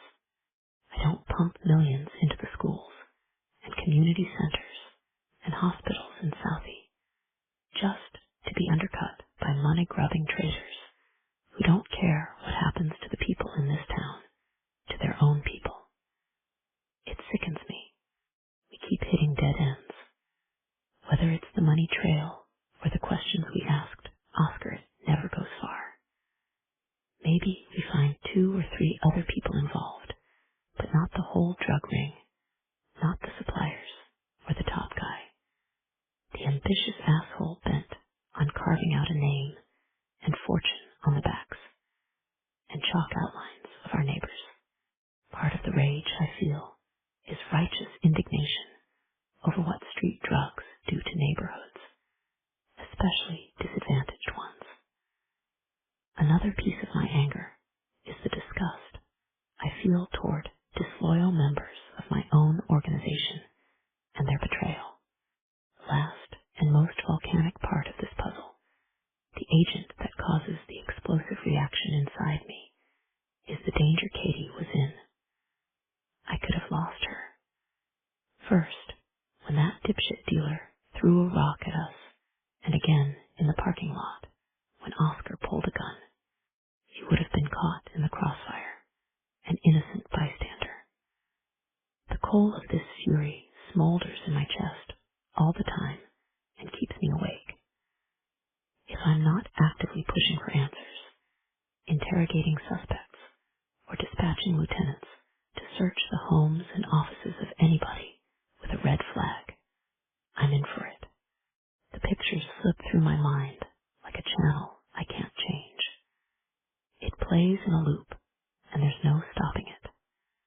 The grip of Katie's fingers on the back of my coat, and how she hid her face, way she was when I held her in the car afterward, wild with fear and grief. The way she'd been laughing with me just before that, the 1,000-watt smile on her beautiful face while we talked about going back to my house.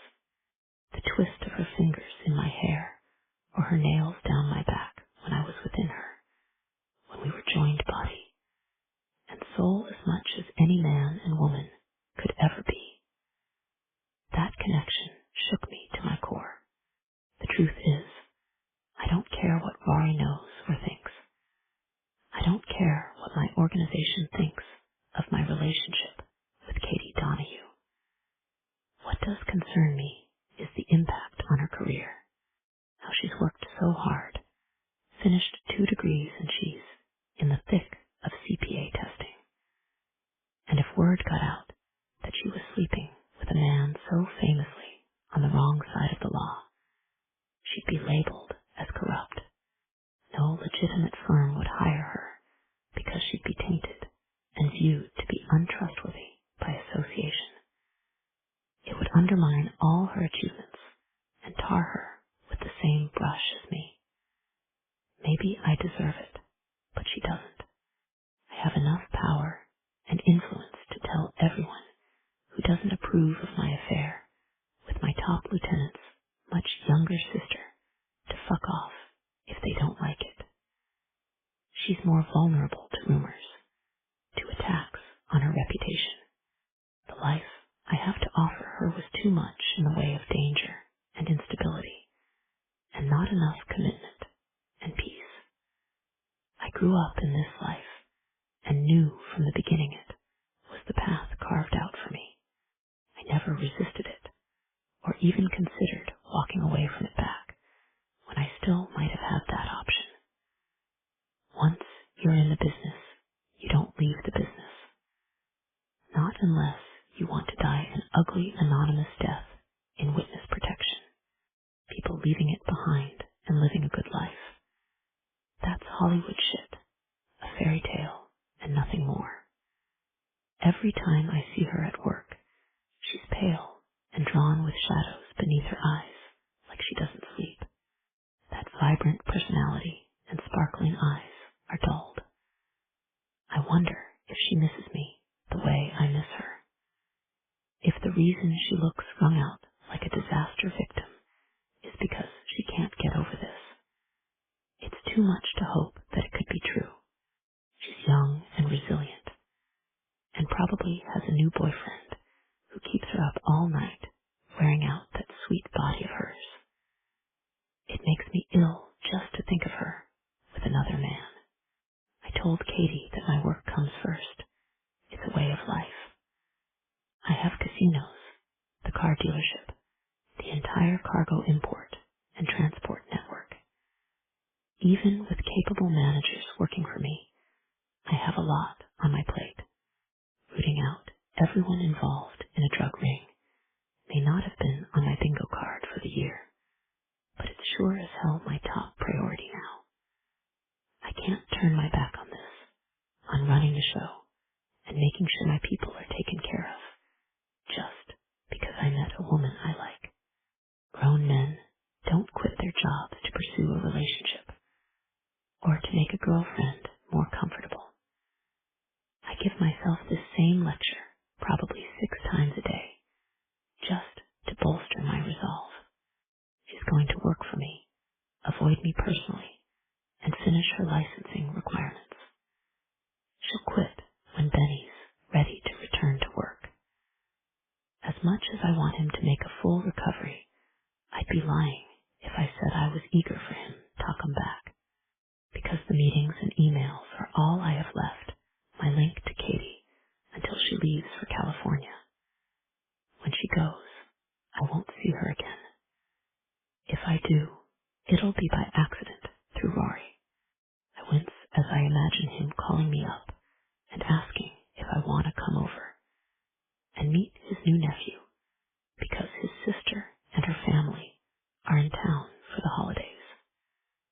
In my mind, I punch her husband in the face, not because he treats her bad. She's not stupid. She'll pick a man worthy of her.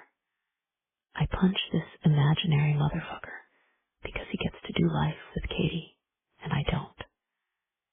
I'm so pissed about that it's almost hard to breathe sometimes. A better man would be resigned to his fate, admit his business doesn't fit in with a family life in any real way, and move on and wish her well. I'd do anything for Katie, even let her go. I'm not going to stop her from leaving Boston for good. I won't follow her to California and pressure her to come back to me. This isn't about controlling her or screwing up her plans. I'll live with the ghost of her and the weeks we spent together. I'd rather have leftover traces of her and memories than anyone else. If it's depressing or sounds hopeless, it's just the truth of the matter. There's plenty I can do with my business and my life moving forward. It's just gonna feel hollow most of the time because she's gone. The only comfort will be knowing she's okay, somewhere out on the West Coast living her life, unharmed and safe from this place and the danger I bring with me. It's all I can give her after all. Maybe I try to call her a few times. I even leave one voicemail. I hope you're feeling better. Call me. It's not about work. Just call me back. It sounded pathetic, even more so when days passed, and I didn't get a call or a text in return. She turns up for meetings and keeps me updated on any findings she has about the investigation. There isn't much excuse for us to talk or for me to seek her out. I want her back, but I get that it's over. There's not going to be a Hail Mary play where I can tell her I've taken care of all the danger. That once the drug ring is busted up, there won't be any risk. That would be a lie, and I said all along, I won't deceive her. Not that she'd ever believe the danger was over to begin with. And it will never be over. Not really. Increasing security, bringing in a personal protection detail for her, for myself, at my house. There are measures I could take, but they won't bring her back to me. I've rehearsed that conversation enough to figure out how it would end. The same fucking way it ended the last time, with Katie Donahue walking out of my life. 22. Kate, Mickey stops calling. It's for the best. I had to ignore the calls anyway. He texts if it's business. There's no room in my life for personal, not with him. I start doing yoga in the mornings. First, I open one eye, eat a saltine cracker, and wait for my stomach to settle. If it goes okay, I get up and do yoga. If not, I get up and puke, then do yoga. I'm not sure where the rumor of a pregnancy glow came from, but I look like the corpse bride, no matter how much bronzer and blush I apply. The second CPA exam date rolls around, and even though I devote a ton of time to preparing, I get into the test and feel completely lost. Half the questions seem foreign to me, impossible to figure out. As I try to concentrate, I get more and more anxious and sweaty and shaky. Around the 2-hour mark, I throw up. I'm not sure if I panicked or if I really didn't know the answers. I beat myself up over it that night and then make myself go on with work and exercise and eating as healthy as I can make myself in the evenings when I'm mostly sad and nauseous. Weeks of seeing Mickey at work hasn't made it easier. When he speaks to me directly, when he says my name, his voice still has that warmth that I remember and that I loved so much. It makes me want to cry every damn time. And what am I going to do? Say, hey boss, could you stop saying my name because it makes me want to bawl like a baby. And speaking of baby, I'm having yours and haven't told you. When I get the failing score on my second test, I expect it, but it still upsets me. I'm taking tiny nibbles of toast with peanut butter on it when Rory comes in unexpectedly and takes one look at me. Whoa, what's wrong? He asks. I open my mouth to tell him I'm fine, but it doesn't work out that way. I start to speak, and the tears I've been trying to hold at bay just pour out failed the test, and I'm in love with Mickey, but I can't be with him, I blurt out. Rory freezes, stunned as if I'd announced that I shot everyone in the diner this morning because my eggs were cold. Mickey, he says, in what has to be disbelief. I'm sort of shocked he's not screaming at me and breaking stuff at the news. We were together for a little while. I managed through my sniffles. And you didn't tell me. You tell me everything. I snap. Besides, you've barely spent more than 10 minutes in a room with me in the 3 months I've been home. He's 15 years older than you, for fuck's sake, Katie. He thunders. Rory, calm down. We're both adults, and it's past tense anyway. There's nothing for you to be mad about. Nothing for me to be mad about my ass. My best friend messed around with my little sister. Sit down and talk to me like a reasonable person, Rory. Please, I'm not a kid. Iwinteto be with him. He swore to me when he gave you a job that he was gonna keep you out of the Pearl, out of the line of fire. So he's a fucking liar. The only thing in this city more dangerous than being Mickey O'Halloran's enemy is being the man himself. Some asshole tried to shoot him outside the Pearl a few weeks ago. I know. I was there, I say, and immediately regret it. You were there. I'm gonna kill him, he says in disbelief. Please just sit down and don't go chase Mickey down and start shit. Pleading with him doesn't do any good. He's gone and out of the driveway before I even finish my sentence. It doesn't matter to him what I want, or that I was happy with Mickey. It only matters that it offends him, that he doesn't like it. I have to accept that we're not going to have a super close sibling relationship. Maybe it's the age thing, or maybe it's just the way we're built. Instead of studying, I fall asleep on the couch watching a true crime show. I wake up in the middle of the night, sweating, my heart racing from a vivid dream. I rub my eyes, sit up, and try not to think about it. That works about as well as you'd expect it to. For hours after I'm seized by the icy, doomed feeling from my nightmare, the horror of it, the crushing sadness, I can't get the image out of my mind. In my dream, I'd been so happy. I was in a hurry to meet Mickey for dinner. I waited for him at the bar, sent him a teasing text that I was going to eat all the cheese dip if he kept me waiting. When he didn't show up and didn't answer his phone, I started calling people to see if they knew where he was. I went to the Pearl, but no one had seen him for hours. Frightened, impatient, I could barely stand the slowness of the elevator as it climbed.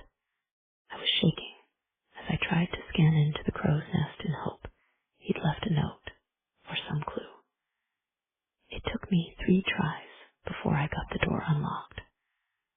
I turned the lights on to illuminate the dim room, and the rusty tang of blood hit my nose before the lights flickered on completely. I saw Mickey, or what was left of him, slumped forward in his chair, part of his face and head gone, a horrifying wrong shape that was bright with blood. I was screaming his name. I rushed to him, reached for his hand. It was limp and didn't respond to my touch. The table and the front of his clothes were soaked in blood, too much of it. His hand was still warm, but I knew he was gone. I screamed and cried with terrible force, as if I'd never quit. For hours after I wake up, it's a thought that won't leave me alone. It's all I can do to keep from messaging Mickey to check that he's okay. I don't actually believe it was a premonition or anything, but I want so much to hear his voice and be reassured that he's alive, unhurt, and not bleeding out at this very moment. I realize this is what my life would have been like if I tried to stay with him, despite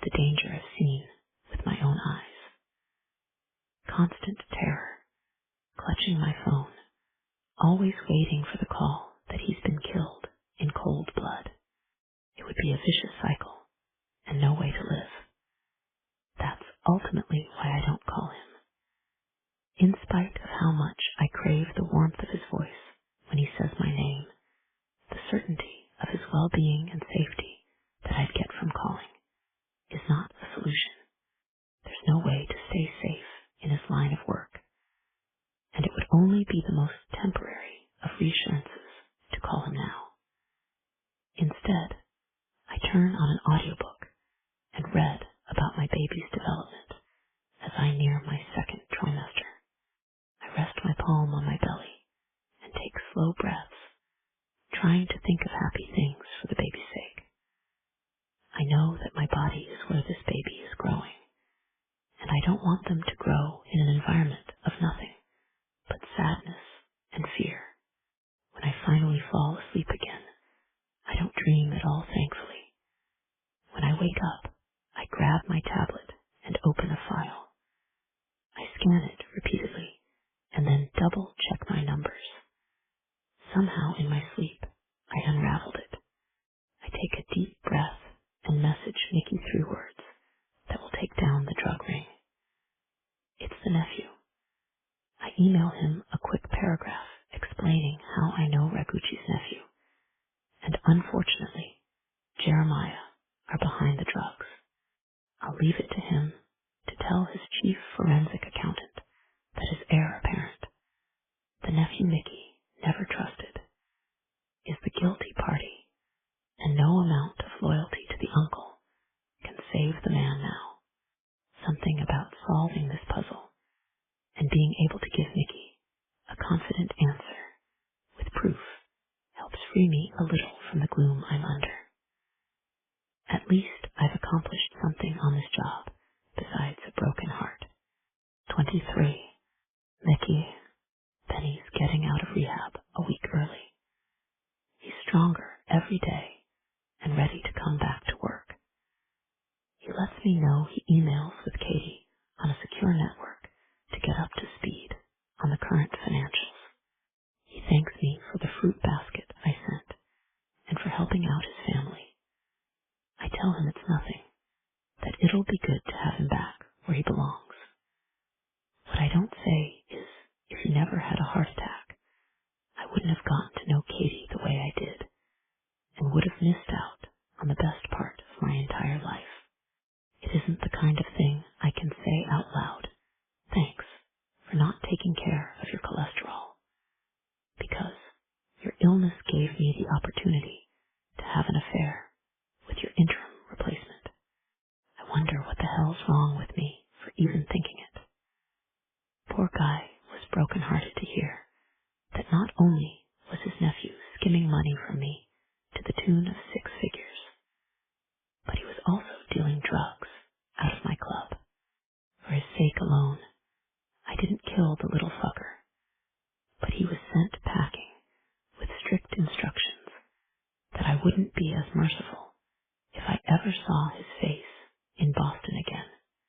I'm meeting with the head of my new protective detail when Rory busts into my office. I need a minute, he says. I nod to Carlos, and he excuses himself. Rory's jaw is tight, and he's bouncing on the balls of his feet like he used to when he was spoiling for a fight in high school. I lean against my desk and wait for him to come out with it. What the are you doing with my baby sister? He says in a low, dangerous voice. You promised you'd keep her out of the business. Everything on the up and up, right? I guess that didn't include keeping the business out of her. I roll my neck like I'm loosening up for this. Any second, he's gonna throw a punch. Rory's less of a hothead than he used to be, but this is family, and everyone's a little nuts when it comes to that. You want to explain to me why you're acting like she's not a grown adult. She makes her own decisions. She chose to be with me, and she's the one that broke it off. I didn't do anything to her, and I'm sure as fuck not going to tell you about what I did with her. Now, if you want to go out in the street, I can kick your ass like old times. Otherwise, you need to grow up and stay in your fucking lane. Rory rocks back on his heels. Jesus Christ, you love her too, don't you? He asks. What did you say? You're in love with her. It doesn't matter, I tell him. She doesn't want to be with me. Yeah, sure. That's why she's moping on the couch like a broken-hearted teenager. I don't know what to do with the knot in my stomach that tightens when he says Katie's broken-hearted and crying on the couch. I want to charge right out of here and go to her as fast as possible. Look, it freaked her out when Oscar pulled a gun on us. She got scared and told me it was over. It's been weeks. I figured she was over it by now, I say. I hate how my voice sounds at the end like I'm excited or emotional or something. I can't conceal it. The charge of urgency signs through me. I have to get to her. If she's at home, I'll go there now. Where is she? The house? Why, he says. Fuck off, Rory, I say, and move past him without a second glance. The driver gets me there in record time. I take the porch steps 2 at a time and beat on the door. It's me, Katie, I call to her, out of breath. My heart threatens to beat out of my chest in anticipation. I could have called or messaged, but I want to do this in person, want to see her face. I'll know, is what I'm thinking. If I look her in the eyes, I'll know if she's still in love with me or not. I hear footsteps approach, and my heart lodges in my throat. Katie swings the door open, standing there in her pajamas, looking miserable. Her face is blotchy, and her eyes are puffy. It wrenches my heart a little seeing her vulnerable, in her pajamas, and barefaced with evidence of her sorrow plain on her face. I can't resist reaching for her and cup her face in my hand. The softness of her cheek, the silken hair that tickles the tips of my fingers rushes at me. The visceral zap of recognition is like a sense memory. I almost shut my eyes to let it sink in that I'm touching her after all these nights alone. What are you doing here? We need to talk. Can I come in? It's not a good idea, she falters, but she nuzzles her cheek in my palm, shuts her own eyes for a second, and I see her brow furrow, the way she bites her bottom lip for an instant. She feels it still. Then come with me, I demand. I'm in my pajamas, she says as if that's an excuse. If that's your only objection, you can change if you want, but don't do it on my account, I tell her. I don't want you out of my sight that long. Katie blushes. I see the becoming color flood her cheeks, and I feel the knot in my chest loosen again. She no longer looks miserably pale and hollow-eyed. She has a bit of her sparkle back. I'll just be a second, she says. She disappears into her room, and a couple of minutes later emerges in jeans and sweatshirt with a bag over her shoulder. I'm ready. I want to wait until we have absolute privacy to talk with her. But that doesn't mean I'm wasting any time. In the back of the car, I lay my arm across the back of the seat, and she scoots right up to my side. I've missed you so much. I don't think I've really been warm enough since we broke up, she says softly. It's not even winter, and I've been freezing. I was so worried when you didn't come back to work, and I heard you were sick. Are you better now? A little bit. She's holding something back, but I don't push her just yet. I can wait until we get to my place. We ride through the evening traffic out to Castle Island. When we get out, I dismiss my driver. I won't be needing you again tonight. You can take off early. Thank you, sir, he says. I tap the app on my phone and disable the upgraded alarm system. After I unlock the door and let us inside, I lean down and whisper in her ear, not to freak you out, but I've got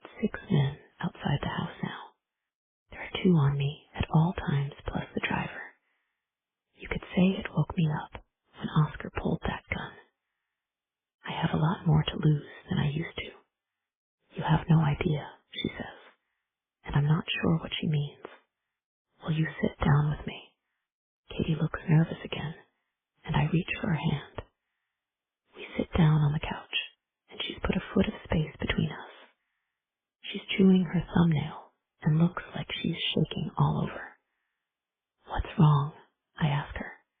We just gotta talk it out. Don't panic. It's not that. I'm not scared of figuring this out with you. I'm scared to tell you what's going on. Narrowing my eyes, I look her over. What's going on that you have to be scared about?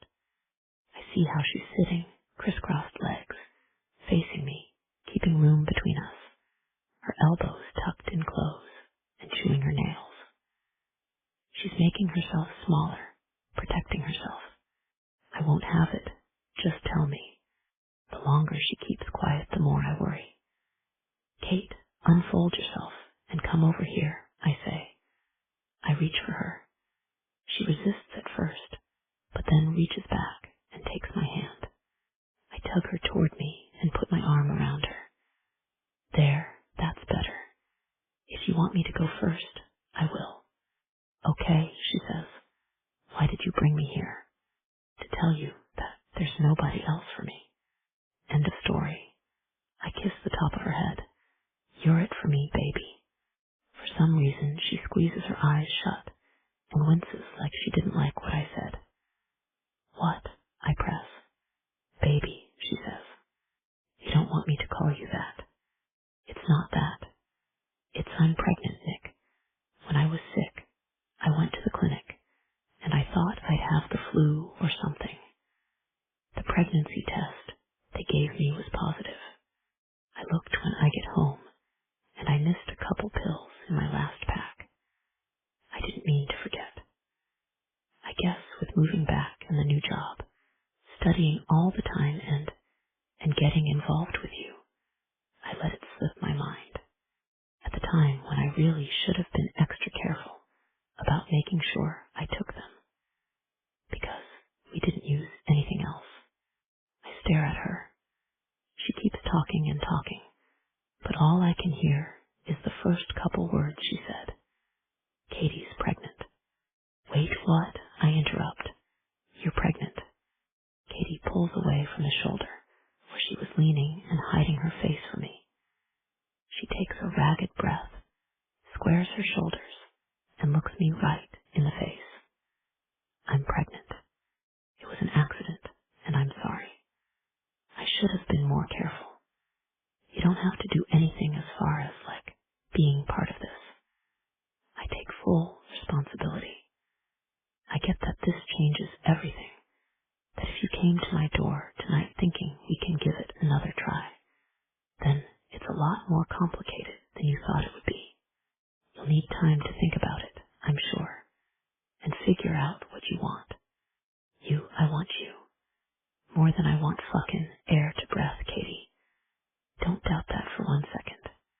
She looks stunned for a second, and I watch what I said sink in. Her eyes are bright, and a smile curves her mouth. I trail my fingertips up her neck and watch her shiver. I brush my lips over hers, light and teasing, and feel a surge of satisfaction when she cants toward me. Her lips cling to mine, but I keep it soft and sensual as I rock my mouth over hers. Don't say you're sorry. We didn't see this coming, but don't sell me short thinking I don't want to be with you, or I don't want this baby. You know what you just told me?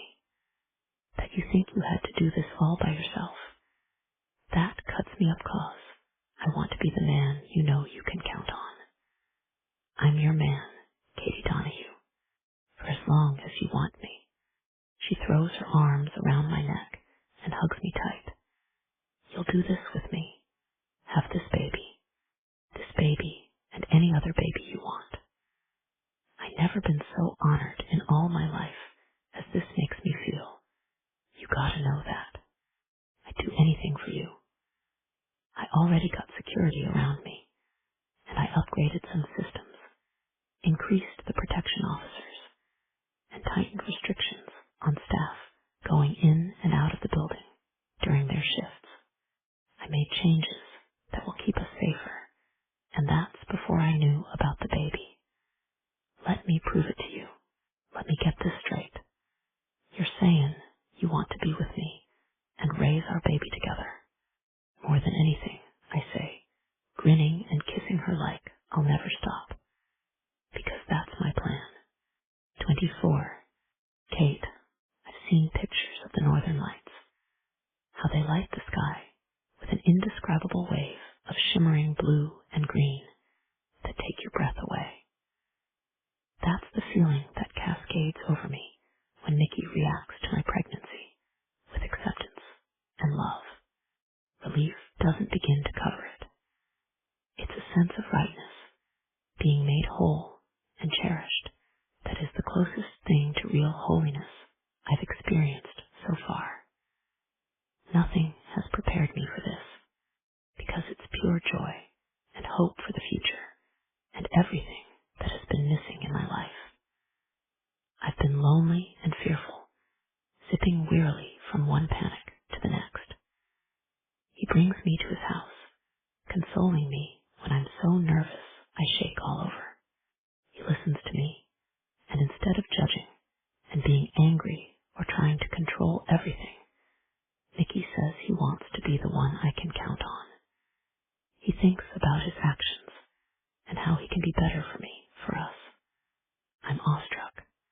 At once I want to announce to everyone in the world that this is how a man should be, strong and considerate and loving. But part of me wants to keep it a secret for just us two, to keep the sacred privacy of our togetherness, so no one can try to ruin it. From the outside, it would look like I went after my rich boss, or that he seduced a much younger employee, his best friend's 15 years younger sister, in fact. None of that even touches the reality of what we share. I'm old enough to know exactly what I want, and so is Mickey.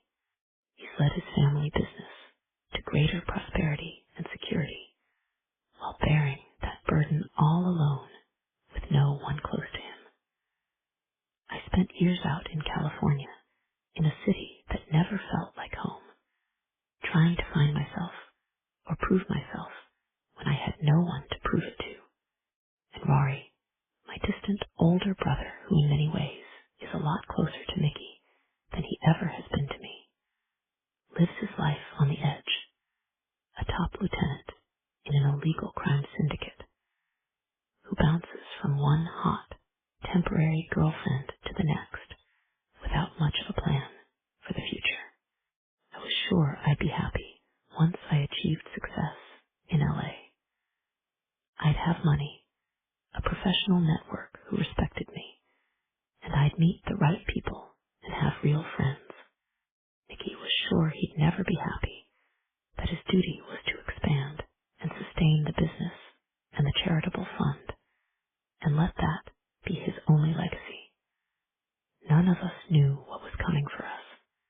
Now I know, and if I had any reason to expect such wonderful good luck, such a man who would truly see me and love me, I would never have spent so many years spinning my wheels over the next degree or the next internship. I could have come home to Boston and done things right. Although who's to say this wasn't the right way, the only way all this happiness would come to pass? Pregnancy makes me a philosopher. That's what Mickey says. I say it's just the carb cravings talking. His acceptance, the way he welcomed me and our baby into his life, so fully swept away my sadness and confusion. When I wake up in the morning, beside the man I love, I can't believe my good luck. I rest my hand on the curve of my belly and smile inwardly, radiating love and joy all the way down to my toes. The first and most crucial thing Mickey assures me of is that he's increased security measures drastically.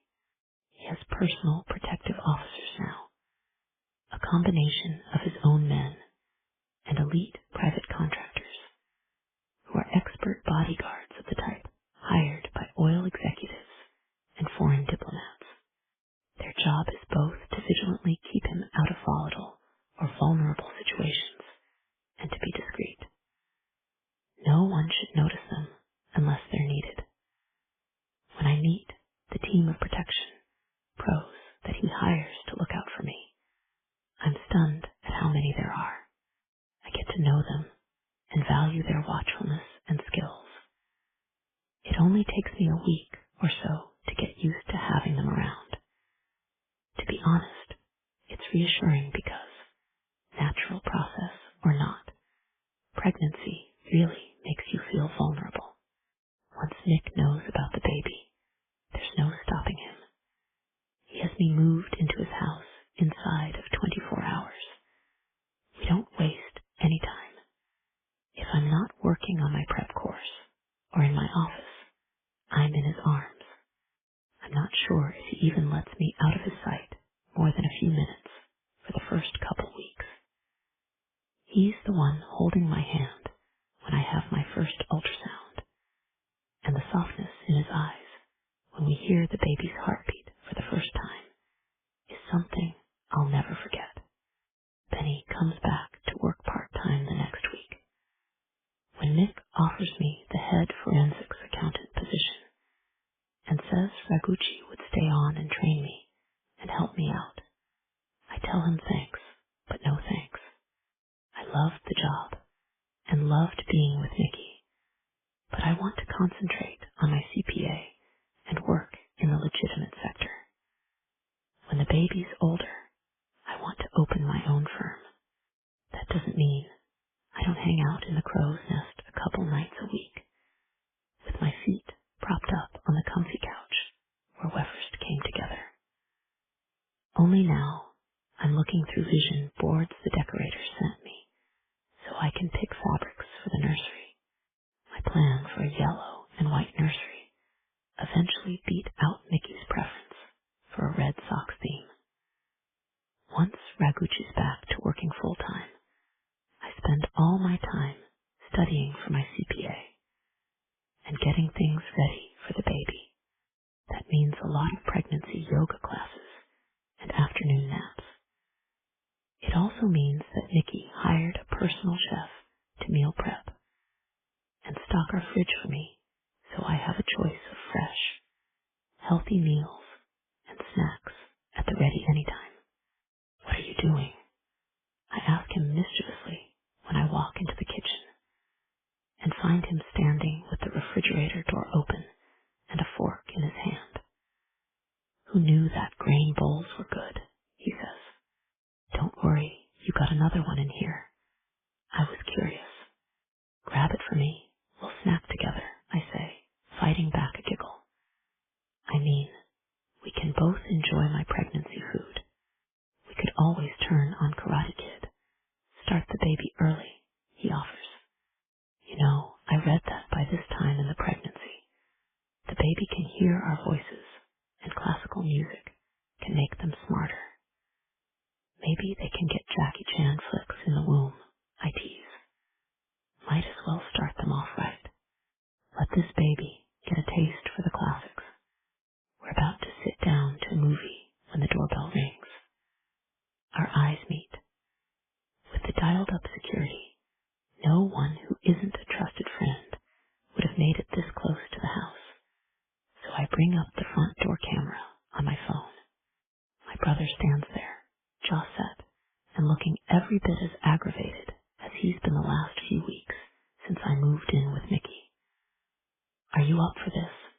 Nick asks me. Let's get it over with, I say with resignation. If he upsets you at all, I'm throwing his ass out, old friends or not. I'm good, I tell him F. Mickey answers the door. Rory clocks me on the couch, remote in hand. He glances at the TV. What are you watching? Pierce Brosnan. He was the best fucking James Bond, and then he went and made that stupid singing movie, he says. This is what you came to talk about, Mickey says. making it clear with his closeness that he and I are in this together, and we're a team. I'm grateful for it and squeeze his hand. I want to see how my sister's settling in, he counters. You got a phone, I point out. You can call. I want to see with my own eyes. You okay? Yes, I say. I want to say something sarcastic about how I'm obviously being held hostage, and it's nice of him to finally come looking for me. I'm that hurt by his behavior. Instead, I take a breath and ground myself in the fact that I am safe and loved, that Nick is with me and our baby is healthy. Are you trying to say you missed me? Because it sounds like you're making sure we're not both so stupid that I took a bath with the hairdryer or something. I've never thought you were stupid, he says grudgingly. You're the smart one. Always have been, I say. He sits down in a chair and kind of sags for a second. What's going on, Rory? He sighs before answering. You and Mickey, you're my family. If I stay pissed at you, I'm on my own. He says this like it's a huge revelation. Taking a page out of Mickey's playbook, I sit and wait and listen. Eventually, it works. I guess what I'm saying is I miss you. And if you're okay and everything's on the up and up, then I can try and get over how fucking weird this is. You're sorry, Mickey supplies. Yeah, that too, he says, and then shrugs his shoulders like he's shaking off a huge burden. Wow, that was tough. I don't go in for these big emotional scenes. I can't help myself. I bark out a laugh and then clap a hand over my mouth. Sorry, I say. I missed you too. But that was not an emotional scene. It was more like trying to pry words out of you at gunpoint. What's the difference? He grumps at me like I'm taking the sweetness out of his hard-won triumph. Emotional maturity, probably, I say. Mickey squeezes my hand. I glance at him, and he gives a slight shake of his head. He's telling me that maybe I should let this go and quit being a hard-ass to my own brother, who's trying to choke out an apology for the first time in his life. Look, I was an only child. I don't know how long brothers and sisters bitch at each other like this, so I'm gonna try to translate. Rory, you know you acted like a jerk, and you want to smooth it over, right? He nods grudgingly. And Katie, you love your brother, and you've been sad about being in a fight with him, right? Yes, I say. For my part, Rory, you're like a brother to me since we were kids. I don't want to be crossways with you if I can help it. So you gotta know that I love Katie more than anything. Or I wouldn't have done something off limits, like get involved with somebody that works for me, and is also your little sister. But that's not all she is. She's remarkable and smart and brave. And we got something to tell you if we can get past this mess. Okay, I'll get over it, he says. How about you? I love you, and I want you in my life. It made me sick that you thought I did something to hurt you when I got with Mickey. I know you want what's best for me, and you worry about me being safe around the business. But we grew up that way, and it's gonna be fine, I tell him.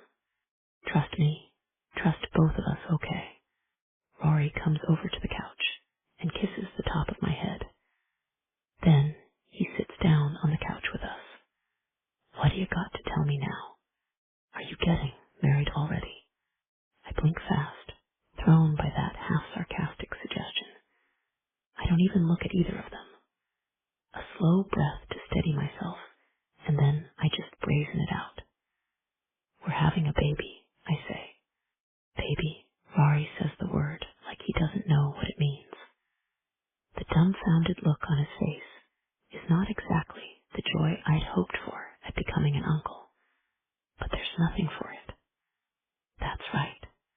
There's a baby, Donahue, Donahue O'Halloran on the way, Mickey says. Please tell me you're not naming it that, he says wryly.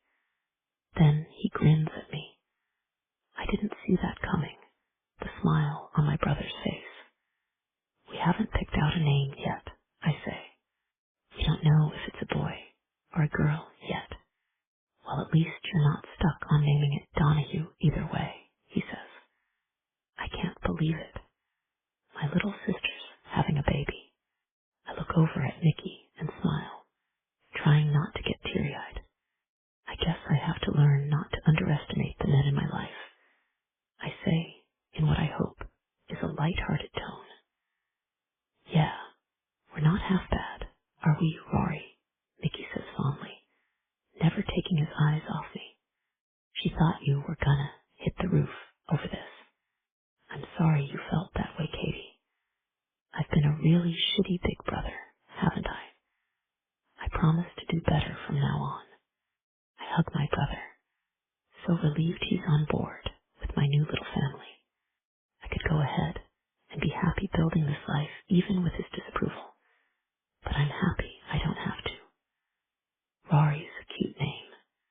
It can work for a boy or a girl. I mean, I think it's a manly Irish name, but that kid on Gilmore Girls was named Rory, he says. Oh my God, I forgot you used to watch that with Mom when I was little. I laugh. How did I not remember my big tough brother fussing over how she belonged with Jess and not Lincoln? Logan. That piece of shit's name was Logan, Rory grumbles, and we all laugh. I relax against Mick's shoulder, and we talk and laugh like things will work out for all of us. After Rory goes home, I'm pretty tired. I go to the kitchen for a glass of water and run into Mickey coming down the stairs. I think I'm gonna shower and go to sleep early, I tell him. Can you make it another 15 minutes? He asks. Sure, why? Come up to the roof with me, he says. There's excitement in his eyes that I used to think were so cold. The smolder there is unmistakable, and even as tired as I am, I feel eager to go to our special place. I take his hand and let him lead me up the steps to the rooftop deck. 25. Mickey, when I lead her out onto the deck, I keep my eyes on Katie's face. I know what's set up behind me. I planned it in meticulous detail. What I'm here for is a reaction. I watch her expression transform. She widens her eyes, and I see the reflection of golden sparkles there. Her lips part in surprise as she steps clear of the stairs and stands on the deck, taking it all in, with the help of an obliging florist and a couple of men from the decorator's staff. I've installed a wooden pergola to give shade up here, but mainly to act as a frame for the gleaming Edison bulbs strung around and across it. Tall ivory pillar candles are grouped on the rattan coffee table near the sofa and on the bar cart. The bottles and ice bucket are displaced to a cabinet below because the cart holds candles, a bouquet of lilies, and little glass jars of chocolate mousse. The candle flames flicker in the soft breeze off the water below. Another bunch of stargazer lilies, showy and bright pink, streaked with white dazzle in a low vase on the table, and sweeten the air. Sparkling cider chills in a silver bucket with crystal champagne flutes nearby. It's so beautiful, Katie says, her uncommonly pretty face radiant with wonder. I love it. That's what I was going for, I say. I settle her on the sofa and tuck the soft pink cashmere blanket around her shoulders in case she's chilly. You're spoiling me, she says with a giggle. The hell I am, I say amiably. You deserve the world, Katie. This is just some lights and flowers. Don't sell yourself short. I reach behind a throw pillow beside her and take out the velvet box and present it to her. glances at me like she did before and opens it to find the necklace I gave her ages ago, the one she returned to me. It's yours, and so am I say, if you'll have us. Where am I gonna wear a diamond necklace, Mick? The CPA test or yoga class, she teases, but her fingertips play over the graduated diamonds, and I can tell she likes it. You can always wear it by itself, I say archly. I may have to take it off eventually, because your collarbone is too delicious to hide. She blushes prettily, and I take advantage of the flush on her cheeks, press a soft kiss to her jaw beside her ear to feel her shiver. You know, if you want to get me in bed, you don't have to go all this trouble, she says, and it's meant to be a joke, but her voice is warm and husky.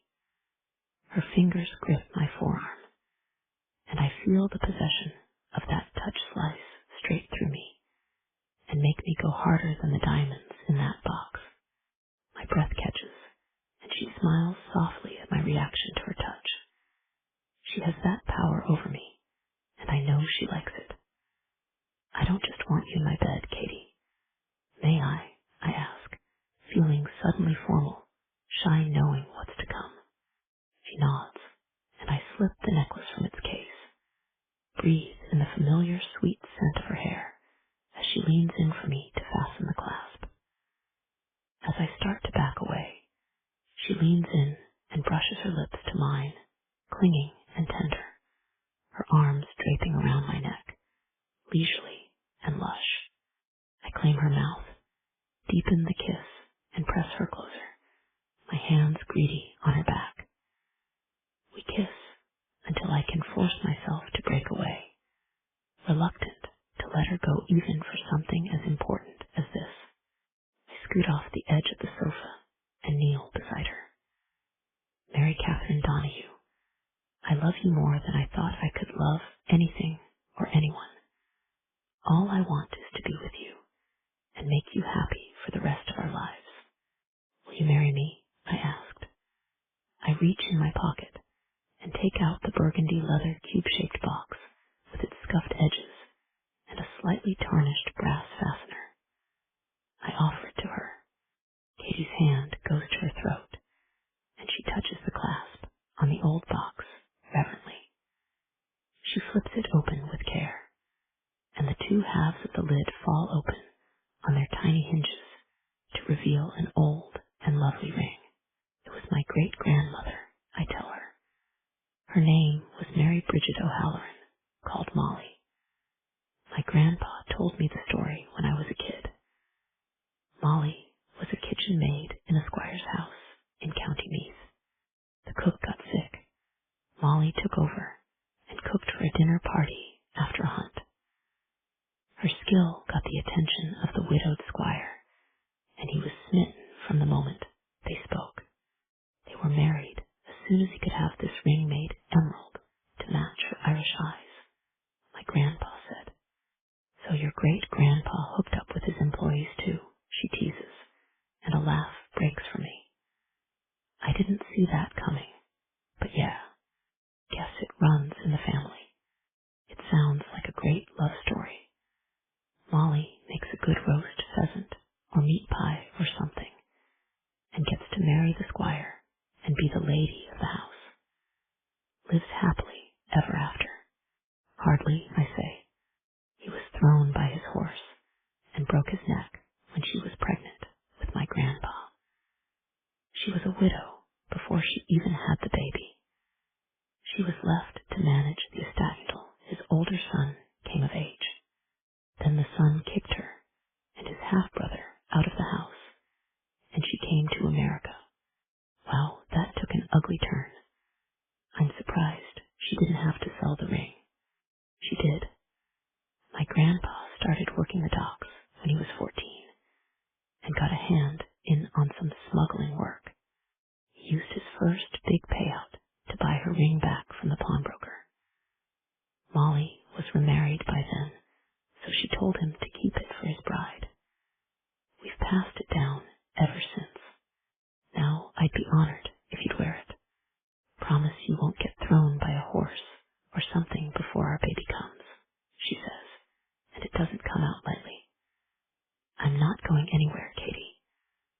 want you to wear this ring, be my wife.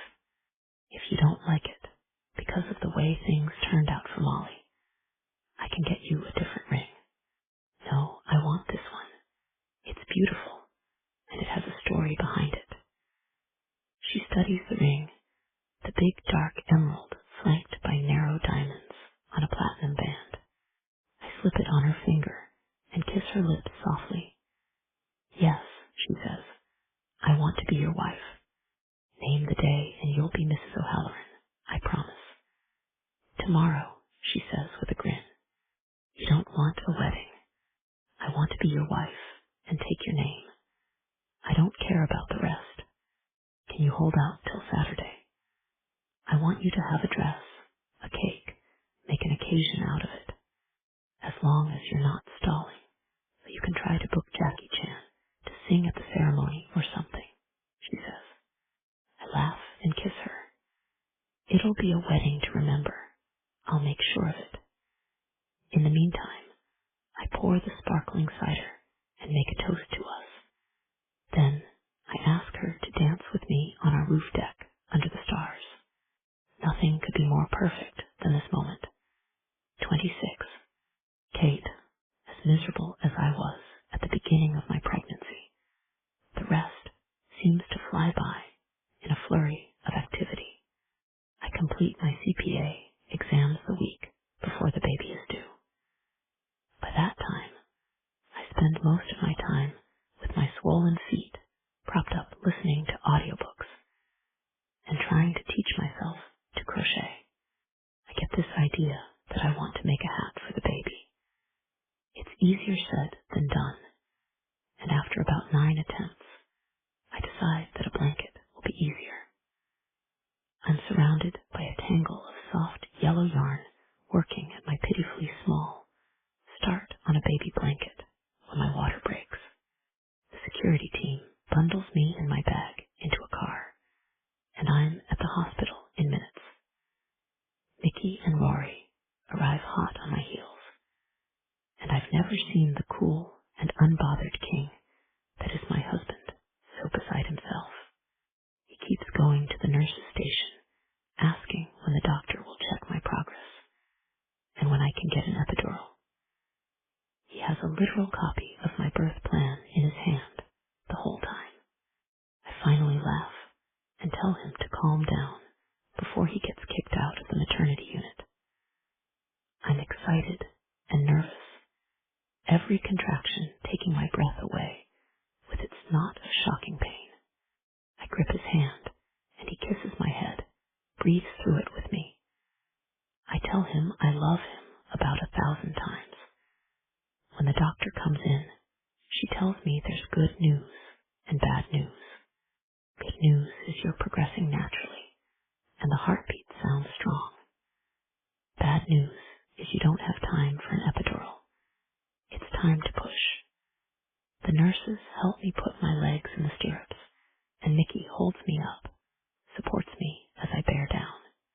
In 3 pushes, our baby girl is here, screaming and red-faced and beautiful. I burst into tears as I fall back against the bed. They lay her on my chest, and I kiss her dark, damp curls. Mickey's big hand touches her back as lightly as a feather, so gently and wonderstruck. Molly Pearl O'Halloran, I say, we've been waiting for you.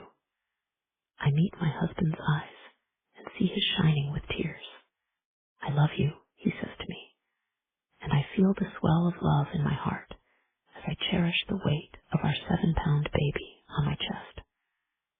I love you both, I say. She's perfect, he says, touching her tiny fist with one finger. She opens her hand and grips his finger. I watch his face as he plummets into helpless adoration for our daughter. She's got a grip. She's strong like her daddy, I say fondly.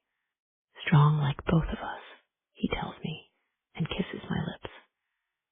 It is the most perfect moment there's ever been, and I'm the luckiest woman. 5 months later, Molly fusses in a lacy silk christening gown, trying to yank the bonnet off her head as her Uncle Rory holds her as cautiously as if she were a bomb. She's baptized, and when the water touches her forehead, she stops crying and blinks her big blue O'Halloran eyes in curiosity. "You like the water, don't you, baby?" Rory croons to her. He is doting and enraptured with his niece. Once we could have visitors in the hospital, he charged in with flowers, balloons and a stuffed bunny the size of a 5-year-old child. He kept trying to get me to rest so he could hold her. He took about 100 pictures with his phone, all of her just sleeping in the bassinet. Then there were the selfies. "Please stop putting Snapchat filters on my baby," I laughed when he showed me the cartoon dog ears on her sleeping angel face. "Send me that one," Mickey mumbled, because he couldn't stand for there to be a picture of his daughter that he didn't have. In the days and months that followed, I think we changed her outfit 4 times a day because of all the gifts we had gotten. Dresses, hats, sleepers, tiny Nikes, and little baby Ugg boots. Her red socks, onesie, and hat. It was like a tiny fashion show with photos. When she sleeps, which was most of the time, it's hard to make myself nap because I love to gaze her. The curve of her cheek, and her perfect tiny fingernails, and the whorl of dark hair on her head. "I'm too happy to sleep," I tell Mickey. But then he curls up behind me and spoons me, pulling me back against his chest, and I nestle in as warmth and sleep drag me under. I'm pretty sure I'm the happiest anyone has ever been. Epilogue. Kate, 3 years later. Molly squeals as she runs along the sand in her polka dot, ruffled bathing suit. Mickey chases after her, pretends to be tired, and shouts that she'll never beat him in a race. She screams with glee and turns around, flinging herself in her daddy's arms. He puts her on his shoulders and carries her out in the ocean. I snap a picture because I can't resist. My heart is so full of joy every day. This vacation is just what we needed, a time to relax as a family. Once Molly tires herself out running around on the beach, we carry her back to our bungalow for a nap. I wrap my arms around Mickey and kiss him. I'm ready for some time with my husband. "While she's asleep, let's take advantage of this hot tub," he says, indicating the huge spa on our veranda. I smile at him and shake my head. "Sorry, you're just going to have to take me to bed." I'm not complaining, but why? Because pregnant women aren't supposed to get in hot tubs, I say with a grin. "Pregnant," he says, and picks me up and swings me around. We're having another baby. I hold on to him, drunk on his joy, and glad I waited to tell him until we were alone. "Let's celebrate," I suggest. "You want me to order some sparkling cider from room service?" "Anything you want, Katie. I want you. Right now," I tell him mischievously.